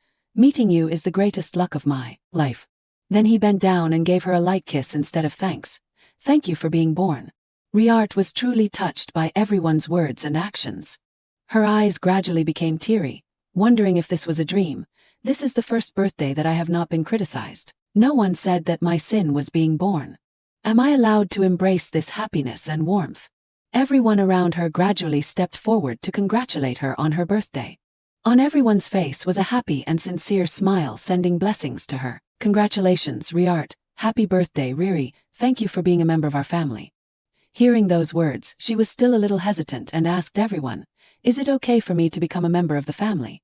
Carmen, of course, did not pay attention to what she said and even smiled happily, accepting, of course, you are already a member of the family. Erin, beside her, also spoke of her importance, having come and become a member of the Birchie family. Without her, there would be no Birchie house today.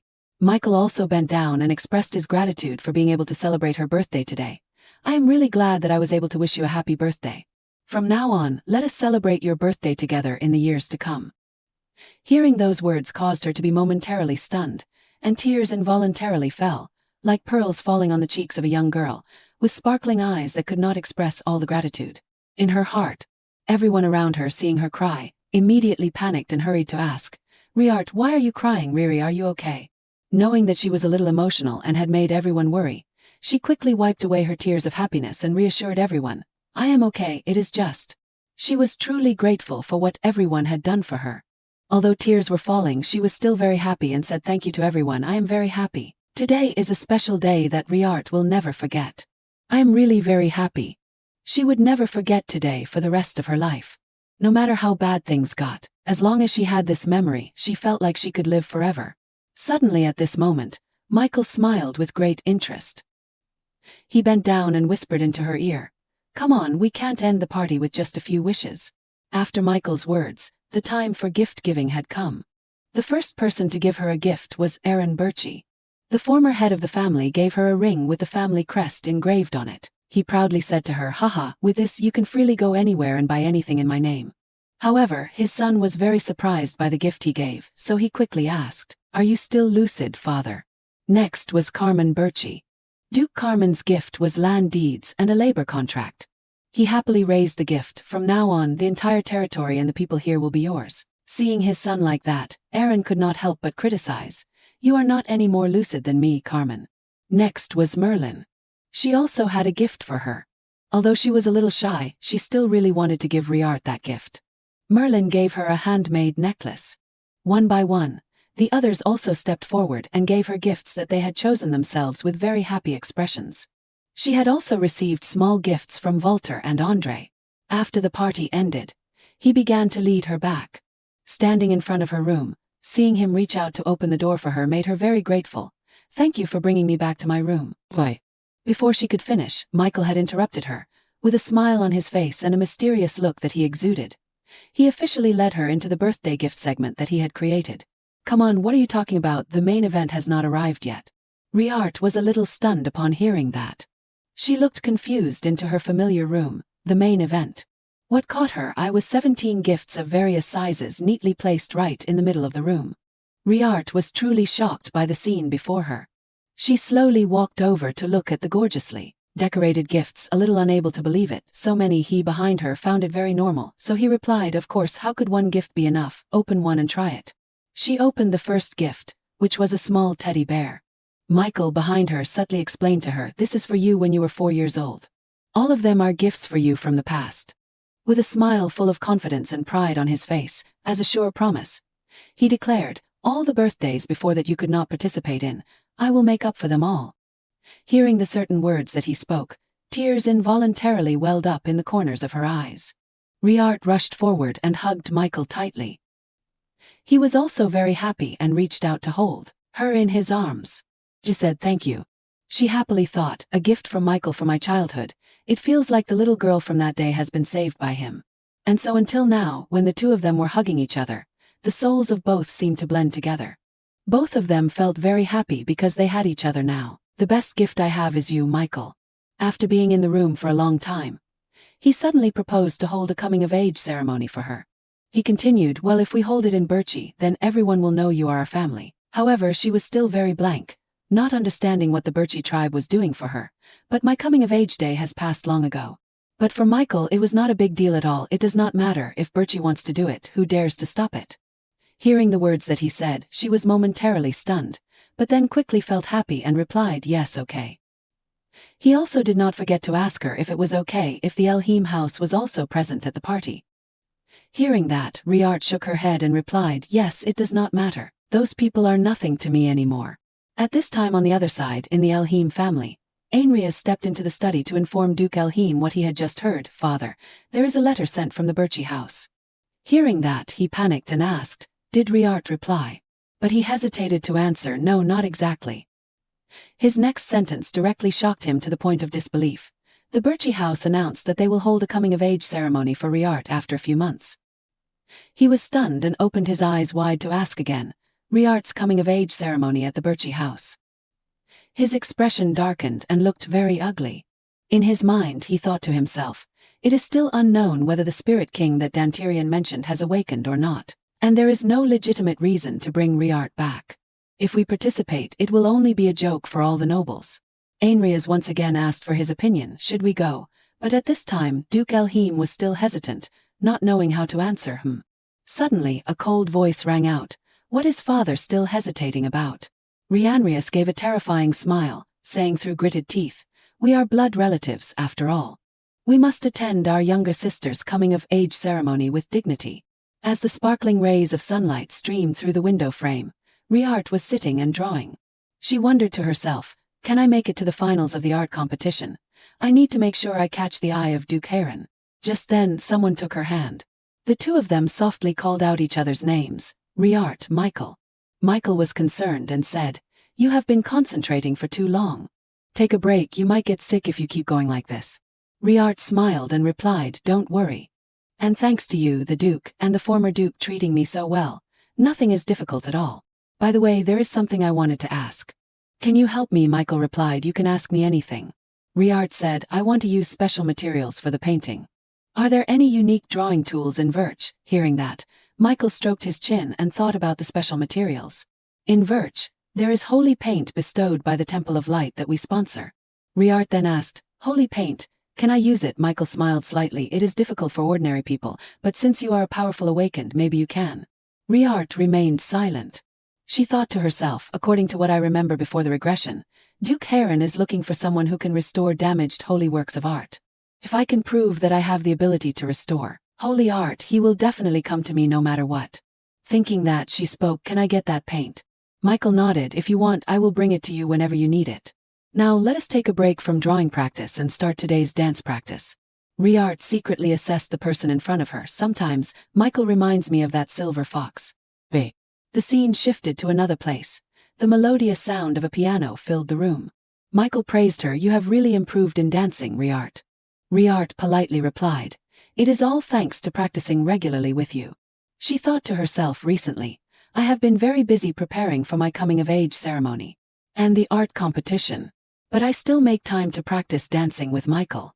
I have improved a lot, but whenever Michael keeps inviting me to dance with him, I can't help but wonder, even if it is just a little, does he want to spend time with me? Just then Michael spoke, calling Riart. I have a favor to ask of you. Riart was curious, a favor? What is it? The music reached its climax. Riart's whole body fell backward and was holding Michael's neck to keep her balance. Michael looked extremely surprised. Riart also said awkwardly, I am sorry. I tripped and accidentally stepped on your foot. Michael, with a flushed face, replied, don't worry, it is okay. Riart asked again, what was the favor you wanted to ask? Michael coughed and then replied, that. On the day of the coming-of-age ceremony, will you dance the first dance with me? Riart asked back in slight surprise, the first dance. Riart froze for a few seconds, then smiled and said, okay. Michael unexpectedly asked again, do you know what the first dance symbolizes? Riart wondered, does the first dance have a meaning? Michael smiled and replied, it is a dance between a man and a woman who have romantic feelings for each other. Riart temporarily froze again. At this time Michael took her hand, and proactively asked Riart, what do you think of me? Riart did not expect him to suddenly ask that question. She thought in silence, when I think about Michael, I realize I really like being with him. The moments we touch make me feel happy and my heart beats faster. But, I am still not sure if this feeling is true love or not. She lowered her head and said, I am sorry, I do not know what rational feelings are or what true love means. Sometimes even my own emotions are hard for me to define. Michael just sighed and smiled at her. Riart thought a little sadly, I have endured too much pain alone for too long. For just as long I have completely neglected myself. So, it is only natural that understanding my feelings will take time. Michael gently hugged her and comforted her. It is okay, there is no need to rush. Whenever you are sure about your feelings, we can talk again later. I will always be by your side. Riart's confused mood was soon soothed by this warmth. She gave a relieved smile and said, "Thank you, Michael." The scene shifted to the evening inside the royal palace. The prince was sitting alone in his room, thinking. Hearing a knock on the door, he spoke, "Come in." A girl with blue hair quickly walked inside. She gracefully lifted her skirt and bowed. "Greetings, Your Highness." And she was Hestel Riven. The prince asked in a deep voice, "Are you learning the rules of social circles correctly?" Hestel nodded lightly, "Yes, Your Highness." The prince said with a soft laugh, "Make sure you are well prepared. And with your brainwashing ability, Riart will belong to me." Hestel smiled confidently, "I won't disappoint you." The prince also smiled, "Good, I trust you." He thought to himself about Hestel Riven. Although she is the daughter of a viscount, her artistic talent is quite well known in noble circles. But I did not choose her just for that reason. It is because of the special ability she possesses, the power of mental manipulation. That ability will play an important role in helping me get that woman. At this time he spoke, "Now that I think about it, you are a bit like Miss Elheim." Actually, it is a slight, vague resemblance. Hestel smiled slightly awkwardly and asked, "Really?" Just then, someone outside announced, "Your Majesty, a guest has come to visit you." The prince wondered, "I do not have any appointments." "Who is it?" The servant replied, "Duke Heron has arrived." The prince was slightly startled upon hearing this. Duke Heron. Is he from the mysterious family they are always talking about? He immediately asked his subordinate, "Is it really him?" The subordinate replied, "Yes." He brought the ring bestowed by the royal family and the seal of the Heron family. Riart then smirked, "All right, tell him to come in right now." Hestel also turned around and lifted her skirt. "Well then, I will take my leave."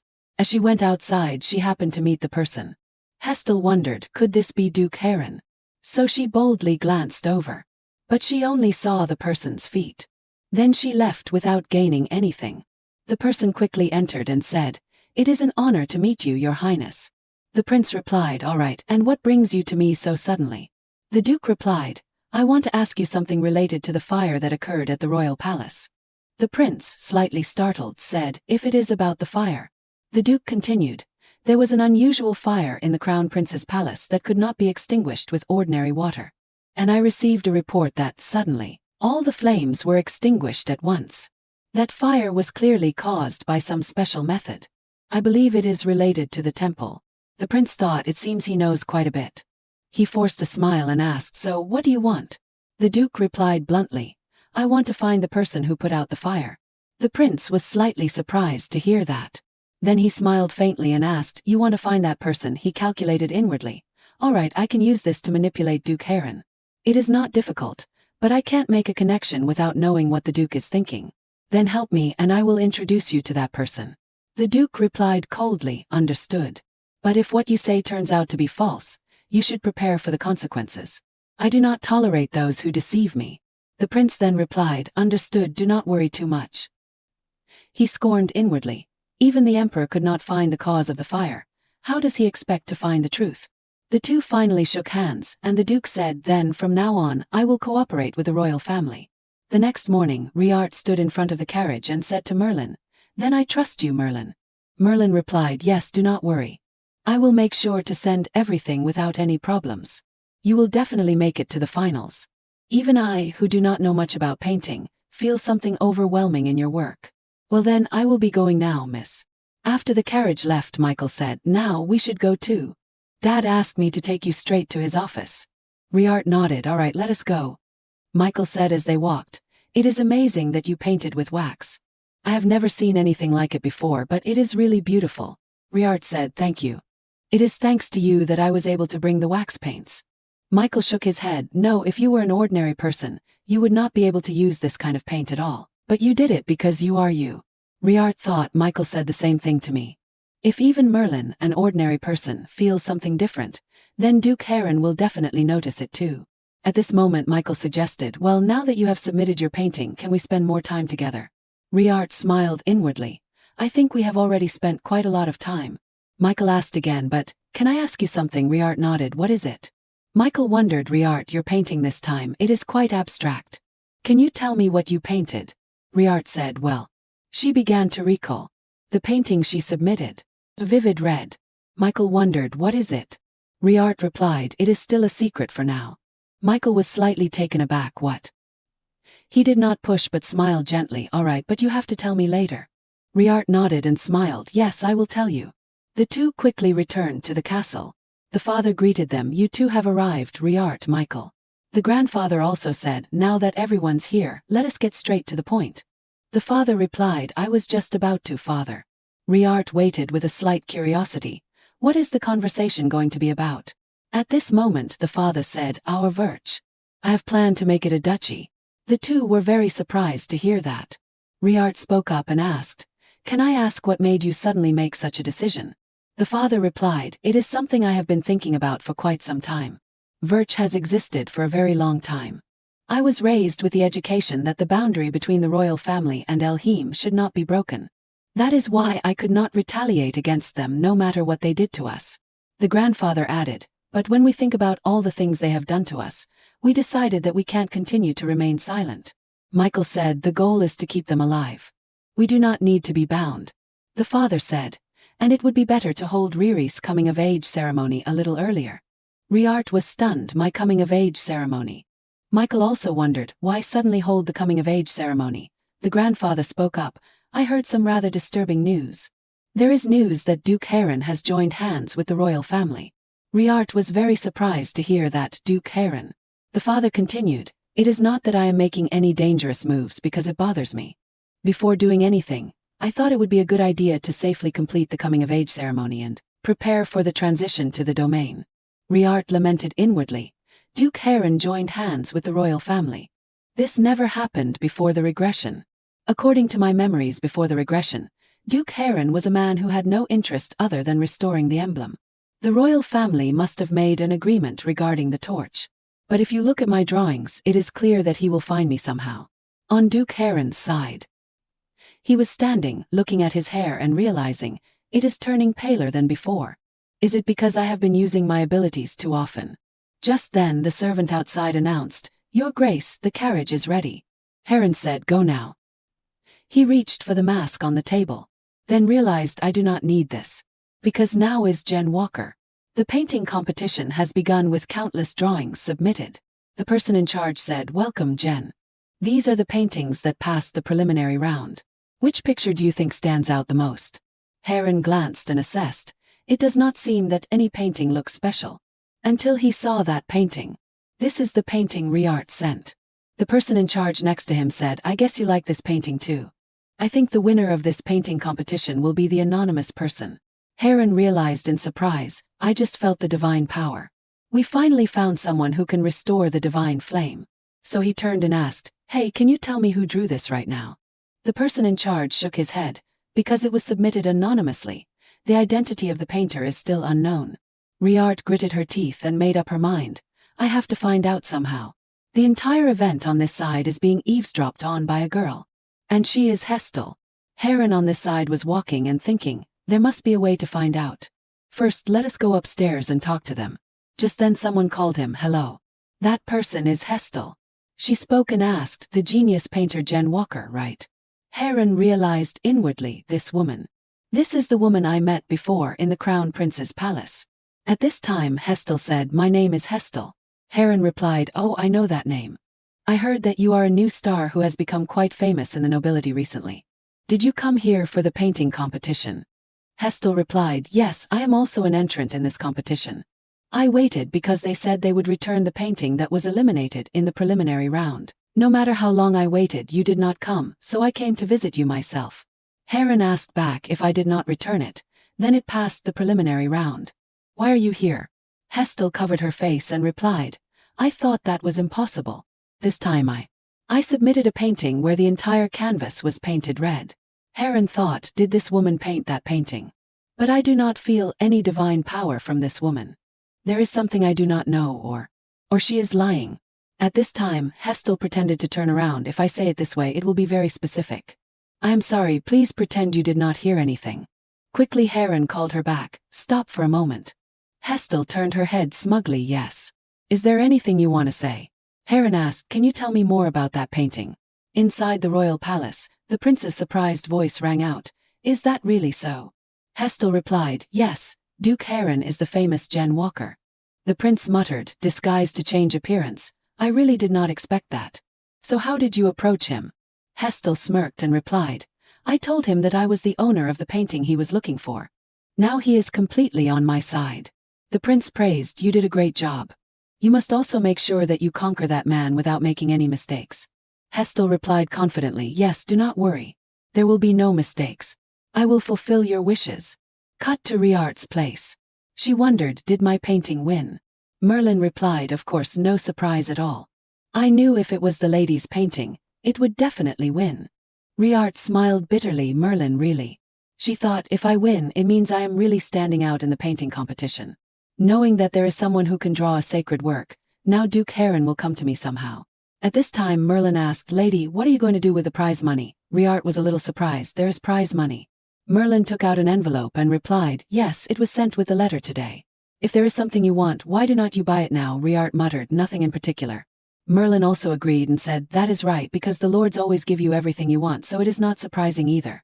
At this time Riart suddenly said, I just thought of something I want to buy. Can you go shopping with me in the city center today? Merlin immediately turned and replied, yes, then I will inform the knights now. Riart shook her head to stop her. No. I want to go alone with Merlin. I want to keep it a secret from the others. Soon after, the bustling cityscape came into view. The two girls were present here. Riart thought, now that I think about it, this is the first time we have gone out like this. So these are the people who live outside the manor. Everyone looks so calm and happy. I want to protect the happiness of these peaceful people for a long time. The two together entered a shop. Riart was surprised after observing a little and exclaimed, there are so many beautiful handkerchiefs. I will buy this one, and this one. The staff immediately replied, yes, I will prepare them for you. Riart thought a little. As for brooches, she looked at the patterns placed in front of her. One with a red stone, and one with a blue stone. Riart quickly made a choice. This one. This one is good. The staff chatted as they packed the goods and sent them off. Thank you, see you again. Merlin held several boxes of goods and said, you have bought enough. Riart replied, they are gifts for the people of Berk. I want to thank many people. Merlin smiled, I understand, everyone will like it. Unexpectedly, Riart suddenly gave her a box and said, here's yours. This is a gift for Merlin. Merlin was very surprised. For me. Riart nodded and smiled, yes, I wanted to use the first money I earned to buy meaningful gifts for everyone. I will always be grateful to you, Merlin. Merlin took the gift box, touched. With tearful eyes she said, this is the first time I have received such a gift. Thank you very much, lady. Riart smiled and replied, I am glad you like it, Merlin. I chose something that I thought would suit you, but I did not know if you would like it. Merlin smiled and replied, anything the lady gives me I like. At this moment, Riart suddenly startled. She looked back suspiciously. Why suddenly? A source of energy appeared on the other side. Riart thought, I feel a very weak source of energy from the water. Lien, is that you? The fact that you appear in public like this means you are summoning me.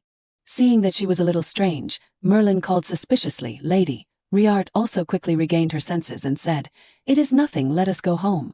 Merlin nodded, yes, I will take her to Capriage. Riart thought as she walked, it will be useless. We will never meet. Indeed, there was a figure standing on this side. Lien grumbled a little angrily, how dare you ignore me? Damn it, I thought I could find you if I came to the Berk area. No, there is still a chance. We will meet at your coming-of-age ceremony. Not knowing how long, the scene returned to Riart's mansion. Riart looked at the rich cake on the table, wondering, and asked, is there anything special today? The father smiled and replied, it is a special day. There is something to congratulate. Congratulations to Riri for winning the award. Riart smiled embarrassedly and said, thank you everyone for the congratulations. I plan to tell everyone myself after going out. The father asked, by the way, I heard you went out with Merlin today. Where did you two go? Riart replied, I wanted to buy a few things. Merlin, can you bring out what we prepared before? Merlin nodded, yes, of course. After the gifts were presented, Riart said, this is a gift for everyone. The father and grandfather were surprised. A gift, is it for us? Riart nodded and replied, yes, I bought them with the prize money from the painting competition. Since it is the first money I have earned, I wanted to use it meaningfully. The two looked at her with touched eyes. Riart then said, "Just open them first." The father was the first to open the gift. He happily praised a red button like the symbol of Birchie. "This is the best gift I have received in many years." The grandfather also said, "I will always wear it, thank you my love." "Michael, do you want to open your gift too?" Michael opened the gift, a little surprised when he saw it. It was a jade brooch. Riart wondered, "Do you like it? I wanted to give you something special." Michael then smiled and replied, "Yes, I like it very much. Wearing this brooch makes me feel like I am looking at the same place with you." But it is a little difficult to put it on myself," Riart suggested. "Let me help you." Michael was happy. "Thank you, Riart." The father and grandfather cursed inwardly. "That cunning old child. He is my son, but he is really hateful." At this time they spoke and said, "Riri, we also have a gift for you." Riart asked in surprise. "For me?" The father nodded. "Of course, we can't just congratulate you with words. This is something that only awakened people can use. If you are in danger, you can transmit your power into this necklace, and we will be able to find you anywhere. Try to transmit your power into the necklace." Riart listened and closed her eyes. "Concentrate the energy of water, focus it here." Quickly she opened one eye. Asked the person opposite, "Did you hear anything?" The father nodded and replied, "Yes, it is the sound that only the people of Birchie can hear." Michael also spoke, "Wherever you are, you will be able to hear us calling from the farthest part of the territory." Riart looked at the chain in her hand and exclaimed, "The sound that only Birchie can hear. It is fascinating," the grandfather added. "Hopefully you will never need to use it. But just in case, always keep it with you." Riart happily replied, "Yes, thank you." "By the way, is the preparation for the coming-of-age ceremony going smoothly?" Grandfather then said proudly, "Of course, everything is going smoothly. Riri, father is sure you will like it. The walls are designed in the style of artisans invited from the royal family, and the pillars have been completely renovated in a temple style to make them even more magnificent. It is your coming-of-age ceremony, but father feels even more excited than you. Father has always thought that if he had a daughter, he would want to prepare a truly grand coming-of-age ceremony for her." Riart was slightly surprised. "A daughter? I have never been cared for like this before, so this is what it feels like to be loved by a father." She bowed her head and said, "It is nothing. I truly appreciate it, Duke." The father laughed and said, "Well, thank you for understanding. By the way, do you know about the process of the coming-of-age ceremony?" Riart replied, "I know it varies from family to family, but I do not know the details." Grandfather explained, "In Birchie, the head of the family will mark you with their blood during the ceremony. When you see the mark, an illusion connected to Birchie's power will appear before your eyes. Remember that illusion carefully." Riart asked, puzzled, "Will it be helpful to me?" The father said meaningfully, "Well, that depends on you."